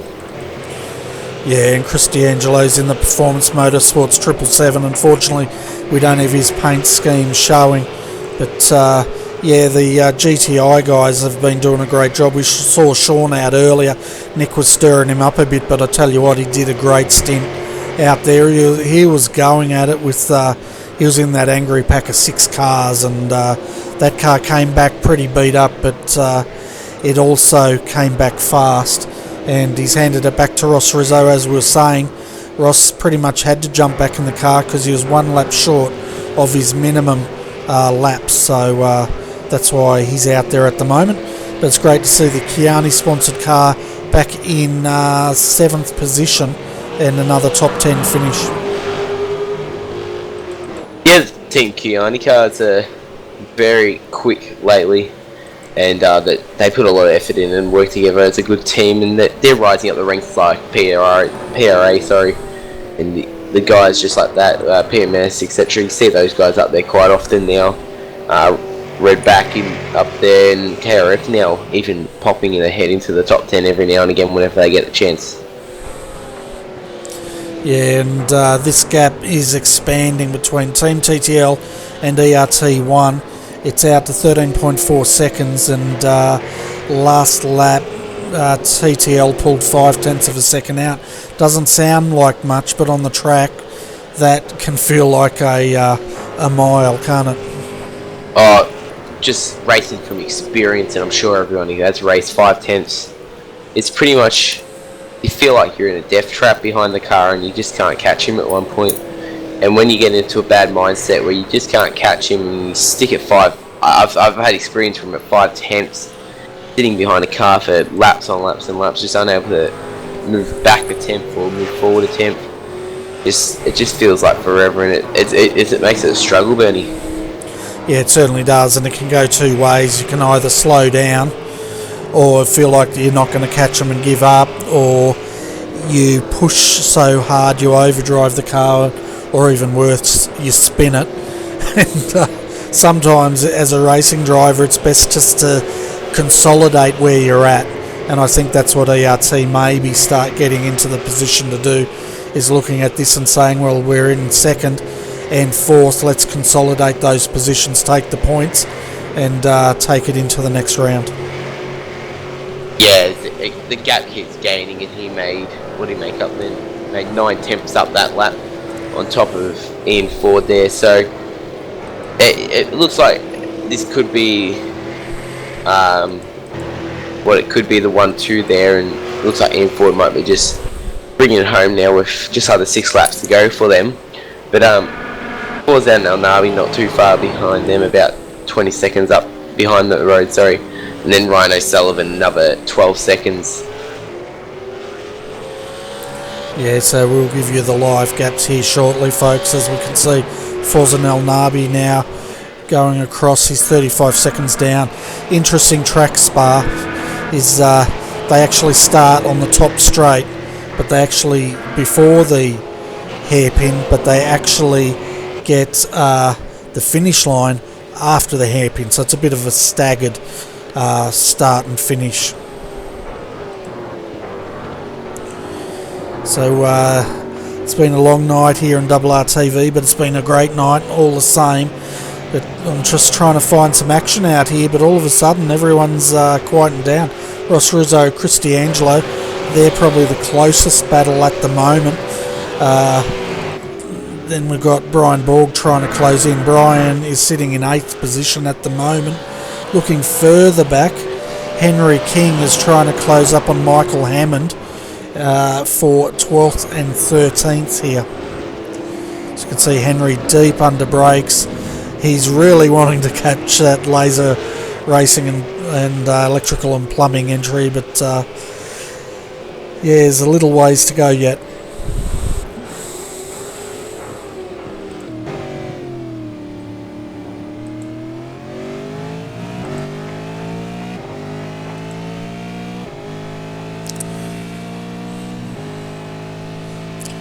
Riding on the nose cam here of Henry King as they come in 216 kilometres an hour into Eau Rouge and 218 out. And let's have a look at what the top speed is. I think they hit around about, I'm not even going to call it, but about 274. There you go, I called it. See him a contradiction within 3 seconds. 266 was his top speed down Kemmel Straight. Yeah, I'm sure if they had a tow, they could definitely get up to that 270, 280 possibly mark if they got that tow on really early there, Bernie. And definitely pump. That's where you get your lap times from. That tow can push a lap time and then slingshot past that guy if he lets you by. Yeah, that's right. And people got a bit of a look into my psyche there. In the same sentence, I managed to contradict myself, and that's pretty much how my mind works just about all day. Fair enough, Bernie. Riding the gyro cam here with Ross Rizzo as he comes through Blanchimont down into the final chicane down here. Have to work out if it's actually got a name. I've got a track map here, I'll check it in a minute. Yeah, I'm not sure if all the names of Spa at all. I know a few tracks names, but yeah, Spa's not a track I race at regularly, so I'm not sure of all the names. Yeah, the final chicane is called Chicane, according to my track map. Great name. Then they go through La Source, which is here, then into Eau Rouge and Radillon, which is a, world famous part of motor racing track layouts, isn't it? Yeah, it sure is. I'm just having a look at what the chat has to say. He's 11th, 12th and 3rd are having a nice battle at the moment, so I might jump over there and see what they're up to. And that's the Redback Racing, Laser Racing, and then Henry King. So he's at the back of this pack that they're talking about. So he must be looking to try and push into that top 10 with just under 5 laps to go. Yeah, that's what we're looking at before, and that's Henry King trying to catch Michael Hammond. And we're looking at the gap here. It's about 2 seconds. Now, Michael did a 2:23.967 last time through, and Henry did a 2:24.283. So as far as that gap's going, it's actually stretching. But looking at further up, Michael Hammond, he's got gain about 4 seconds. He did a 2:23.967. Ian Bird in the 032 did a 2:25.291. So there is a possibility Michael and Henry could catch Ian by the end of this race. Yeah, they'll have to pump out some really quick lap times as the race is really closing in, guys. About 17 minutes on the clock, so not much time to do the job, as pretty much the race is coming to an end, Bernie, unfortunately. Yeah, it is, and we just had one of the viewers correct us on the chicane.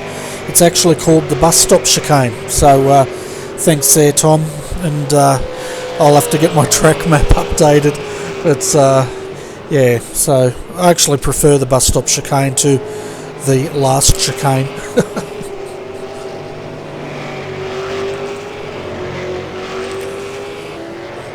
It's really bad, Bailey, when I don't know any of the corners. I just call it the last corner, that corner, the next corner. Yeah, that's what I pretty much say nearly every race, Bernie. So the question is, folks, none of you were game to pick the top 3. Are you game to wager on whether Michael Hammond, Henry King can catch Ian Bird by the end of this race? Yeah, it'd be a tight one to say it, Bernie, but I think Ian Bird, I'm just having a look at the lap times, he's a lot slower than me. He's around just about a second and a half slower than Michael Hammond, so he might be able to pull him in, but Henry King might be just a little bit too far out, possibly. Well, I don't know. I'm going to disagree with you there. I should actually be going, and I always do, I should be going for Redback Racing, considering my background with this team. That's who I'm backing. I'm being totally red and black here, and I reckon he's going to hold them out. Hey, green with me. Well, I can't go against Redback Racing, can I? If I did, they'd take away my lifetime membership to them. Yeah, I think so.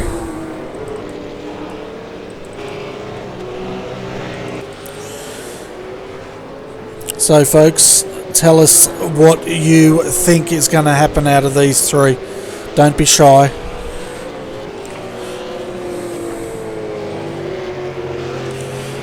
Okay, so one of the viewers are saying Hammond will get him by the end of this race, so that's good. What's everyone else think? I'm thinking Ian's going to hold out, Michael. You think, Bailey, what's yours? You think he's going to hold him out as well? I think Michael might get by, but I don't think the Zuva will get by. Okay. So Michael will get him, but the Zuva won't get him. I don't think the Zuva will get him. I don't think Michael will get him. Yeah, they are running pretty similar lap times, less than a second in between them and not many laps to go, so it could come down to the wire and it'll be just holding him out from there. Yeah, well, he gained last time by 0.8 of a second, and we'll get a gap. Last time through was 4 seconds, so there's still quite a bit of a gap. Having a look further up, folks, Josh Rogers is still leading this. The gap is now 18.9 seconds back to Ian Ford, and he's in the 223, so he might be doing a bit of fuel saving here to get that car home. Forza El Nabi sitting in third position, 39.8 seconds. Then we've got Ryan O'Sullivan for Evolution Racing Team in fourth, and Brenton O'Brien is his teammate in the 026, 52 seconds down. Brady Mayers, as Brady gets a good slide there, and that was good camera work catching that. I say so myself. 8.90, and he's 78.1 seconds down from the lead.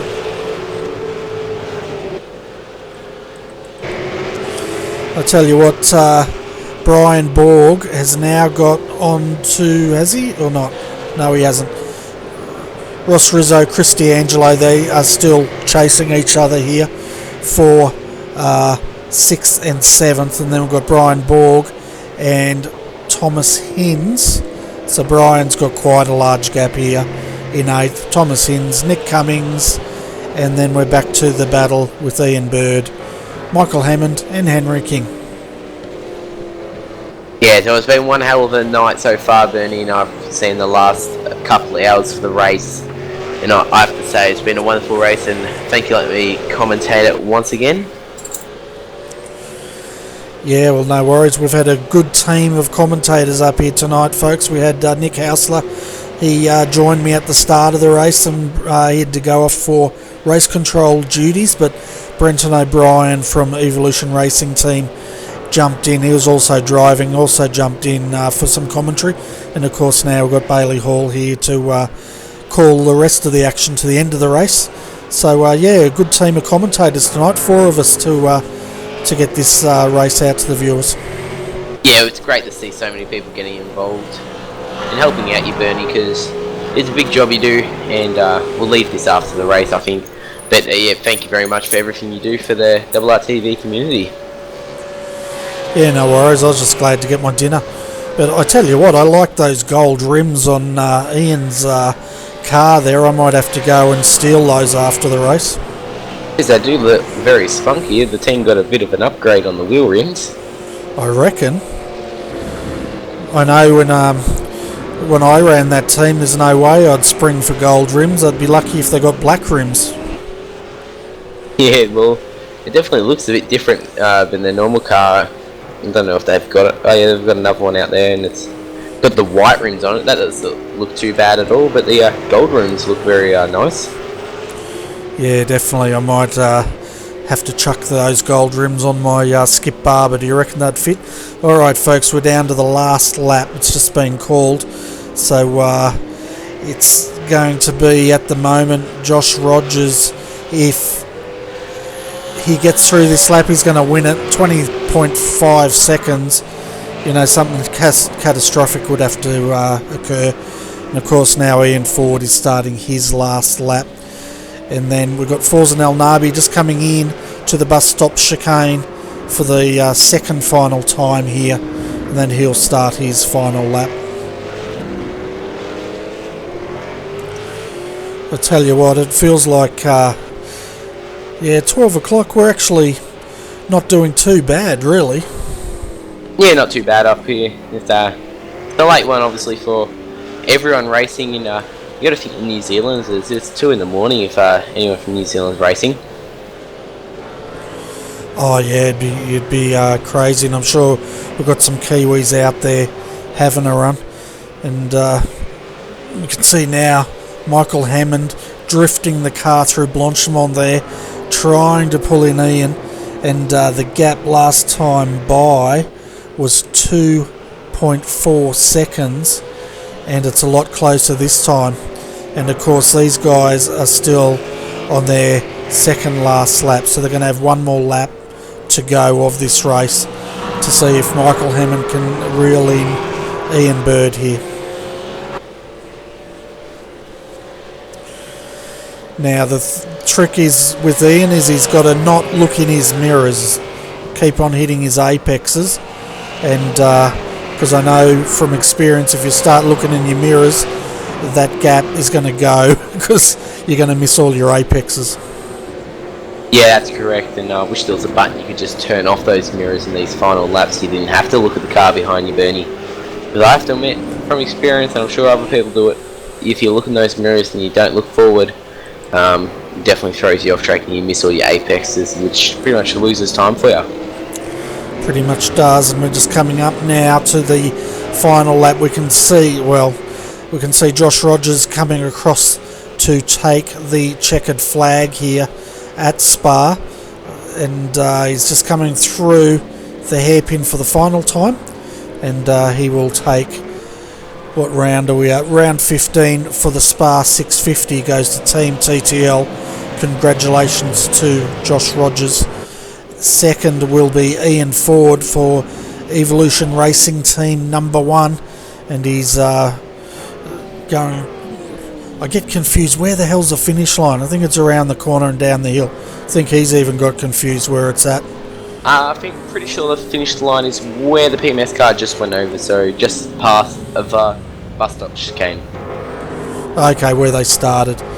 So Forza El Nabi comes home in 3rd position. See the celebrations going on. Ryan O'Sullivan will come home in 4th, followed by Brady Mayers in 5th position. And then looking further down, we can see Brian Borg, Ross Rizzo, Chris D'Angelo. Ross is still behind Chris. Be interesting to see if he's going to have a crack, and I think he is, coming into the bus stop chicane. Yeah, jumping over on board with them now. Give me 2 seconds. There we go. Oh man, it got a bit messy there. We had Chris D'Angelo sideways, Brian Borg across the infield, and looks like Brian snatched 5th position at the line, or has he given it back? I'm a bit confused there. Further down, Ian Bird now. He's being stalked by Michael Hammond. Michael's all over the back of him, and we'll see if we can hold him out into Blanchimont for the final time now, down into the bus stop chicane. Hammond on the outside, 2 wheels off. He's going to use some incident points, throwing it down the inside. Ian's locked it. Hold on to it, Ian. And yeah, pretty much that was a reenactment of Chris D'Angelo and Ross Rizzo. So it looks like Michael Hammond will snatch that at the line, and we can see now Henry King doing some burnouts across the line.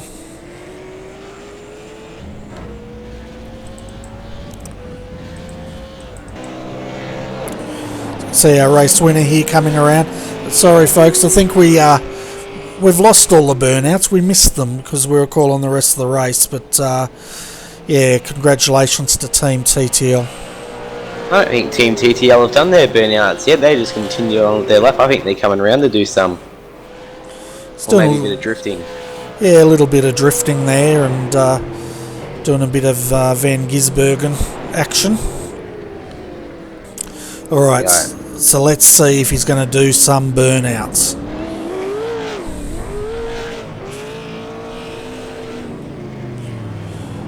Oh, here we go.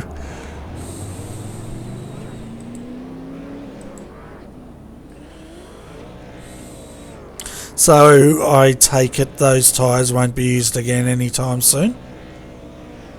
Wonder if he asked the boss if he could burn those rubbers up. Oh, I'd say so. I'd say they've probably told him he can burn them out. I'd say even if he blew the motor, they probably wouldn't care it about this time of night. No, not at all. It was a great run by Team TTL, wasn't it, tonight? And you know, they started. Where did they start? I think 2nd on the grid. Yep. And they had Josh Maloney. I think he's the driver that did the first quarter of this race, or whatever it was. So, oh, there you go. Now that is a box seat of burnouts. Thank you, Mr. Rogers, for parking it right there.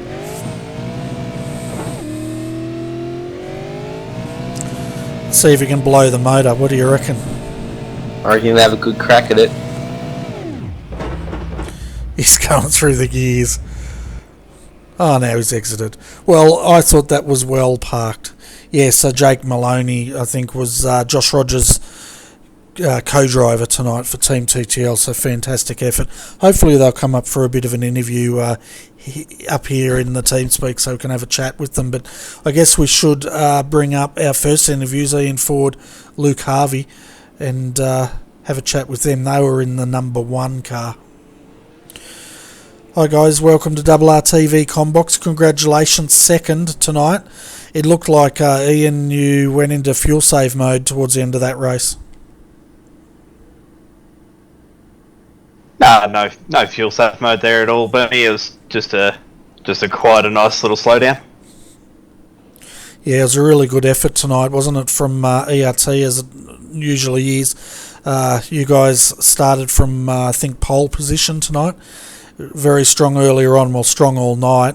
Good consolidation of second, and Ryan O'Sullivan, Brenton O'Brien coming home in fourth in the 026. Yeah, I think I could pretty much say for the whole team, it's like we're all pretty impressed with what we did tonight.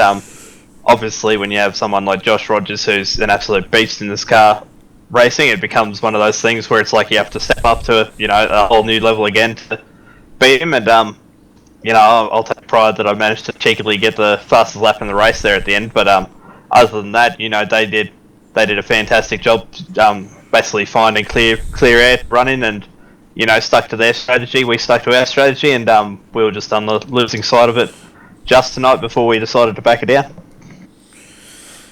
Yeah, so you guys had, 2 cars in tonight, is that right? Yeah, just the 2 cars.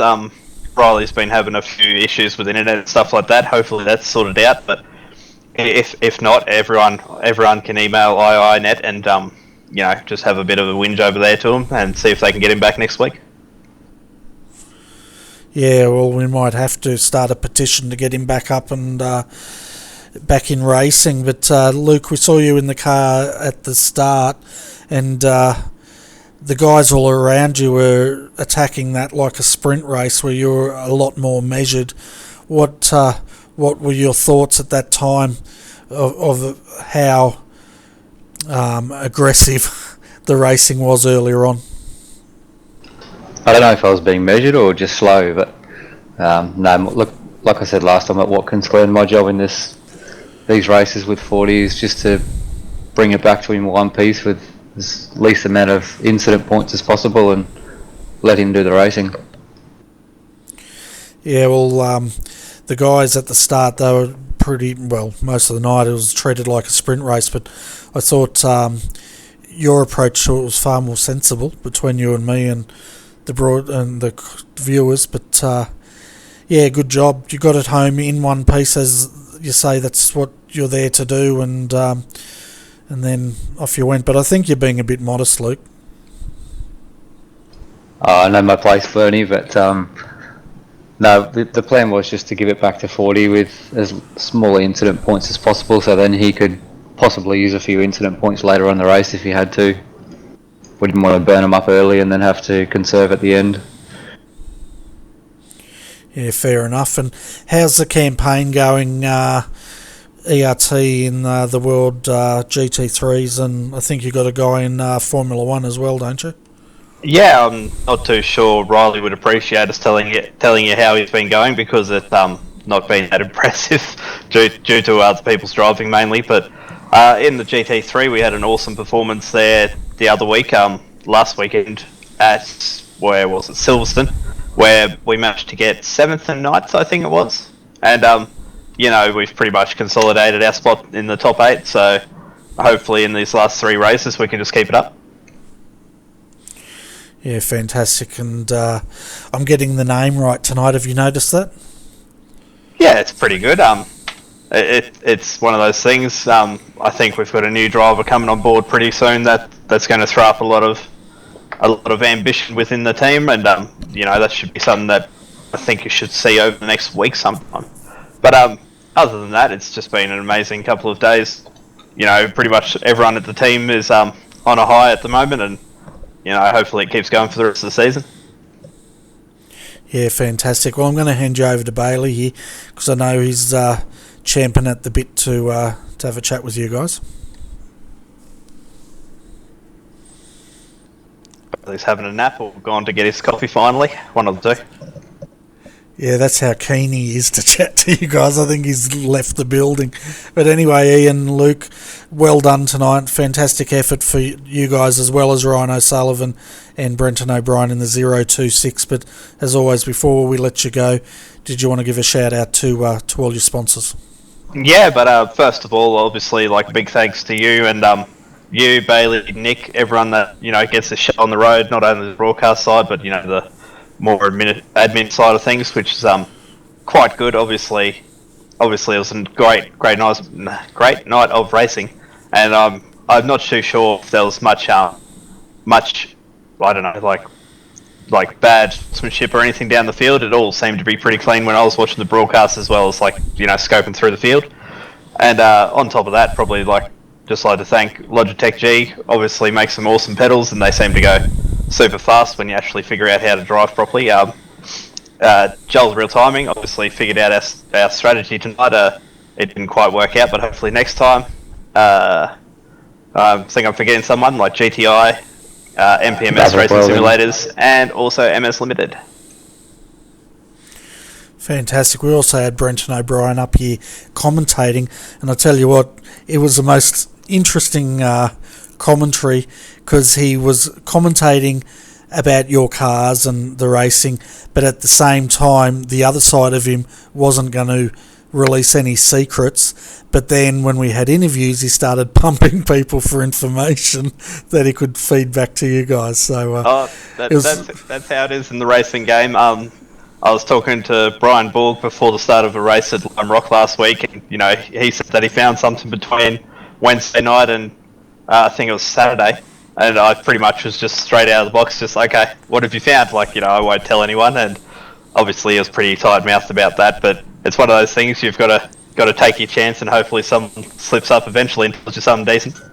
Yeah, well, we try it every night, and most of the time most people don't slip up. And yeah, but we'll keep on trying. But yeah, Brenton was up here. We had Nick also commentating, Bailey, of course, commentating now with myself. So big effort up here, but it was a lot of fun. But anyway, guys, well done. Congratulations, 2nd and 4th tonight. So you guys can go off, pack up the V8 Supercar, and we'll see you, I think, next week. I'm not sure where we're racing, but no doubt you guys will be back. Yeah, I wouldn't have a clue where we are next week. We'll be back and having a fair hoot as always. Thank you, Bernie. Thanks, Bernie. All right, thanks, guys. So that's Ian Ford, Luke Harvey, folks, from the ERT number 1. They came home 2nd tonight. Their sister car, the 026, Ryan O'Sullivan, Brenton O'Brien, came home in 4th. But let's bring our race winners up. That's Josh Rogers and Jake Maloney for a chat. Are you here, Bailey? I'm back. Sorry about that one. Bernie had to race off to open the door for a family member. That's all right. I handed I built it up and I told them how keen you were to have a chat with them. Handed it over to you and you weren't there. Oh no, I'll have to watch it back to see that awkward moment. It was hilarious. But anyway, I'm going to let you start the interview with the race winners, Josh Rogers, Jake Maloney for Team TTL. Welcome TTL, Josh Rogers and Jake Maloney to RRTV Combox. Congratulations in the first place tonight. Yeah, cheers. All in all, it was actually it's a pretty good race. It was really enjoyable. I love the Spark car track combo. I think it rewards some good racing and also commitment too, especially with those really deep braking zones. It's really pleasant to be able to rag the V8 around here, that's for sure. Yeah, for sure. You guys definitely showed your talent with the V8 Supercar tonight. And with the incidents tonight, were you guys having any trouble with those at all? Seeing a lot of other teams were having a lot of trouble. But what about yourselves? I don't know. I mean, look, I got lots. I know I got lots. I would say they were still under control, but Maloney was probably a little bit nervous, a little bit stressed out. But no, I don't know. I think I didn't get too bad with them. I did get lots of them, but they were controlled. Yeah, fair enough. When I was commentating exactly your car, I kept mixing up the names between the two of you. See Maloney as much in the orange car just because of the broadcast that I watch. But Jake, you've put on a fight tonight, and you showed your dominance in the car. Also, how'd you go for your run? Yeah, it was good fun. Yeah, I had fun in the LSR race on Wednesday, so I thought I'd jump in. When the race started, Rogers didn't have a co-driver. Was just going to run some laps for fun. So thankfully, Rogers has came on as the co-driver, which was good. So yeah, the pace was pretty good. I knew once sort of had good pace compared to Ian and Forza, and they weren't much faster than me. So I knew once Rogers got in the car, it would be a good shot. Yeah, fair enough. And before I let you guys go, I'll hand it over to Bernie. Have you got any questions for the boys? Yeah, the only one I've got, Josh. Your burnouts are really good, and thanks for parking the car and doing the final spin right in front of the camera at the hairpin there. It was a classic shot there. So hopefully you'll enjoy that when you look back on the replay. No worries. Look, I'm not gonna lie, that was actually an accidental or a failed drift that I just thought I'd turn into a Gizzy burnout. Yeah. Okay, well, I thought you planned it. I thought you guys knew exactly where the cameras were and you parked it up against there so all the viewers could have a close look at the burnouts, because I know a few of them in the chat room were calling you to do some burnouts. We saw your classic drifting. That was fun. Fun and almost painful. Well, yeah, that would have been even more fun if you had have put it in the wall. But yeah, well done, guys. Strong all night, and a really good effort. And Jake, we saw you earlier on in the car, and you were just as competitive as you always are. And the pace you guys were going at, I was saying it quite a bit. It felt like a sprint race, especially at the start there. Yeah, I was definitely going hard like a sprint race at the start and not really thinking too much about incidents. Obviously, yeah, there wasn't too much of an intention to actually do the full race at that point, but if wasn't going to have a co-driver, but yeah, after that, sort of just knuckled down and sort of thought of a strategy. I think ERA had the better strategy than us tonight, but we were just able to be faster than Rogers was able to be faster than them, which made our one work in clean air. Yeah, they wouldn't tell us what their strategy was. They did have some sort of sneaky strategy going, but I think the pace of you guys was pretty much undid whatever their strategy was, and I think at the end they just consolidated that second spot. But yeah, dominant performance as always tonight, guys, and well done. Cheers, thanks guys. Thanks for the broadcast. Yeah, thanks for the broadcast as always. If I can just jump in quickly, thanks for sponsors. Just big thanks to TTL as always. Hyperstimulator, they always look after us and have some good gear.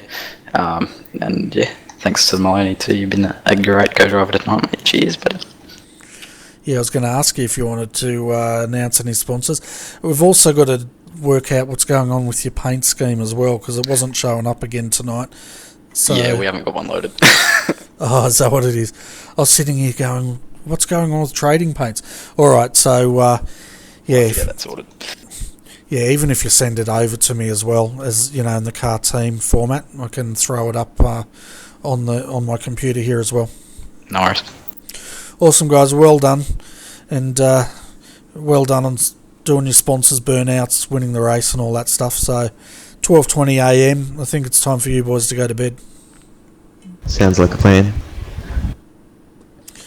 So folks, that was Jake Maloney, Josh Rogers for Team TTL, and the winners of tonight's race. Our final interviews tonight, Bailey, is with Brady Mayers and Thomas Hinz. So I'll bring him up. They were for car 890, finished 5th position. And you can do the final interview because I'm going to bed. No worries, Bernie, so I'll bring those two up at once. Get yourself. Welcome, boys, to the RRTV Combox. How you guys going? Yeah, good. Yeah, good, thanks.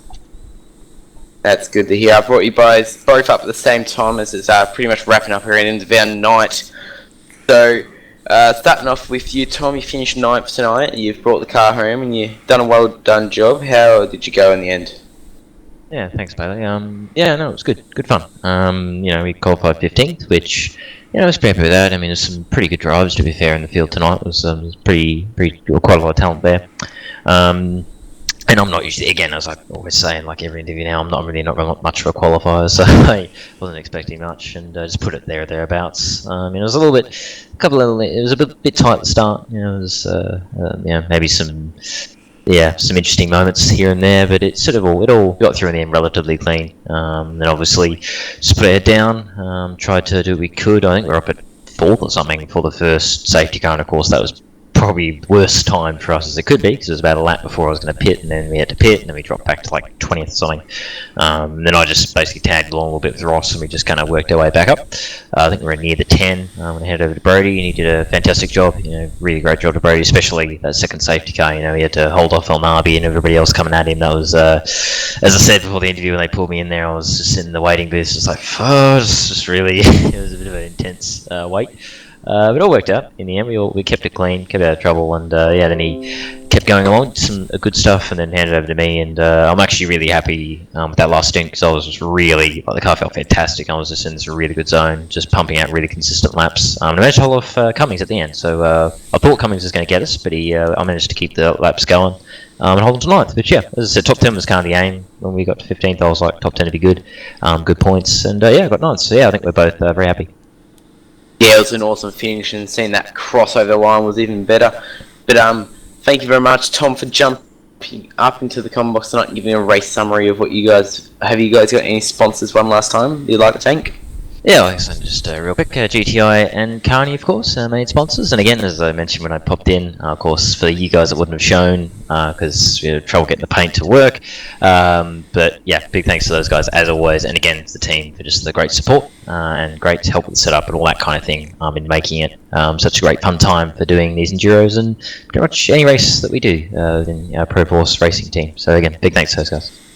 No worries. Have a good one, Thomas, and I'll see you later.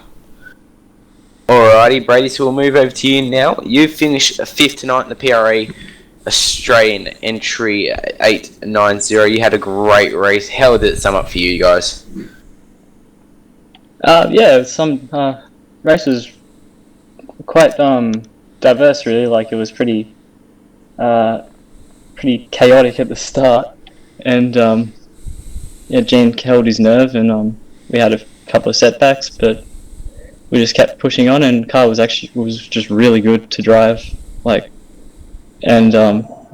managed to make up some good time, and then I jumped in and just put my head down and tried to avoid those sneaky off tracks. Yeah, having a look at your incident count, how close were you guys getting to the 40 mark? We had just nipped over. So you guys got it at the end, so you guys will be unfortunately taking a points penalty after the race, would it be? I assume so, yeah. Yeah, no worries. And before I let you go, because it's becoming pretty late at night for us now and we'd like to pretty much head off to bed, would you like to thank any sponsors? Oh yeah, definitely. Like to thank Light 'em Up Auto Electronics and GT Auto Solutions, and well, actually, we're still on the hunt for a sponsor, so, any guys that want to get in touch with us, find us on Facebook and that sort of thing, yeah. Well, awesome, very much. I hope you have a good night, mate, and I'll see you next time. Alright, thanks guys, thanks for the broadcast as well. No worries. Well, Bernie, that sums up pretty much the night. That's all the interviews over and done with, it looks like, at this point. Want to head through the race results? Yeah, let's go through the final race results so all the viewers can find where their favourite drivers finished. And I'll call the first 10, you can do the second 10, and we'll rotate like that. So your podium tonight, Team TTL takes out round 15 here at Spa for the Spa 650. Evolution Racing Team number 1 come home in second, and third tonight is Performance Motorsports Chassis number 5 home in third. Evolution Racing Team number 026 comes home fourth, followed by Progression Racing Australia 1 in fifth. PFR Team GTI 1 home in sixth, seventh. Performance Motorsports 777, followed by Laser Racing 3 in eighth. PFR Team GTI 3 home in ninth, and running out your top 10 is KRF West End Mazda Motorsports, the number 323 home in 10th. Just missing out of the top 10 in 11th was Laser Racing. In 12th was Redback Racing 032. 13th was Zuva Racing. 14th today was Redback Racing Team 149. And 15th was KRF West End Mazda 027. Closely behind was the High Tech Racing number 3 of Sean Chappell. And that was coming home in 16th. 17th was the ASM Young Guns, who finished 17th, and 18th was the SDC Motorsports 31. 19th tonight was Stealth Sim Sport 3. Rounding out your top 20 was Performance Motorsport Chassis 41. Home in 21st was Stealth Sim Sport 1, and one lap down, followed by their sister car, Stealth Sim Sport 5 in 22nd. 23rd and 2 laps down was Redback Racing 350. 24th was Stealth Sim Sport 4, followed by Way South Racing 2 in 25th. 3 laps down, KRF MP Custom Motorsports come home in 26th, followed by High Tech Racing HTR 1 in 27th. KRF Motorsports home in 28th, and then we're into our first of our retirements, the number 91 Race on Oz, classified 29th, and 30th Synergy Sim Racing 3, and they were 21 laps down. Rounding out the rest of our did not finish DNFs was the Synergy Sim Racing 1. The number 88 car finishing 31st, the 32nd GTI number 4, Redback Racing 031, Performance Motorsport Chassis 69, Team Connor McCluskey Young in the 111, Performance Motorsport Chassis 097, and Team Jared Lawson's number 10, and pretty much at the end of the round, the gridders, the 38 gridders tonight, was the PFR Team GTI entry number 2. Yeah, so that pretty much rounds out your field of 31 tonight, folks. Hope you've enjoyed our coverage of the Australian Online Supercar Championship for the Spa 650. We'll be back next Friday night for more V8 Supercar action. But in the meantime, folks, join us Monday night, 9:15 p.m. for the Monday Night Lights, or the Skip Barber Monday Night Lights. Fantastic short race, 30 minutes, and it's the Australian Strength of Field race. We're getting a lot of Europeans down under to race against the Aussies, and it's always quite entertaining. That's 9:15 p.m. Alex McCullough and myself will be calling that. But apart from that, Bailey, it's a quiet weekend on RRTV. Yeah, quiet weekend, a bit of a weekend off other than tonight, and we'll be back Monday. And then for the next Australian Online Supercar Championship race broadcast will be next Friday night at Phillip Island for a 150 race. Yeah, so that one will start, I think, an hour later than it did tonight, but it'll all be on the Redback Racing TV Facebook page, so check that out.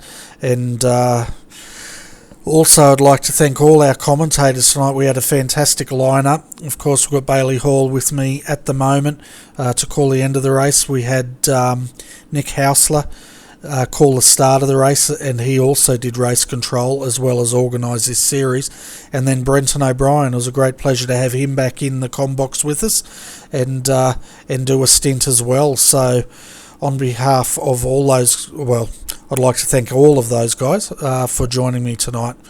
And yeah, how's that, Bailey? Yeah, that was pretty much covered everyone. Yeah, pretty much. But I'd also like to thank all the viewers out there, because without you guys watching and enjoying our broadcasts, well, we just wouldn't be doing it. So I hope you all had a good evening. And on behalf of Bailey Hall, I'm Bernie Weemers. Thanks for joining us on RRTV. Hopefully we'll see you again on Monday night, but if not, join us next Friday night for the Australian Online Supercar Championships. And that's a wrap. Good night.